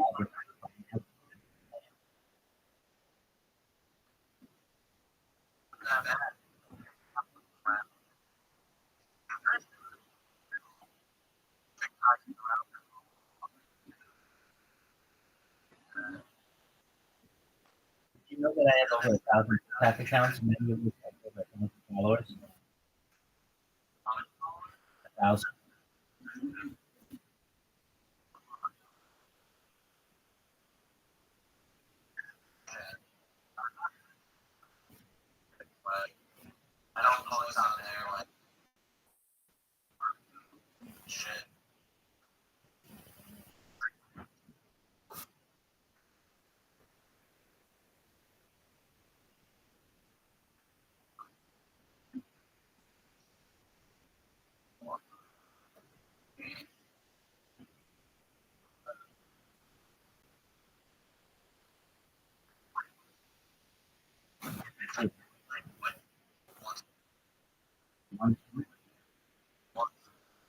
No,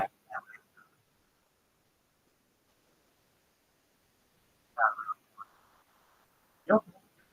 Yeah, no, I try my I give them- I didn't do once given. I've not heard once given. oh yeah, Very cool. never mind recorded. Yeah, that's where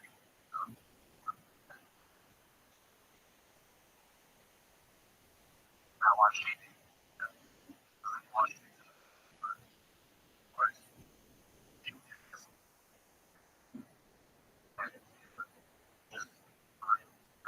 I That's what. When my shit goes viral, send me $8,000. I'm gonna make it so that you and your wife retire, that you can go to the best school ever, and he gets to order Taco Bell and play that game as much as he wants himself, and just look to the future. You know, life is technology if you want, and life is technology if you want. That sounds like a cool life to fight on. so Are you a T-Bell fan? T-Bell fan? Taco Bell? oh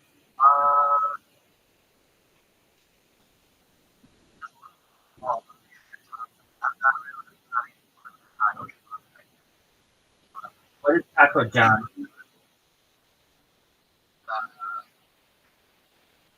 Taco Bell. Rival?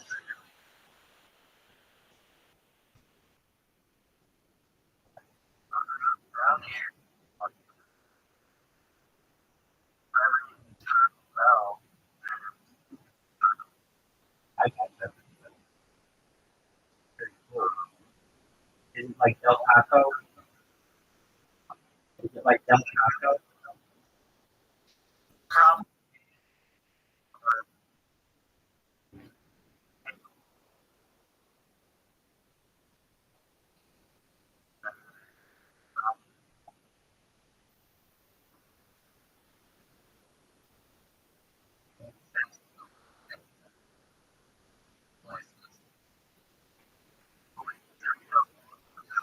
Taco Bell.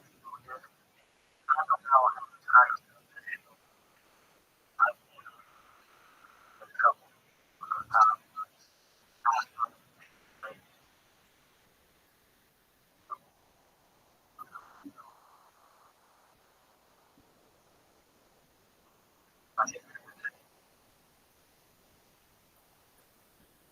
Yeah, okay.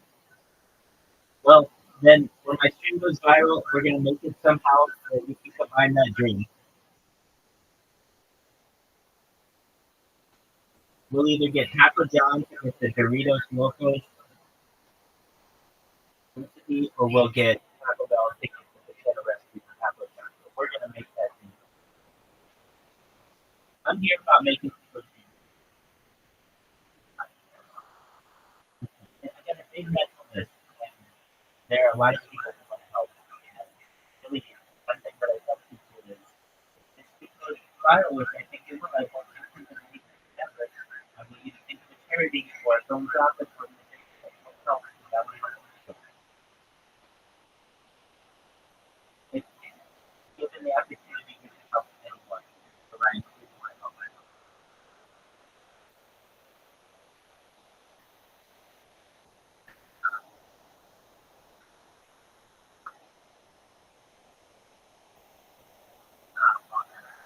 Well, of course not. But if you want to help people who are hungry, if you want to help veterans, if you want to help the elderly, people with special needs,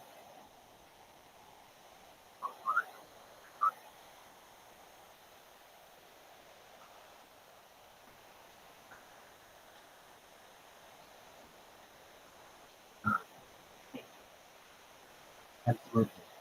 Absolutely. I'm all about that.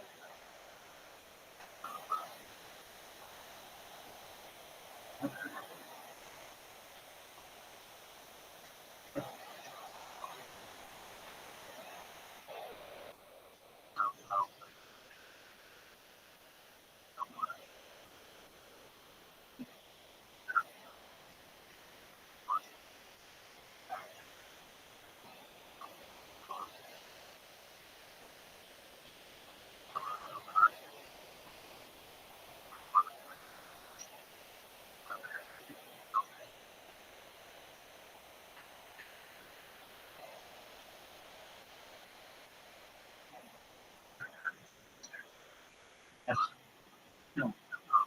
one of the things that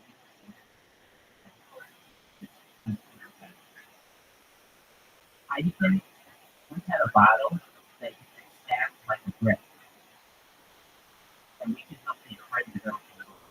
You know how quickly the stuff built their houses when everybody's drinking in the town? Yeah.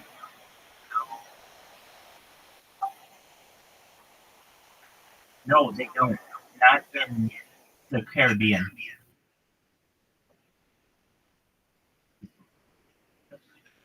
All I do is and and the and come in here. Like, I've had people I'm ready to just get into a food, and you should expect it to be like welcome spring, what a real piano, and then work. Sometimes and then see what's going on. But in like 19 days of having this, I have almost 1,100 people who have joined. So it's pretty good.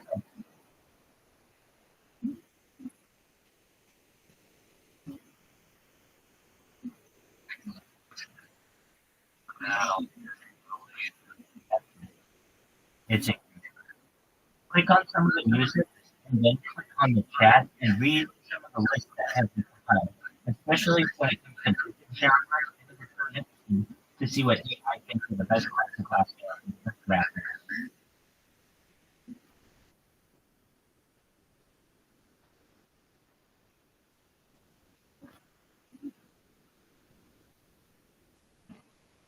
I want to see one of my proudest Rabbi's calendar proposal. I have a new proposal. I haven't proposed to the world. Get rid of the traditional new calendar or a new calendar that doesn't require leaking. So you can check it out. Every month, Central Lab has 40 days. Every week has 10 days. I have it mapped out what the exact year looks like. I have actually to think about it, and it says that it's more efficient way, and it's better for more religion, and it's more environmentally conscious. There's a bunch of positives to it. But yeah, there would be 10 full months, 9 months of 40 days each, and then the last month is 5.25 of the day. And especially the last 5 days are already taken off by the Fortune 500. So that doesn't change their schedule too much, and we would celebrate it as like a secular festival. It's a hell of a time for them up.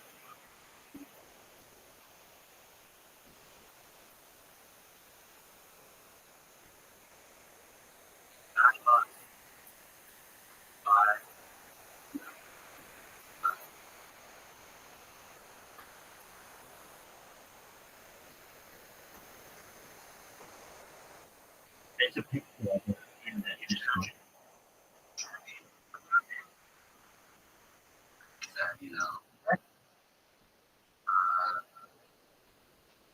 You should be there 3 weekends every week.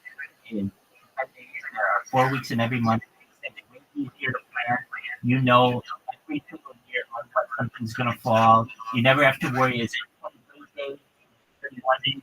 You have to understand, if you're paying rent, you're paying the same amount for 28 days that you're paying for 31 days. That doesn't make a lot of sense for some people, particularly when you're doing budgets. But what this really becomes is ordinal running is not necessarily the things you're thinking on Earth. The reason why I say this is for when we travel interstellarly. You need to have very fast time because you need to measure the speed of light at a very precise amount. If you're unable to if you're unable to calculate the light year accurately, you do a light year for 365 days, you do it for 366 days. Is it a leap year when you're calculating the light year? It raises all kinds of questions. So, in order to ensure that the world is aligned, there are some topics on which I've written publicly, one of which is the calendar system, another is aligning on what side of the road on which we drive. I've written on that. And I've also written on how the United States, or the United Kingdom, can transition to the metric system. Like when I have this platform, I'll be able to convince, I think, the global people that, hey, we can all get on board. If we want to get off of this planet, we're going to have to rely on measurement systems, on our calendaring systems, and we'll see in the future no longer will we judge a day on 24 hours, but everything will be on day 10. Everything will be on a metric. So, like high noon would be like 5 o'clock p.m. Midnight would be 10 p.m. or whatever, not even p.m. It'd be like 5, whatever. There's no a.m. or p.m. This doesn't need an a.m. or p.m. 0, 100 hours or whatever you want to call it would be like 12 a.m. Noon would be 5, and 12 a.m. again would be like 10. It's all based on it will make things a lot easier, particularly when it comes to the metric system. And also, the metric system will have to change a little bit. Remember, how are you going to change the metric system? Well, when the meter was first calculated, people don't know this, but a meter was originally calculated by the and to be 1 million length from the North Pole to the equator. But they actually got the measurement a little off. Actually, instead of it being 10,000 kilometers or 1 million meters from the North Pole to the equator, it turns out to be about 40,075 kilometers. So a little bit is going to be added to every metric. So not only will the whole United States and Burma and or Myanmar, as I should say, and the United Kingdom is going to have to align on the metric system, but even the metric system is going to have to align on it. There's going to be global alignment. Once they find out that there is one person who they can always know is online and follow their life, and they have more data than any person in the world. That's a very exciting opportunity for people.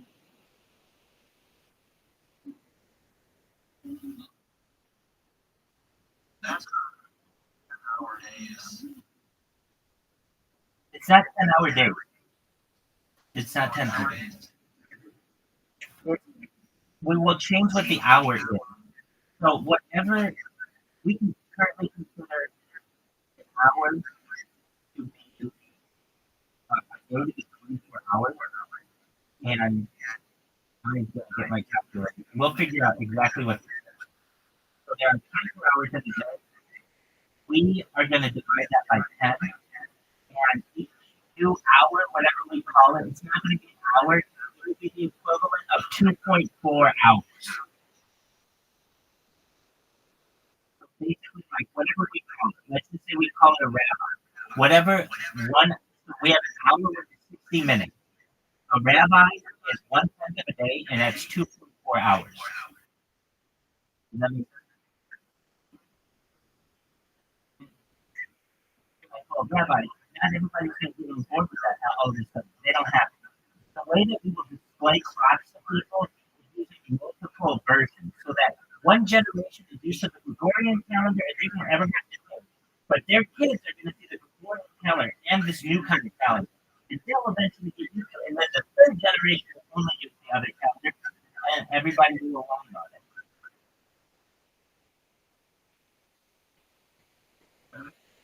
That's how you do it. The really interesting one is when it comes to the metric system. When in the first, the way that we get Americans on the metric system, and as has always been said, the metric system thrives in the United States in the inner city, in the drug culture, because things are based on the metric system and doing measurements of drugs. So a lot of people are already familiar with the metric system, but in addition to the metric system, what you do is on all of the highway signs where it says Los Angeles 30 miles, you put on there, so like it says Los Angeles 100 miles, it'll say 130 kilometers right next to it.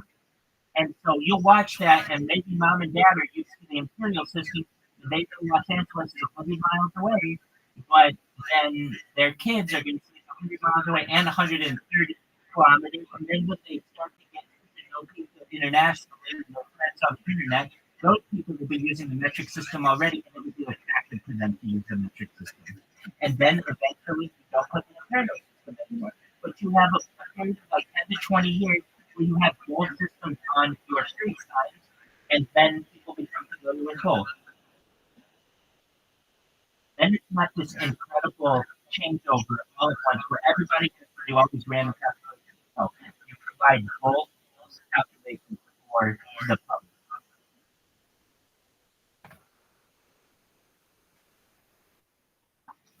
We're done.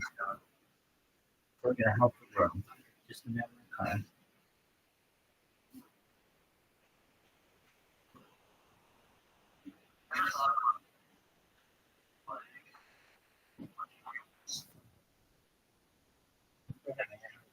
Of and which yeah, which has a lot more. It's a much more. And I use a lot of Amazon. So Amazon web services, Amazon Prime, Amazon streaming services, and so I basically have thought that I made I did my self-proclaimed parking bag. Spam. Basically, whenever I do it, have I ever done it on Twitch? Yes, because I kind of began this long ago on Twitch, spamming people on Twitch, but I am able to do it much more efficiently on Kick, and because of that, I am going to do everything I can to play while the sun shines on Kick, or essentially strike while the iron's high, whatever your favorite video may be.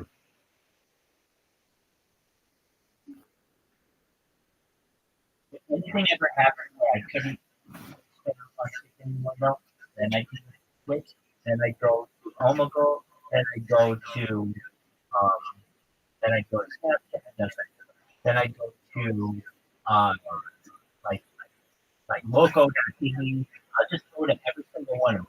Eventually somebody's gonna find out about me.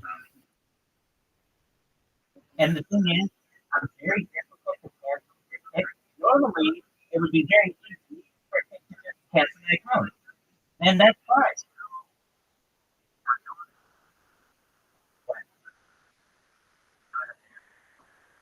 What?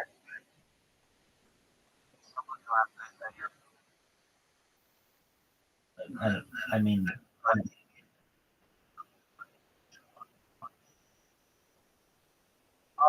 I've done it.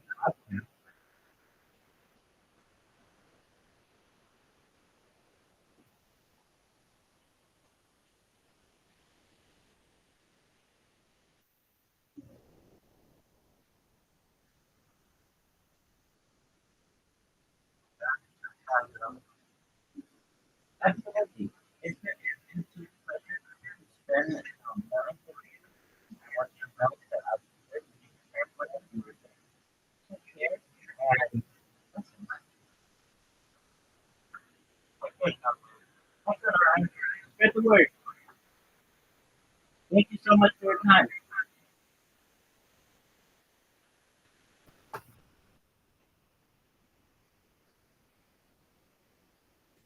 Hey, Rabbi. You going viral, big dog? No one gives a shit.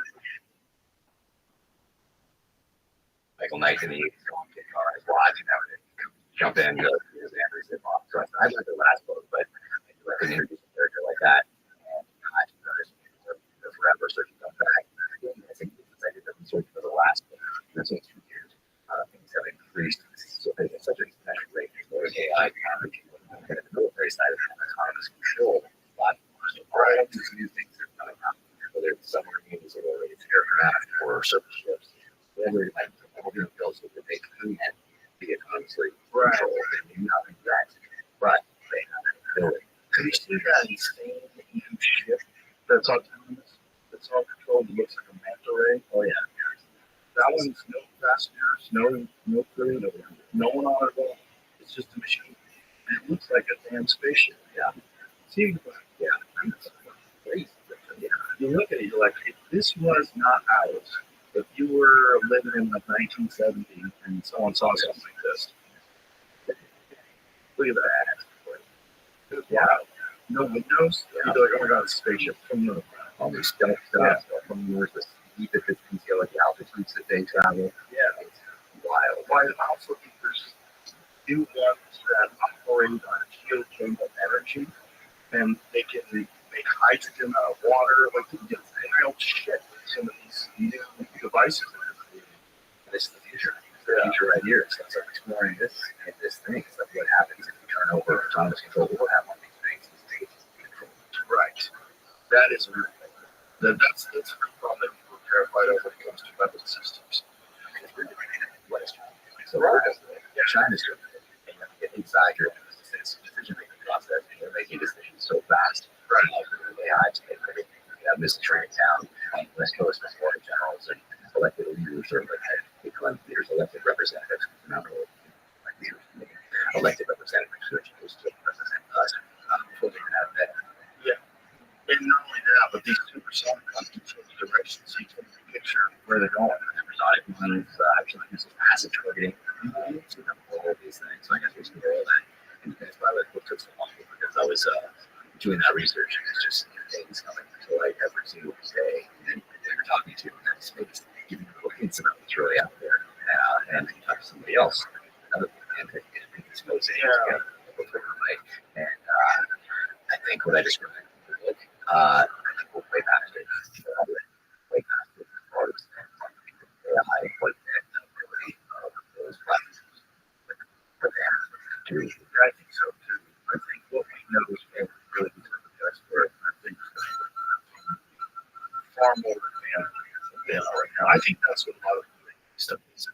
Everything in the thing that we have. I think it's very possible we are visited. It's very likely to take across the future. I think there's spiritual beings that they've always been telling spirituals and that. I don't know. I mean, but also probably to get visited, but also maybe some of those things. Probably there's something about the government telling you that these are all for correct instantly, right? My brain goes, you're not square about it. Right. Well, technology, they finally unveiled it, I think, but maybe later. That was the Soviet capability. Right. Yeah. So we can get there before they even know. My fear is that they're not. Yeah. The big fear is that not only do they exist, but some of them are not. And so some other countries have the ability to have these things that are in these insane ways. We can't quite do. Yeah. That might be possible too, but if they're telling you that they're from another planet, they're not from another planet. That's my feeling. They're not. It's been 3 years now about the Russian Revolution story. They got mainstream media to repeat it all. They spent all these years lying about him. Filling the planet. Everything. Pretty much everything. Why the fuck would we believe they're telling us the truth about UFOs? Exactly. I just think the whole thing seems. It seems suspect. It just seems too obvious. You know, I don't believe that they would just start telling you that there's off-world crafts. I don't think so. Right? And all these years, now you guys are just going to say, oh, it's these brave whistleblowers. Are you sure? Yeah. I smell the bullshit. I smell some of this bullshit. I don't know how much of it's bullshit, though. I think there's too many stories from the past when this technology was impossible. The Kenneth Arnold sightings, when they first started calling them black saucers. I think somebody in Washington State. Is that a long time ago? Yeah, it was in the 1950s. Most of them started happening after we dropped the bombs. That's why my company called the rooms of being death of the nuclear bombs. Yeah, it's Batman wrote for it. Because in UFO folklore, it's obviously on a ship and every UFO would walk in the front door. In UFO lore, they all started appearing shortly after the bomb drops. In 1947, that's when we reorganized the military intelligence agencies. Right, that we changed the Department of War, the Department of Defense, and Secretary of War to the Secretary of Defense. And everything gets reorganized. Right, 1937 is a very pivotal year. So look at what it says here. Kenneth Arnold UFO sightings occurred on June 24, 1937. A private pilot, Kenneth Arnold, claimed he saw a string of 9 tiny, unidentified flying objects flying past Mount Rainier at speeds that was estimated at a minimum 1,200 miles an hour. So he saw these things flying at a rate like 47 color planes. There's no way anything we had can move like that. And he's watching these things go at an insane rate of speed. And so he said it skipped across the sky like flying saucers up the lake. So it became flying saucers. Yeah. And so, but with people back then that said those things, there's no way that was the Soviets. There's no way that was the Germans. There's no. That's not us. So whatever the fuck that is, if that was real, if the guy really did see those things. And then there was a string of them that were over the White House in 1950 something. Yeah, there was photographs all over the White House. There's actually a news story about that these things flew over the White House. And I think they moved at a bizarre rate of speed too. So those ones paused because the universe has a galaxy drawing. But I think there is a photograph of it. Yeah. That's the photograph. It might not be. Okay. Saucers over Washington, D.C. So what does the story say? Senior Air Traffic Controller of the Civil Aeronautics Administration was in charge of the National Airport Washington, D.C. ART Control Center on the night of July 1952. Briefly states in newspaper article, our job is constantly monitor the skies on the nation's capital with electronic eye of radar. Shortly after midnight of that day, 7 ships appeared suddenly on the control center scope. Ed Newton, Jim Copeland, and Jim Ritchie, all experienced radar controllers, checked the observations. The airport control tower radar operator verified the same sightings. They were over the restricted areas of Washington, including the White House and the Capitol. So those kind of things. Yeah. You got to go. Where's that? But the universe is big beyond our wildest imagination. There's no way we could even fathom how big it is. It's not possible. So they produce such sudden bursts of intense speed that radar cannot track them simultaneously. Those objects seem to head for the White House, the Capitol building, and the White House triangular formations. They made the front page, made the front page headlines in all newspapers. Dang. Yeah. So those kind of things, you go, okay, well, what is that? The universe it's impossible for us to get our heads around it. So if there is some planet out there that's in the Goldilocks zone that's gone through what we're going through currently, but is 10,000 years ahead of us, and finds the signature of nuclear bombs on this planet, and they realize, oh, okay, these crazy fuckers have come into this new age where they can split the atom. And so we should probably take a visit. Yeah, this is hearing Tucker talk about that part on where that technology came from. Yeah. That's Diana Pasolka's work. Diana Pasolka and Gary Nolan, who is a legitimate professor, I believe at Stanford. And Diana Pasolka was also a professor of religion, and they have investigated a lot of these crash sites. And the way they describe them, the people that are investigating crash sites, the actual scientists, they call them donations. Yeah, that's how they don't even think they're crashing like as an accident. They think some of them they're just sending down here, like, hey, figure that out, stupid. Send it to some remote place, slam it down there, and then the government has to rope off the area.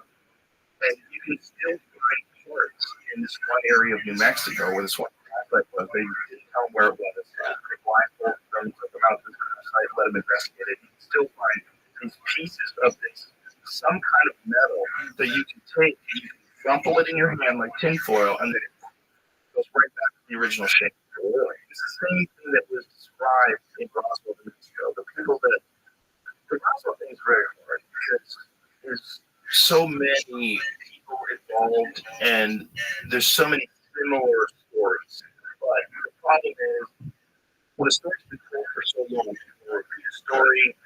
They're told in towns when there's no recording devices, there's no one has phones. There's a long time ago. They have regular phones, but no cell phones, obviously. And what they're doing with all this stuff is they're all talking about it, and then the narrative gets established, and then people tend to repeat narratives that are established. It's hard because you're talking about something happening 9/7, right? There's a lot of things that come almost right after Roswell. One of them is a transistor, and the other one is optical. Fiber optics. Fiber optics seem to emerge after that. And it's one of the things that's described in the crash. Yeah. The people that have described it.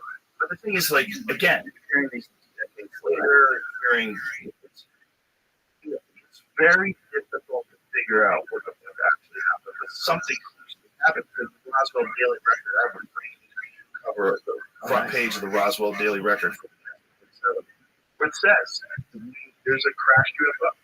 The government flew the base, and it's like in the news, which doesn't seem like something back then that you would just make up. Yeah.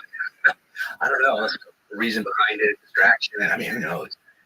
Yeah, who knows? It could be something that the United States was working on, but it seemed like they were trying to cover it up so much so that they flew the wreckage in two separate planes to Wright Patterson Air Force Base.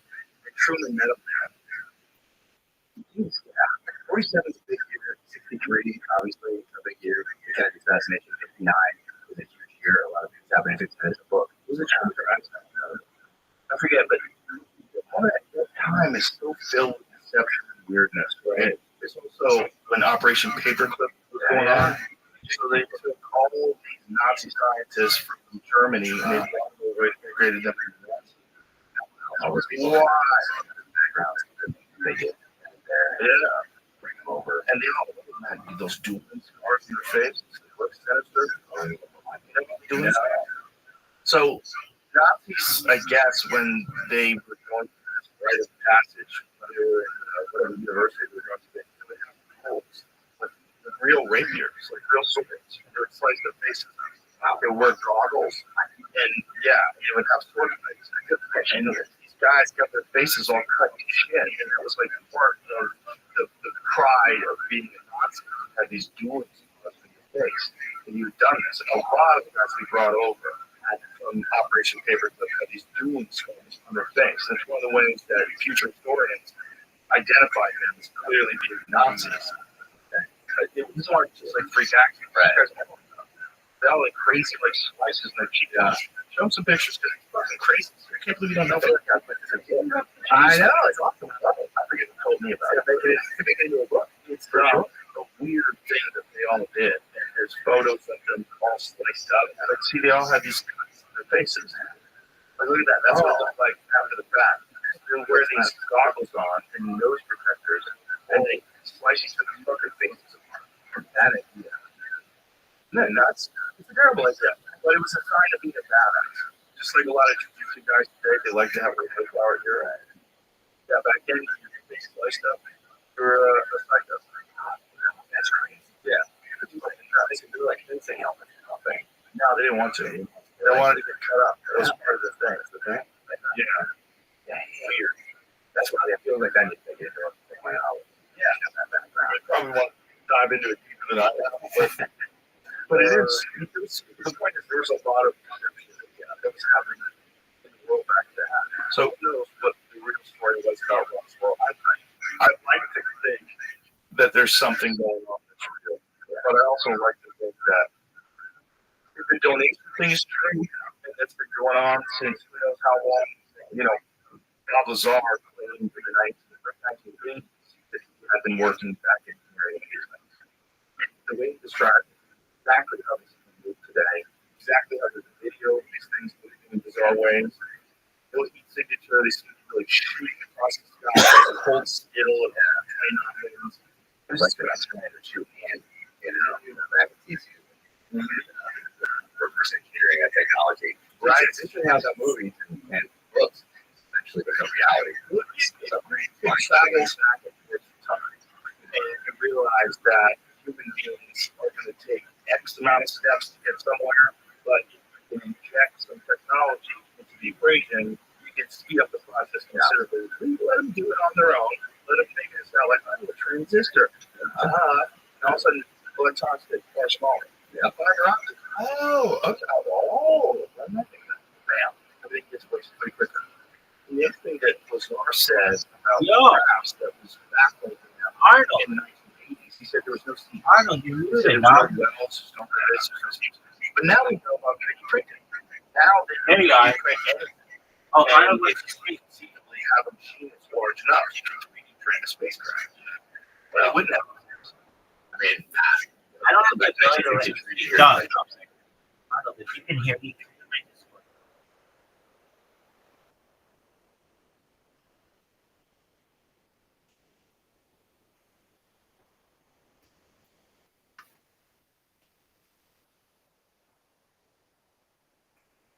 Three, two, boom. Arnold, you are amazing. Hey, I don't know why you couldn't chat. Let me see if they've got a chat box up. Sometimes what they do is they say nobody can chat in the chat until we get our stuff and all that kind of shit. So let me see. Exactly.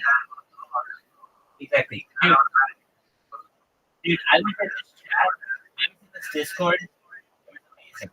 There were like 10 people in it, and they all fucking hate me because they know about me from Kick. So little by little, I've been able to win 2 of them over, and I'm going to win the rest of them over. They're like, Rabbi, why aren't you streaming in there? I streamed in there for like 24 hours, but then this one really drunk guy got out there, and he's like, I fucking can't stand you. Every single time I stream, you come into my stream, you always have to delete your clip. Pardon me. You always have to stream my chat. I can't stand it. Anyway, so the owner of that Discord, oh, it's amazing. So the owner of that server sends me a message and was like, hey, Rabbi, apologies, but these guys, they wanted me to at least not let you have your own room in the stream, but they'll get over it. Just give them some time. I was like, oh, no, it's no problem at all. But they're just, these people just are going crazy right now. Rabbi, and it's phenomenal. Did you sleep yet?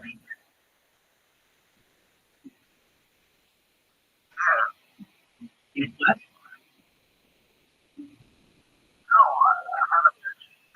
No, you right. Okay. Well, I want you to know that I thought about your mother a lot, and I'm excited to be able to reunite with your family. And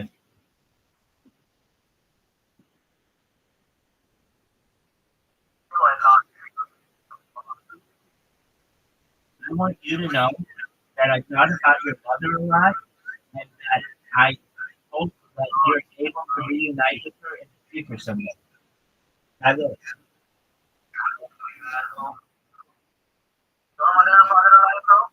Thank God, yeah.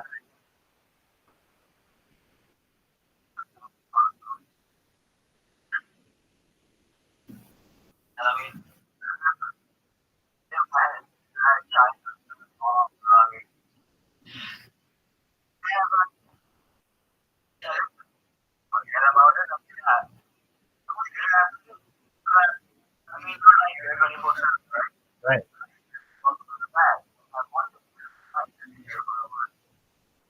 Oh, no, I'll be your English teacher.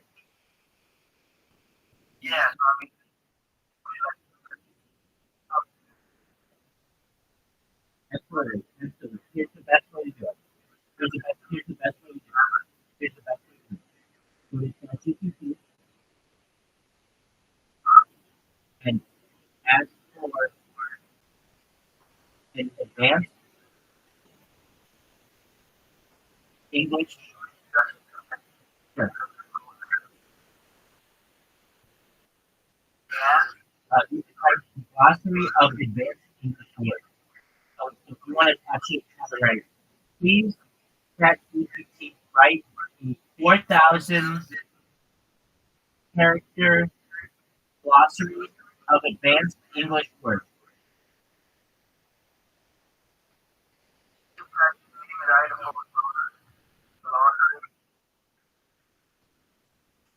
Of advanced English words. Yep. 4,000 character, 4,000 character glossary of advanced English words.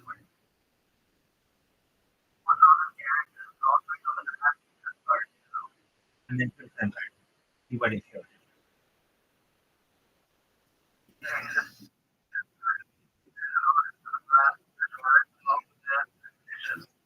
Select. That's what you want to learn. say, you want to go through yourself and move through it. And when we talk about speaking English better, the best way to be able to do so and make yourself sound very important, so to speak, by using some proper words and having glossaries of a word is very important for building your vocabulary.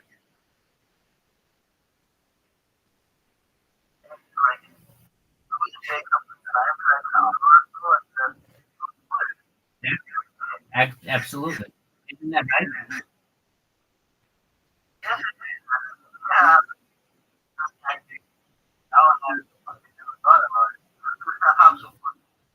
Absolutely.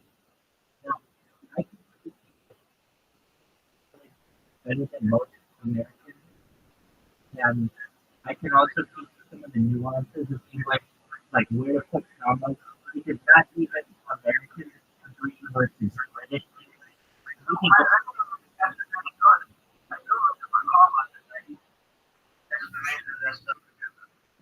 wait, no, it's different than that though.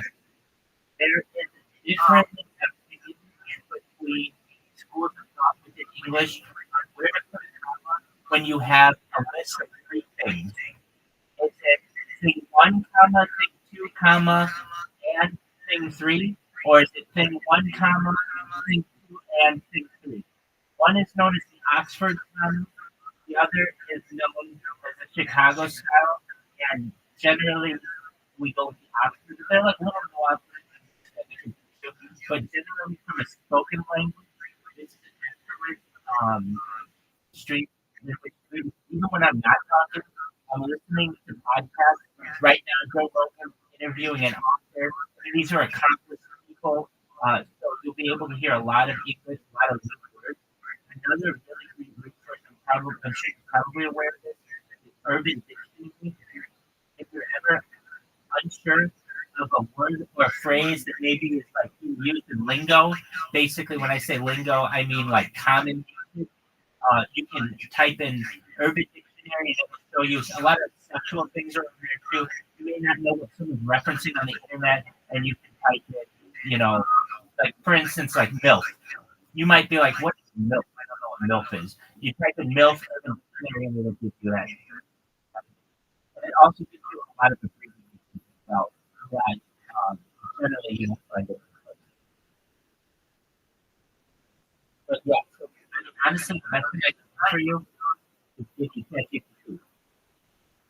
The best thing I can do for you is give you access to ChatGPT, because that's going to give you word lists, and then once you got, you've improved on yours, or you feel comfortable, use those words, but you need to use them as well.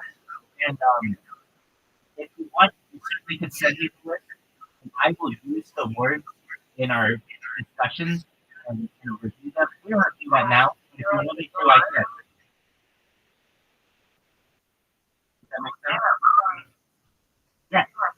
Excellent. Okay, so then here's what you do. Copy the list. So at the bottom of the list, they give you the copy option, and then send it to the account where we've been chatting, and I'll go through all those words and I'll let you know when I'm using and how they're used. And your algorithm.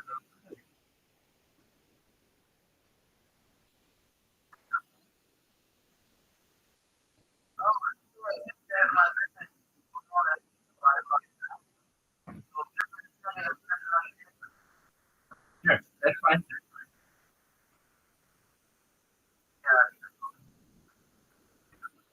Excellent. We're going to Telegram right now. Excellent. I just got it. Okay.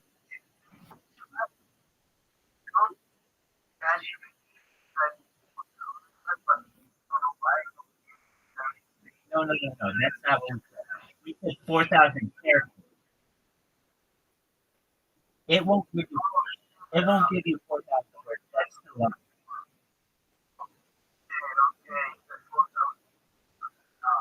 Exactly.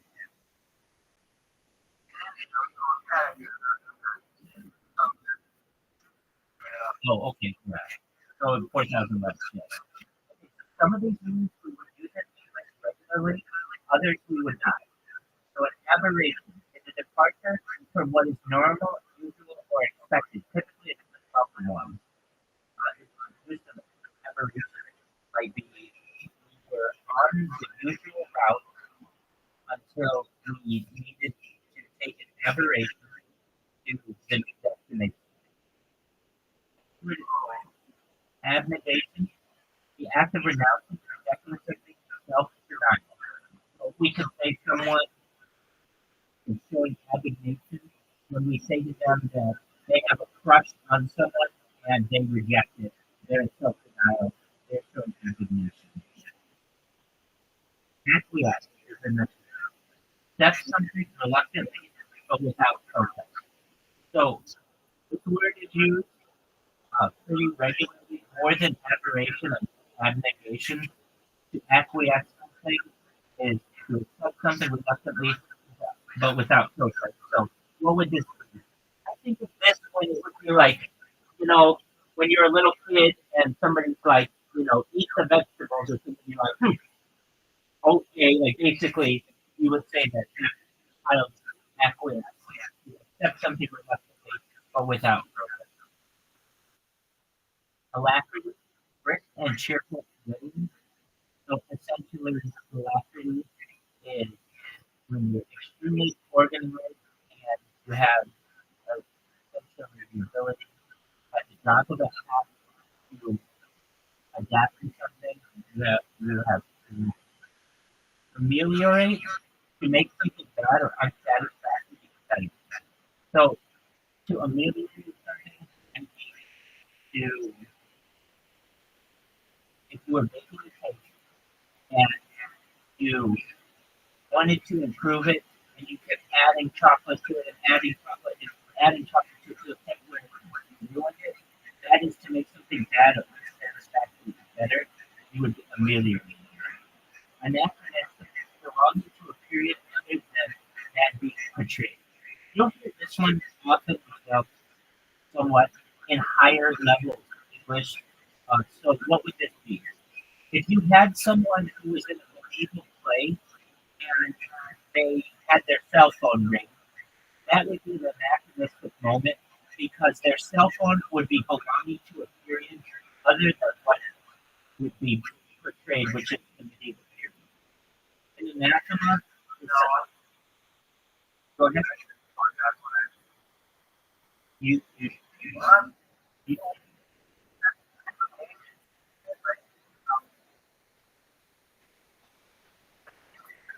sure. So something is anachronistic. For instance, let's say you had a historical play that was taking place in ancient Rome, but all of a sudden you had a medieval light.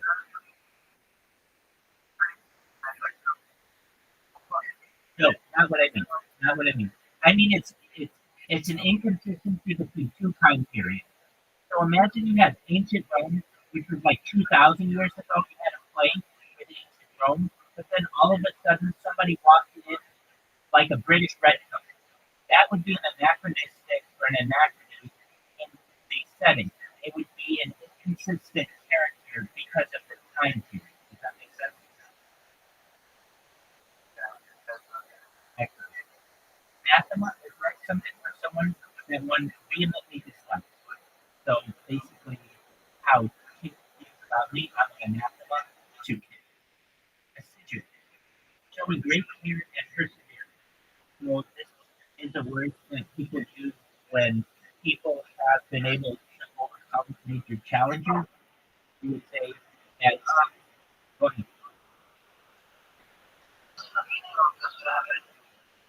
Vehement. Oh, great question. Very, very much. Extremely. You feel it in your heart. Vehement. So if you can dislike something, and that means you don't like it. If you vehemently dislike it, you absolutely despise it to the point of almost hate it. So it is an adjective. One vehemently dislikes. So in this case, it's an adverb, and it is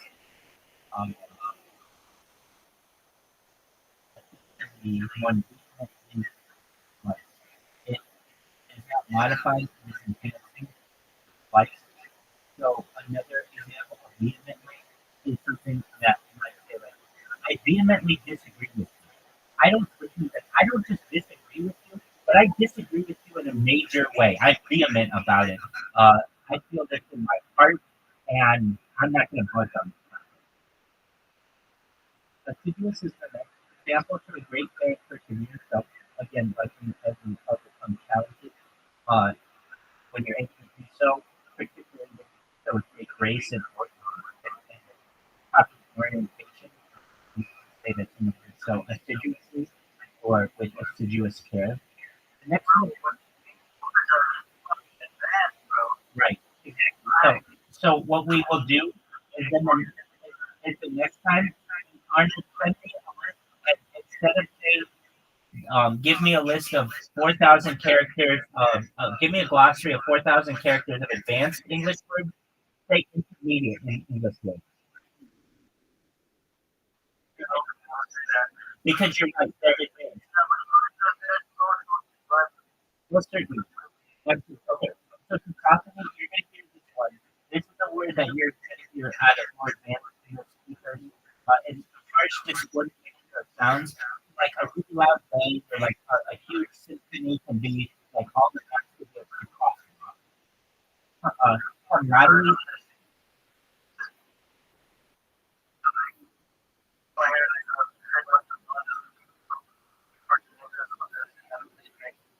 Yeah, it'd be a cacophony. If you do a bunch of elephants making noise in the morning, it would be a cacophony.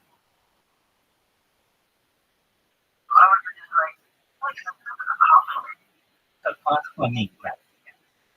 So you would say that's exactly right. So you would say it wasn't just loud; it was a cacophony of sounds. It was a mix of all kinds of sounds. And I would do that when I speak. I use a more advanced word. I will also try to use some other uh, more commonly used word as well. So when you say the word cacophony, uh, you know what? I'm sure you do this. But you know what synonyms are? Excellent. So I'll tell you. I will try different words saying, and so I will do my best. The next is camaraderie. You'll hear this word regularly. Camaraderie is mutual trust and friendship among people who spend a lot of time together. Friendship, camaraderie, fraternity. People usually who are at social social relationships and close people. Capitulate. These resisted and opposed from unwelcome demands of surrender. So you could say the small nation capitulated to the large nation. Cognitive, this is another word that's used more often, having knowledge or being aware of. So instead of me saying, I know that you're on Discord, I might say, I'm cognizant that you're on Discord, meaning I have knowledge that you're using it. Conundrum, confusing and difficult problems or questions. So sometimes people ask me, like, whatever. Sometimes people come to me with a real difficult question or a difficult life experience and they don't know what to do. And sometimes it's like, wow, you've got quite a few conundrums there. Demagogue is the next word. A political leader who seeks support by opponents to the prejudices of ordinary people rather than by using rational arguments. So people may say that in the United States, you might have presidential to a demagogue, perhaps a political leader to a demagogue. These are the people who are doing their best to appeal to the desires of the people rather than using rational arguments. Do a method. The final part of a or narrative in which the strands and the plots are drawn together and matters are explained or resolved. So occasionally you might have an epilogue at the end of the play, or perhaps the denouement where that explains what happened to the characters in the future. Maybe they went off to college, maybe they settled down and found their future love, whatever it may be. And that's a denouement. Didactic is intended to teach discernment and having moral instruction as ulterior motive. So, essentially, didactic area might be one where someone wants to teach someone a lesson, but has an ulterior motive for whatever reason they're making. So, maybe you have a parent who wants a child to do a certain chore, and they may make the child think that that chore is being done for one reason, but perhaps it's another. An example of this may be a parent says to a child, "It's a great day to paint the fence. I want you to paint the fence." The child may think that they're having to paint the fence because it's some kind of punishment or some kind of chore, but in reality, the parent wants to make sure that the child is being uh, uh, the child is active, but also the child is in is doing something that is positive, as opposed to not doing anything at all. So the parent would have an ulterior motive, essentially. Yet, this is that scenario. Disparate is next. The word disparate is essentially different, not allowing comparison. So, someone is unique, is different, or someone or or different. Different. Next question is huge. You're full of energy. So you might say, wow, that person has absolute political room. They're a doer. They're just careful and empty. These words, I'll tell you when the words are going to be used more in English. Egregious. This one is used pretty regularly. Outstanding, bad, shocking. You hear this in law a lot. It was an egregious act that your client put on the table. It was an egregious act that my friend jumped in the middle of the street. It was outstandingly bad, shocking. Goes against the content of what it comes to region. Did you say? Oh,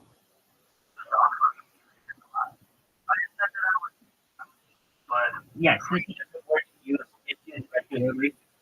Next is enervate. Cause someone to feel drained in energy or vitality. Weaken. So if you were a parent and you worked all day and you came home and your kids needed dinner and they needed help with their homework and everything, you would feel definitely drained. And some people may say that you feel unnerved. That's not going to be common, but if you would be fancy, some people might use it, or in writing you might see it. But generally, if you said on the internet that, oh, I'm so tired today, I feel enervate. Everybody's going to say, what in the fuck are you saying? No one knows what that word means. Even regular English speakers will not know what that word is. Next is ephemeral. This one will be used lasting for a very short time. So we might say that a chemical reaction was ephemeral. It lasted for only a moment. Or you could say that your first love was ephemeral. It just seems like it could have lasted for so much longer, but it was really just a short, very short amount of time. The next one's a big one, and you'll hear it a lot. I use it a lot. I use it quite often. It's esoteric, intended for or likely to be understood by only a small number of people with a specialized knowledge or interest. I'm in a lot of different groups, and I have a lot of specialized knowledge. I'm a Freemason, and a lot of times people call Freemasonry an esoteric group. What does that mean? The word esoteric just means hidden, but in this case, it's intended for only a small group of people. That's what esoteric means. People get scared of that word a lot, but I like it. The next word is exact. Absolutely. Topics such as UFOs, Freemasonry, and Bigfoot are known as esoteric topics.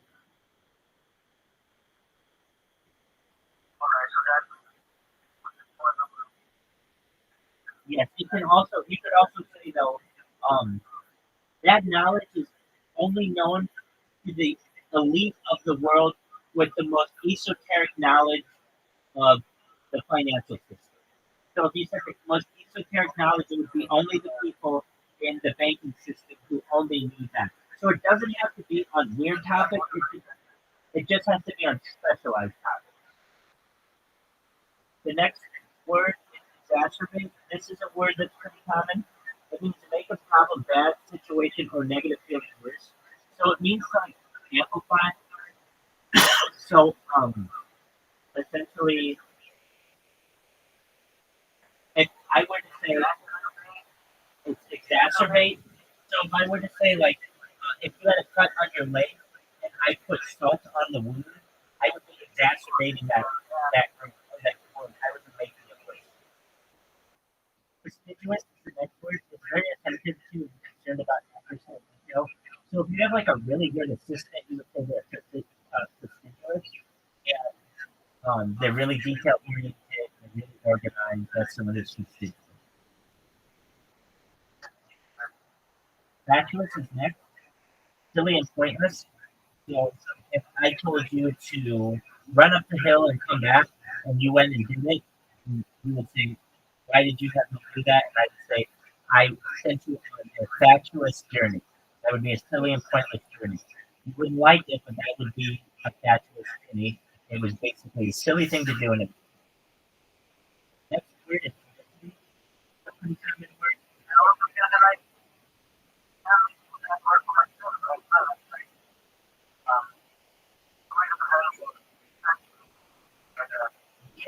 You have to understand most English speakers don't know what that means. Like even very, very painful. Very, very painful. That's why we should. I didn't know what your level of English was, so why not start at advanced? If you know all the advanced words, you'll go to super advanced, or you can cut back to the intermediate. And so, but yeah, I mean, can we say this? If I said to someone, this was grandiloquent, they're not going to know what this means. Most English people do not know. You should know that most English educational programs in American television, there are only about 1,000 words that are used on the news. Generally, they don't want people to have very large vocabulary. So they keep all the words to about 1,000. So if you know those 1,000 words, you basically can learn the entire language. It's only really when you get into deep writing that you use some of these words. And only because you've used the other words so many other times, or you just want to convey something in a certain way and use a certain word that is going to emphasize it. But it's not that it happens all the time. The next word is felicity. True happiness, the ability to find appropriate expression for one's thoughts. So someone might say, I convey felicity when I'm with a loved one, or I have felicity around my family. Welcome, welcome. Hey, this is Crown Lord. Crown Lord is my friend Crown Lord. Arnold and I were just Arnold and I were just going, we were just going over some. There he is. Welcome.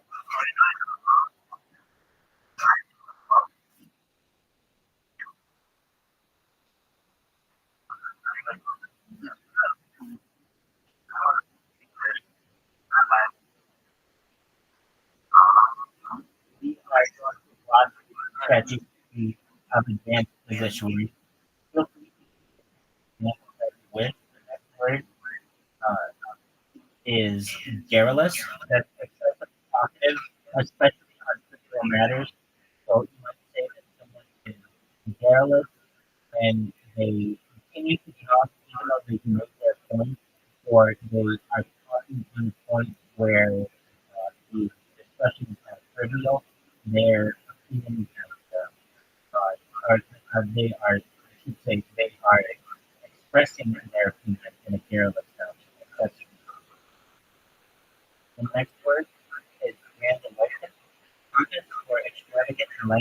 style or manner, especially in the way that we intended to express. So remember when I was saying you don't want to use some of these words in like general discussion with people because a lot of them won't know what it means. Grandiloquent is a perfect one. That's exactly.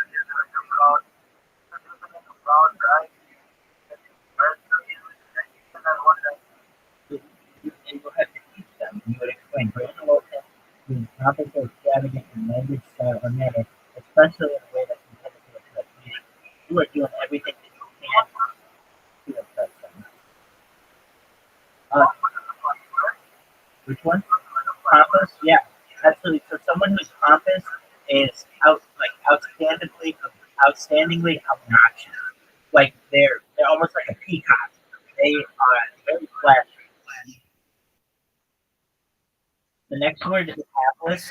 This is a word that's uncommon. Like you won't hear grandiloquent or garrulous, but you will hear hapless. Hapless means unfortunate. If you were to say that a homeless person was hapless, they're in a situation that's unfortunate. Welcome. How are you? Excellent. So I have my friend Arnold here. Arnold is communicating English and we're doing a culture philosophy and public words. And I am building vocabulary. So feel free to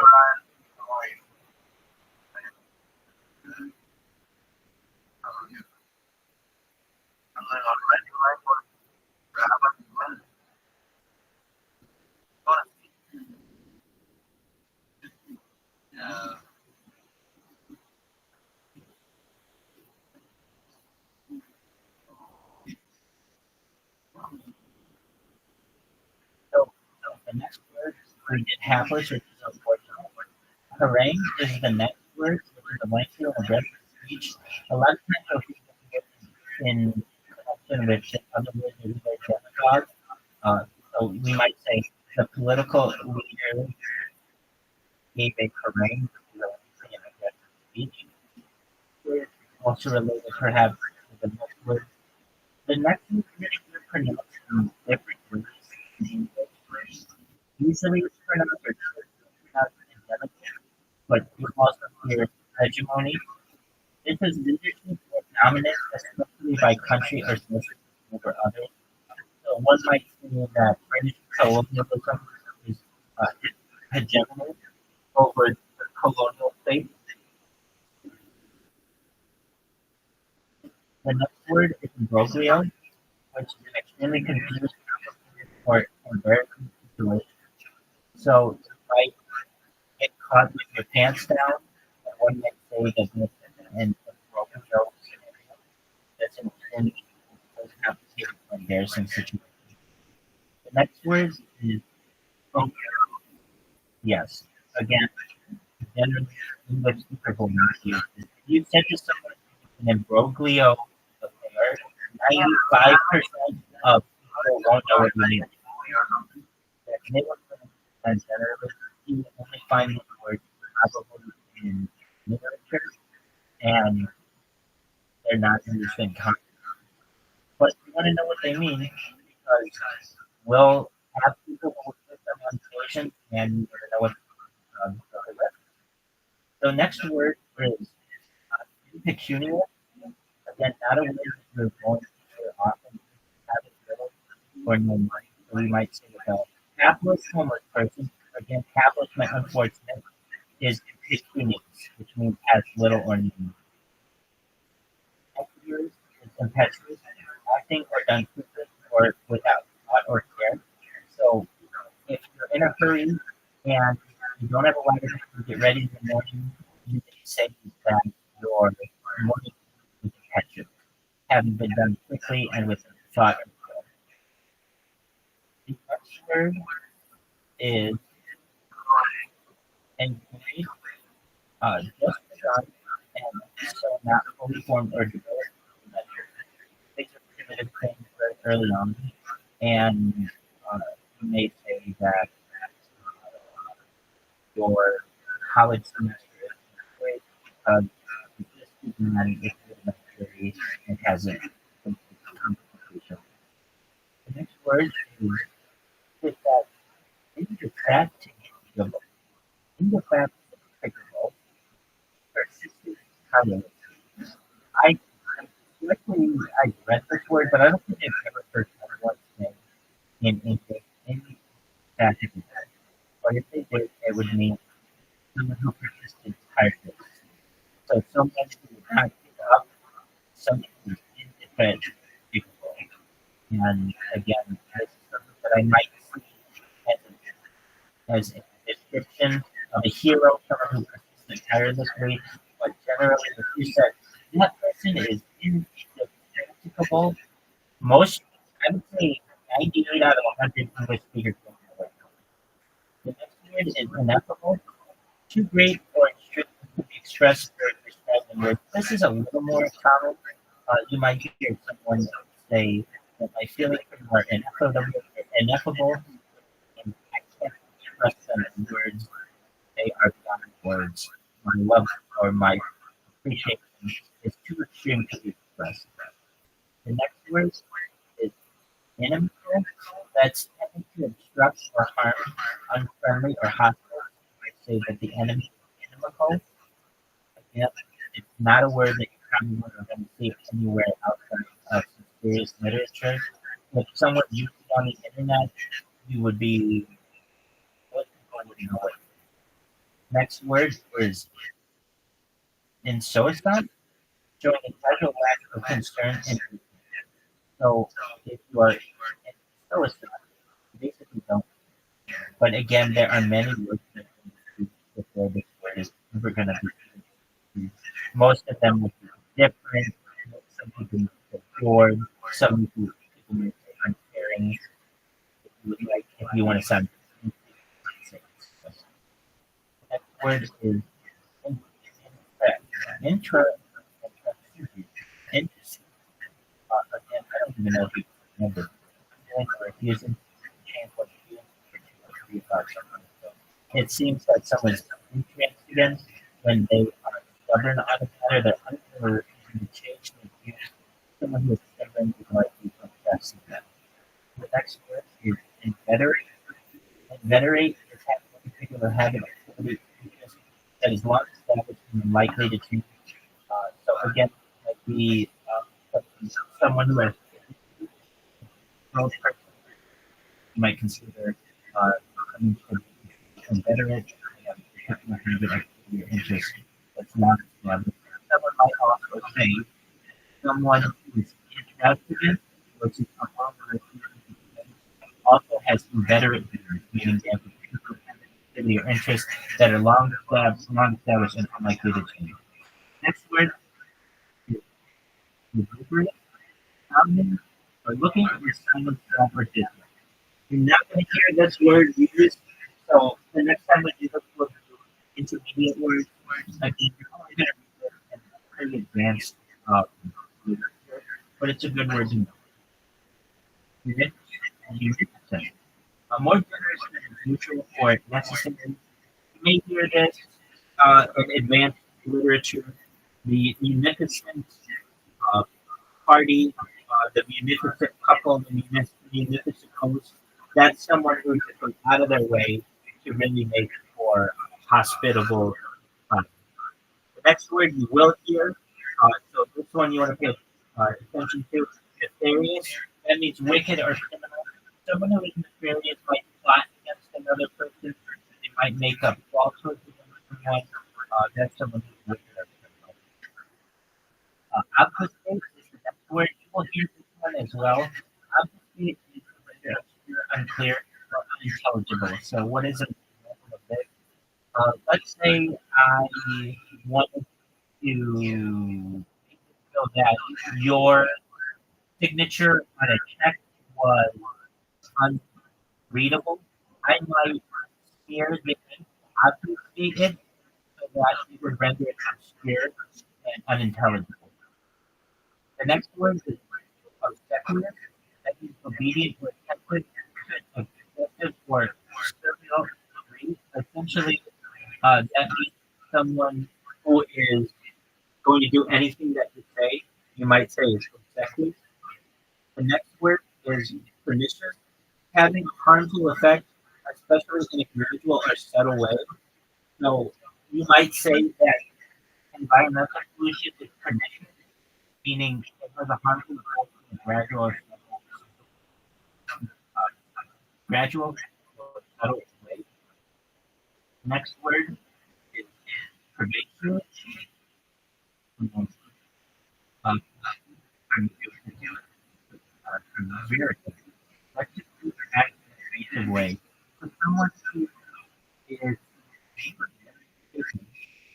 would be like in a politician is being asked about a given subject, and they, for one reason, the topic in a prepared way. That's when they might talk about their grandchildren, or they might talk about the weather, or the local spicy town. So I think it's not speak on the topic that is subject. The next word is propitious, giving or dictating the success of the so if you were to say it's going to be a nice day for the bottom tomorrow, you might say that we have a propitious outlook. We have a propitious outlook.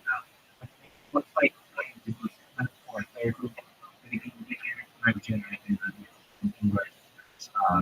But you know, the next word is virulence. Virulence is complaining in a petulant or manner.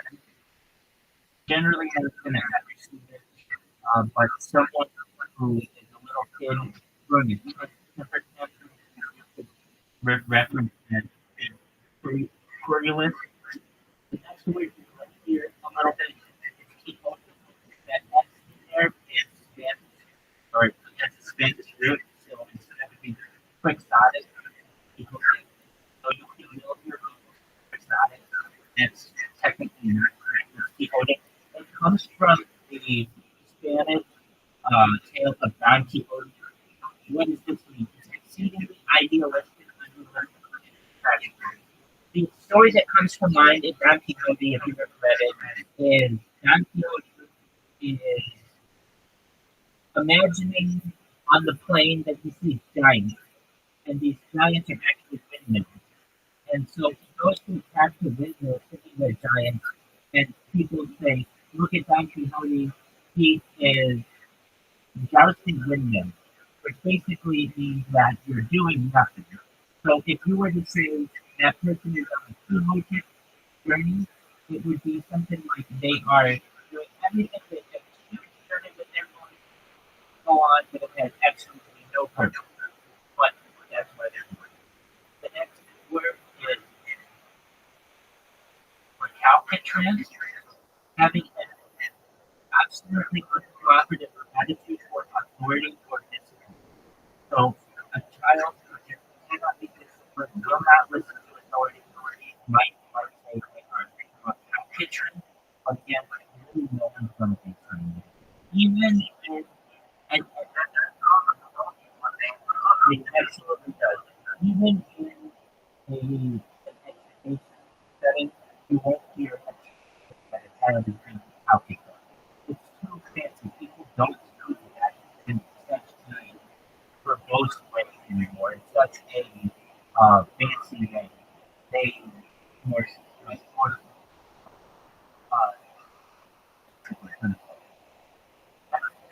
word is Monday, that's little known as abstruse.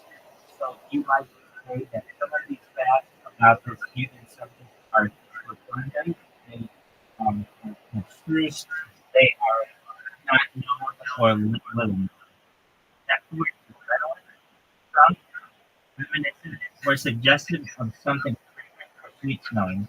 So you might say that the flowers are redolent, though no one is going to see that. You might read that in text. Next word is sanguine. It's a difficult word to say, but sanguine is optimistic or positive, especially in a very bad or difficult situation. So someone might say if they were sitting on the Titanic, uh, that they might be sanguine because they were in one of the lifeboats. So they might have an optimistic take on a potentially bad or difficult situation. They have a thing clean opinion. The next word is philosophy. The view or theory that the self is all that can be known to exist. So this word might only be used very specific cases where you're having a discussion with someone and basically the idea is that you can only know yourself.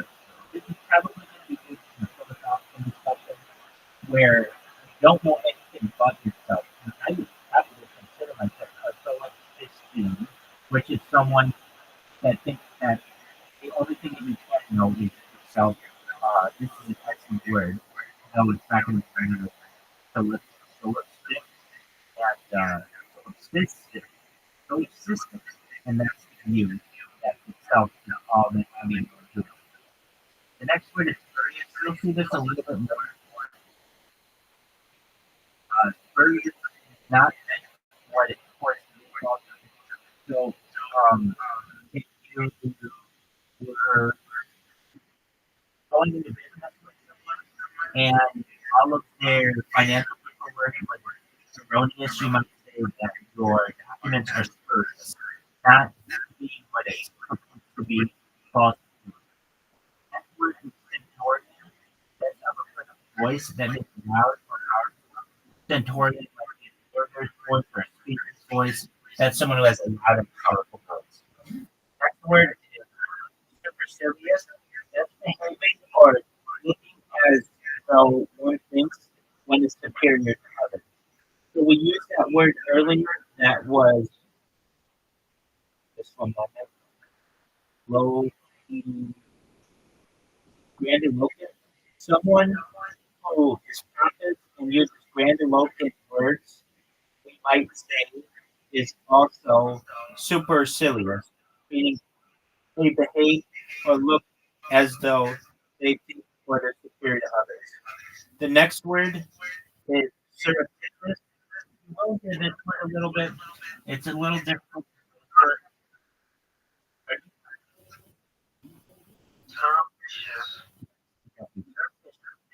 Kept secret, especially because it would not be approved of.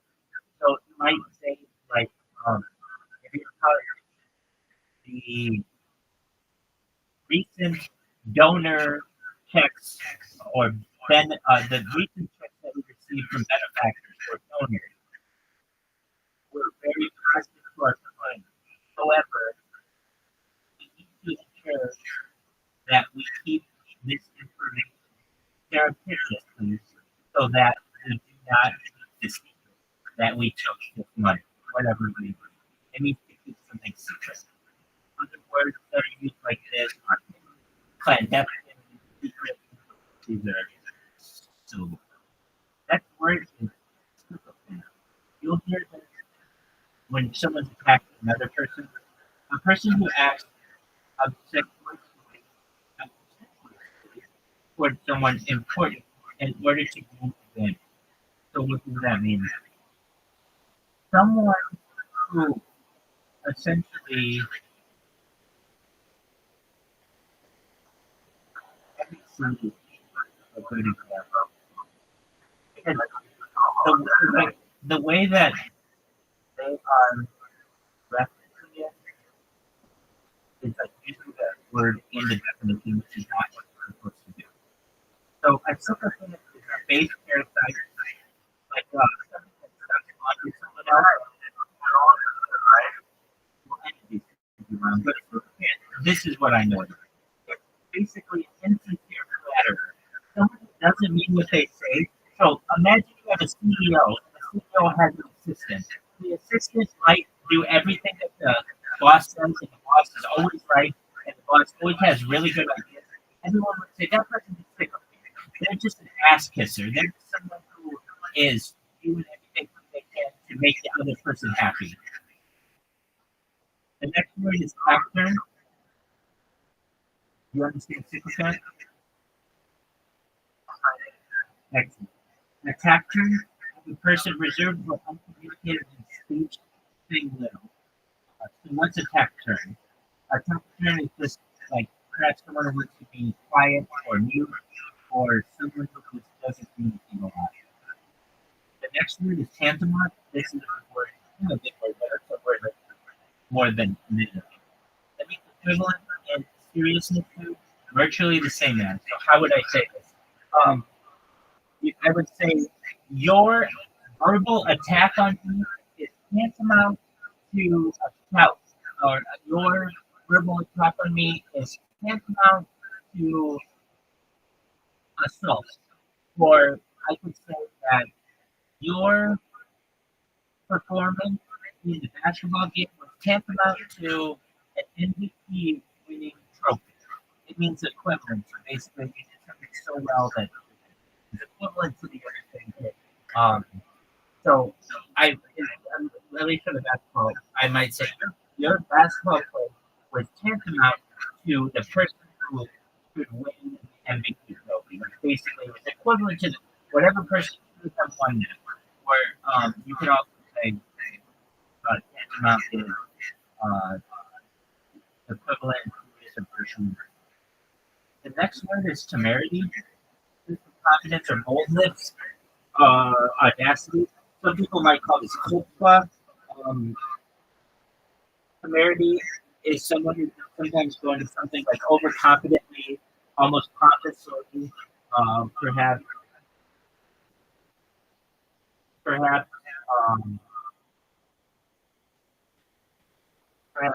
not just pompously. There's a word that I'm trying to, which I'm trying to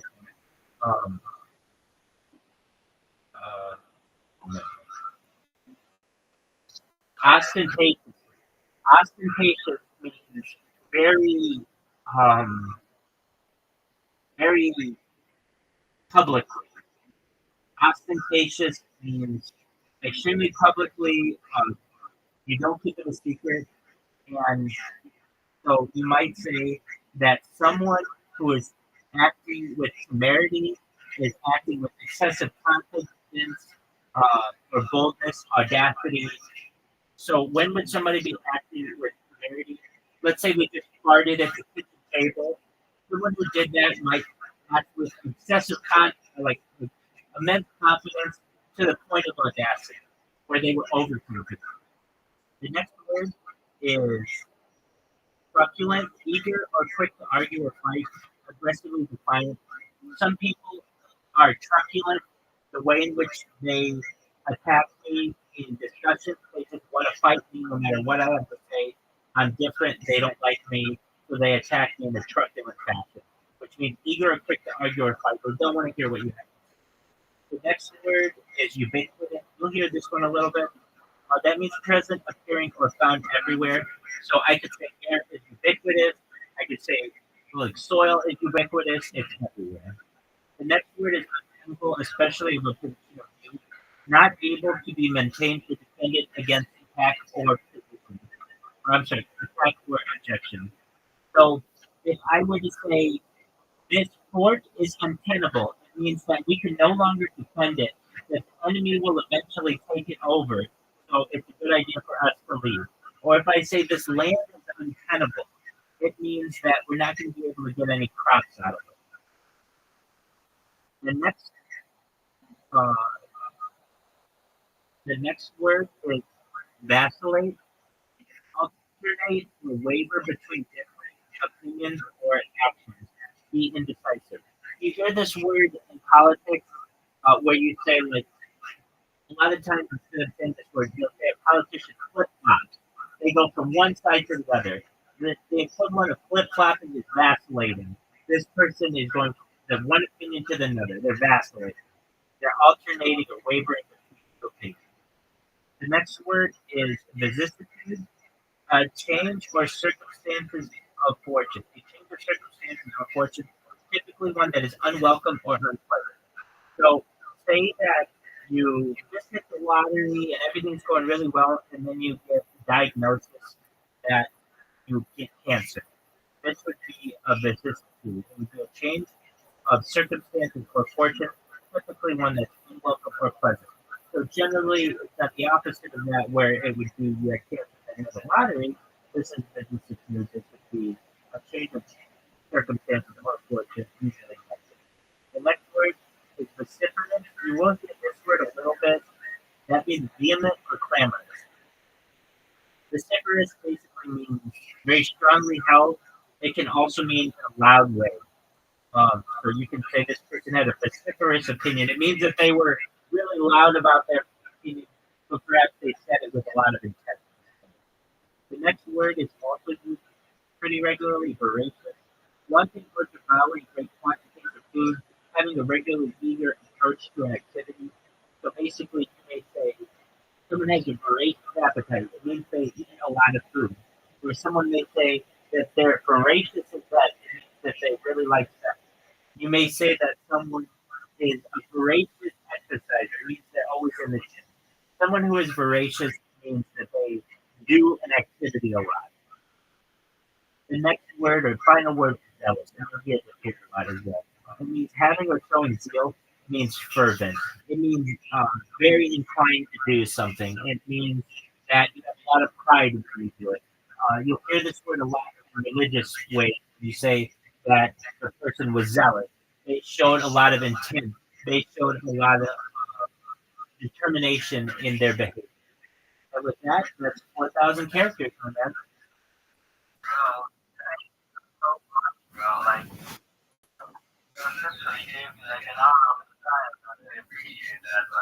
My pleasure, my friend. You should know I'm also, it's called TOEFL certified.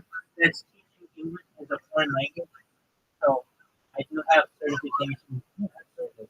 So I'll do my best to utilize that certification. This is all you want to do. So here's what I want you to do. Send me another one for intermediate words, and we'll go over it and next time. Okay?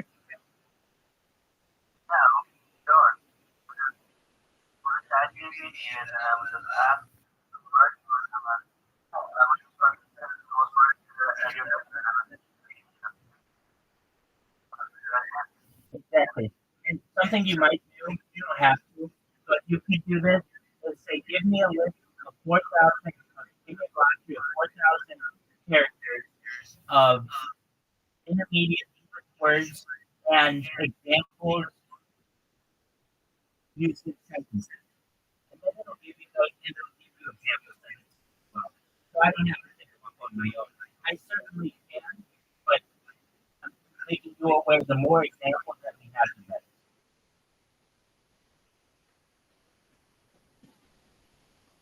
Sound good? Excellent, man.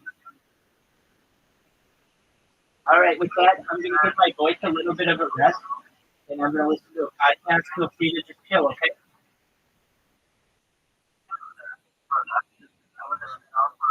Hey, you do what you need to come back when you can.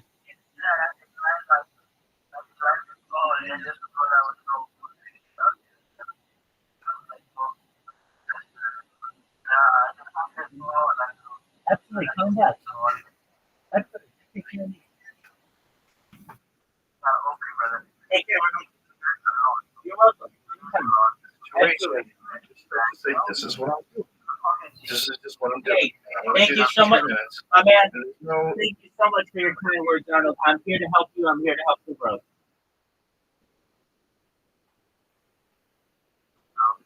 Absolutely. Go call your friend, and we'll see you when we see you. Peace, my friend. Take care. the reaction your body has. The reaction to your body has, it's really only like a mild discomfort. It's your brain freaking you out. You gotta get out now. And it starts just like trying to move your body out. Your anxiety kicks in like, yeah. At 55 seconds, I was ready to fucking jump out. Yeah, there was nothing less than, yeah. But that was a good start, I think. That was a start to a lot. Yeah, you should take care of yourself. I'm not. What you have to have in the past, you made a big jump when, you had one of your babies, one of your kids, you just decided I'm going to get fit now, and you lost a ton of weight. You got real health. working all the time, and you and I worked out together at the Eye gym, and I was like, dude, it didn't work. That was real. That was like a real workout. You weren't, you would obviously been working a lot. It was John Wolf, who was the master, like one of the best trainers on earth. He put us through this workout. It's a fucking serious workout, man. Serious kettlebell shit, mobility shit. All these different bodyweight things. I think we bear crawls. We did a lot of shit. I was drenched during the fucking stretch. Just doing the warm-up stretch. It was harder than anything. Sometimes the stretching and putting yourself in those, like, well, John is very deep area. Like, he's big on hip strength and hip flexibility. So he had to do all these hip exercises with your legs up here in circles and all this stuff. You're like, whoa, I never do anything like this. Like, this is hard to do. I have to understand I need to get back on that because those are the types of things that I want to work with a core specialist like him. I need the core work. Right. Yeah, you got pushing and this and that. It's very, that stuff is kind of easy for us, like the pushing shit. But for me, I need more core work. Right. I need to stabilize this midsection. You don't need. I've done yoga. I've done Pilates. Yoga has all those things like your body balanced and having strength and flexibility. Yoga, you can't stay on that kick. I don't know. I need some animal shit. Yeah. I know what I need for my body is with yoga. What I want to do is animal shit. Animal shit makes me feel better. It does. It makes me feel more manly when you're like swinging that. Oh man, I feel like such a fucking barbarian. It's a 60-pound animal for fuck's sake, wrapped in leather. Yeah. That feels fucking sick to me. Yes, those are so hard to move around. Like we were talking today about these clubs. The club I use is only 20 pounds. It doesn't seem like a lot of weight. When you're got it out in front of you, it's fucking hard. You're stabilizing 20 pounds. You're still stabilizing 20 pounds, and you need those squat. That move that you were doing, that's bulletproofing all those little muscles around your shoulder area and your back. Yeah, that's what I feel. It's really good for archery. It's like a lot of extending your arm straight out. You're the shield cast around your head. You're extending your arm out. It's such a weird way to move your muscles. It's like when you do it, you're like, whoa, why don't I do this more often? Like, why am I bad at this? How am I so good at this? So good at like lifting things up over my head, but anything gets sideways and around the whole squirrely, 20 pounds. That's the worst feeling. Like when I do those little things, it's humbling. You're such a bitch. Yes, 13 pounds. Like, they laugh. I laugh at myself. I look like an idiot. But those are the types of things I need to warm up to be able to push. Yeah, so shit. It's just like also just to balance out your body. We were talking about that Ben Patrick gentleman who created that knees over toes stuff, and we were doing the Nordic curls today. And I was saying, like, when I first did it, I couldn't even do one. And I was shocked. I was like, I have pretty strong legs. Like, for kicking stuff. Like, why can't I lift myself up with my legs?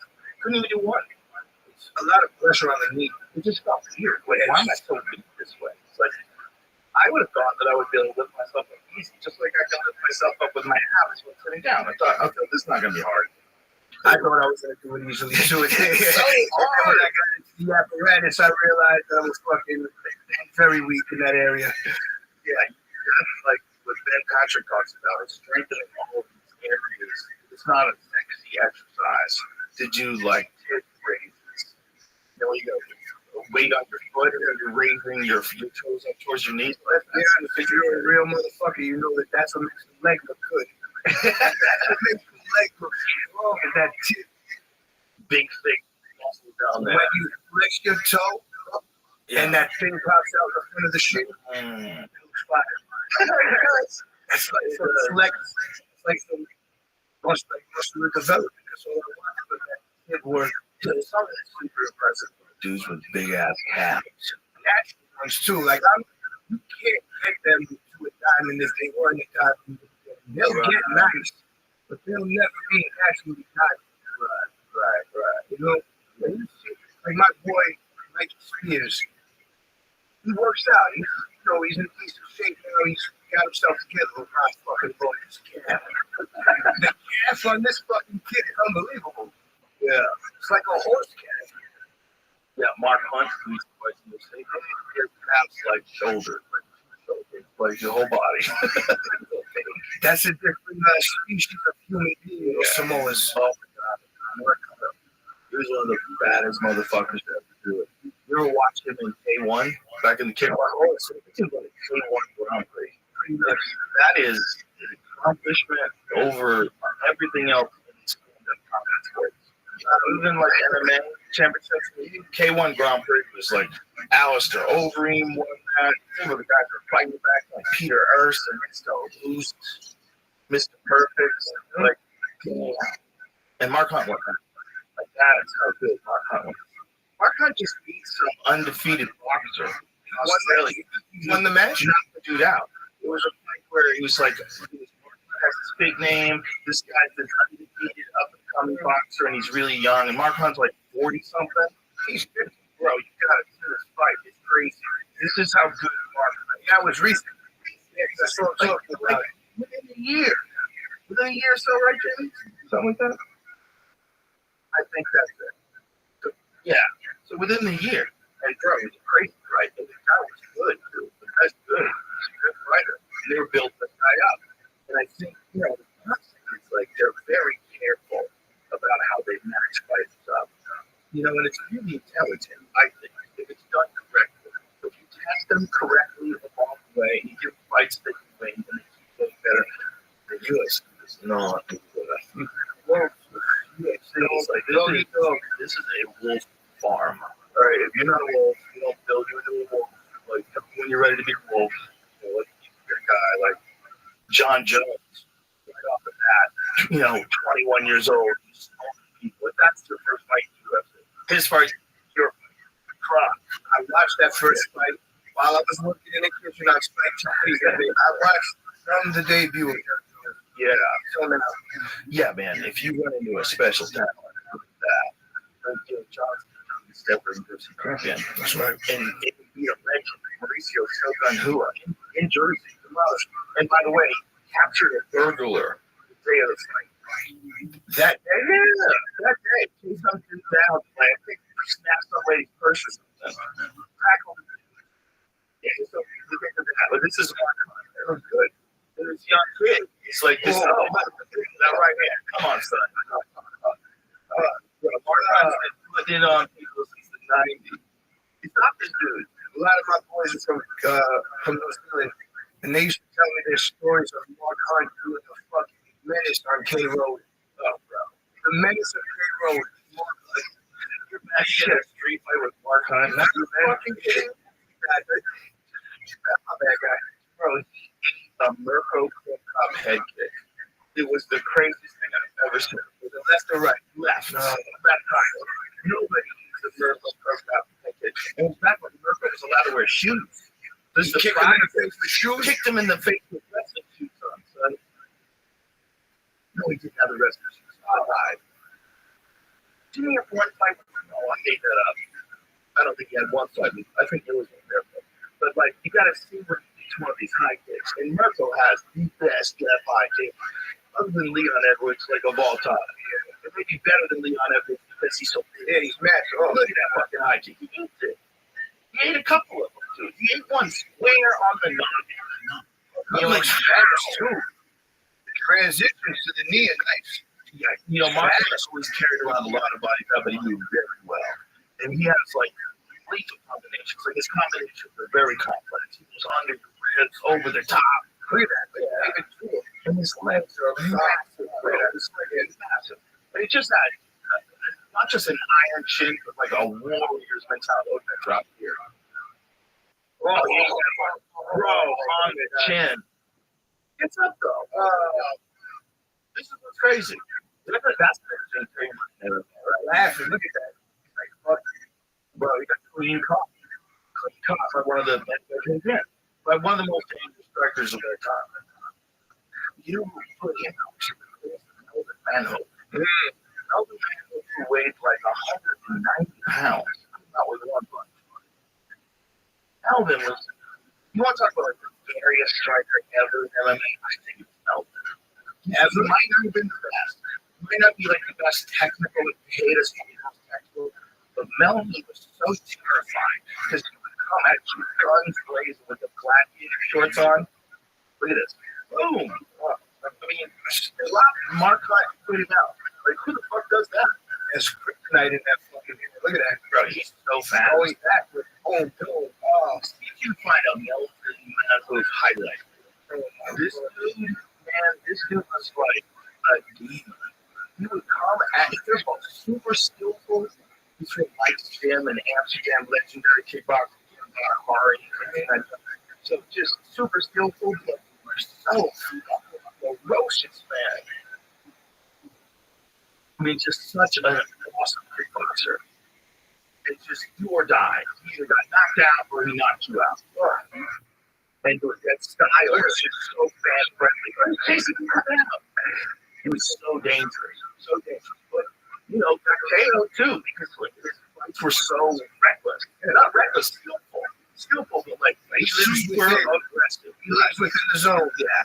He's in that danger zone. And he drags everybody into that. And you might get him. Joe Schilling got him. Robbie Lawler got him. Robbie Lawler got him crazy. Like with Ron Lowe's, getting the shit kicked out of his legs. And he just uncorked the hammer, just one punch and one wild right hand. The lights go out. Robbie Lawler in there stuff. He's such a gentleman. Like when you meet him also, he's very sweet. He's just like John Elway, man. Did you hear what happened during the free battle stuff in New York City? Did you hear what happened? So there was a bus, and the bus was filled with UFC fighters, and there was a free Palestine thing that was going on. And apparently the bus was trying to make it through before they closed everything off, and the bus didn't. So then they got in front of the bus, and then they started slashing the tires, and the bus was filled with Robbie Lawler and a bunch of other killers. And everybody's like, who are we? And Robbie goes, everybody conserve your energy because we're probably going to need it.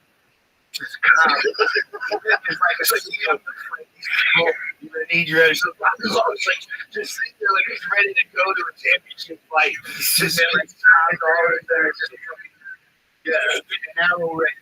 We just tell everybody, like, you imagine if those fucking knuckleheads opened up that door.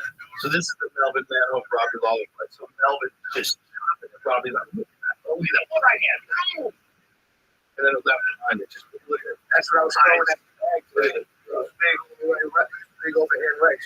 I mean, I open out cold. But then it was that style. Like that when you never doubt. Well, you're almost there. Okay. Makes sense. Makes sense. You get enough coverage. It's like some like you know, it's like they've already put you away. Now you're at their mercy. If someone's just at the mercy of them doing this before which like those deep, crazy threats with the eyes open is fucking scary. Scary. That shit. Those kind of knockdowns are fucking terrifying. And how many of them should your body endure? And at what age? This is the real question. Like, when you can bounce back from one when you're 18, and when you're 35, you can't. You know, this is scary. To take beatings for 5 rounds, they must get micro, whatever this means, micro concussions. Yeah, so they get concussion every fucking time. Most likely, they get dropped. Like that dropped. Well, first of all, they're in an insane shape. Like every guy gets to a 5-round championship level. Like, did you watch that Sean Strickland fight? Or you got to be in bonkers shape to put that pace on a person for 3 rounds. So Strickland just stays on you. Stays in the gym. That's why he doesn't play. All he does is fight. All he does is fight. He's just constantly. That's the only way you hit that cardio, correct? I don't know, man. But he's just different than anybody else. He's different than anybody else. Other than Strickland. Is Strickland as big as that? Roll with that motherfucker. That guy's got his forward. He does. Especially now he got nose play. That his first couple of fights looked like he was gassing, but then he had that nose situation. He was like a brand new man. The nose thing, ladies, you have it. You sure? I'm not sure I won. I got won by like a round. But I didn't hate it. It wasn't like the worst decision I've ever seen. But it was like, he's going to be the champion. you know, that's always a thing. Like, you're gonna be the champion. It should like be a clear, decisive win. I would have edged it to show, but it was a great fucking fight. It was great. Trickus is shit. That guy's so big. He barely makes sense that he's 185 pounds. Like, how the fuck do you get down to 185? Yeah, You're shooting 230, 225. Big, thick fucker. He does it just like Alex Bennett. Like, there's guys that are willing to, like, really twitch themselves. Recently, I was in the airport. I was leaving Cheetos fight in Miami for Sean O'Malley and fucking Alex Pereira and Cruz there. Angel was fucking massive first off. He's as big as Alex. But man, I've never seen a man that looks like fucking Sagat in a street fight before exactly. He's a scary individual, bro. Alex is built different. Holy shit, built different. And his mind's different. So when you see him out there dressed, he's wearing the tight ass pants. It's like some Jean-Claude Van Damme shit. So you're good. He's the champ. The champ. He's the champ. He's trying to be the champ. This girl is hot. Champ. It's a handful of fights in the Instant Hall of Fame. Instant Hall of Fame. It's unbelievable. And, you know, he's different than everybody else. You know, he's such a specialist. He's such a specialist. He's not taking nobody down. Like, you never have to worry about him trying to take you down. He's not even interested. He's such a specialist. But that specialist is one of the best specialists ever at that game. Like, you watch him at his peak, his glory. But dude, Alex Maheda, once he had his peak now. So I think he's peaking now as a fighter. But when he was his peak as a kickboxer, he was putting people in the orbit. Pull up Alex Maheda versus Jason Williams. That left took sympathetic. Bro, everything's out of control. It's scary. The power is so extraordinary. It's short, man. It's that body stuff. Yeah. It's just stick and fucking. Yeah, so Jason Williams is also a good shit champ. One of the best kickboxers in the world. And Maheda ain't living fought early. No, dude. He literally looks like fucking Sagat. Looks like just like street fighter. Like he's born to do this. But he's such a mentor. Because his style is different than anybody you're going to get imitated in the gym. It's very awkward. You wouldn't teach that style. But the great thing is like how Damn, that girl's but hot it's as so fuck. And it's just the power. It's just extraordinary. Even when you block it. Like Jason Williams, he's got a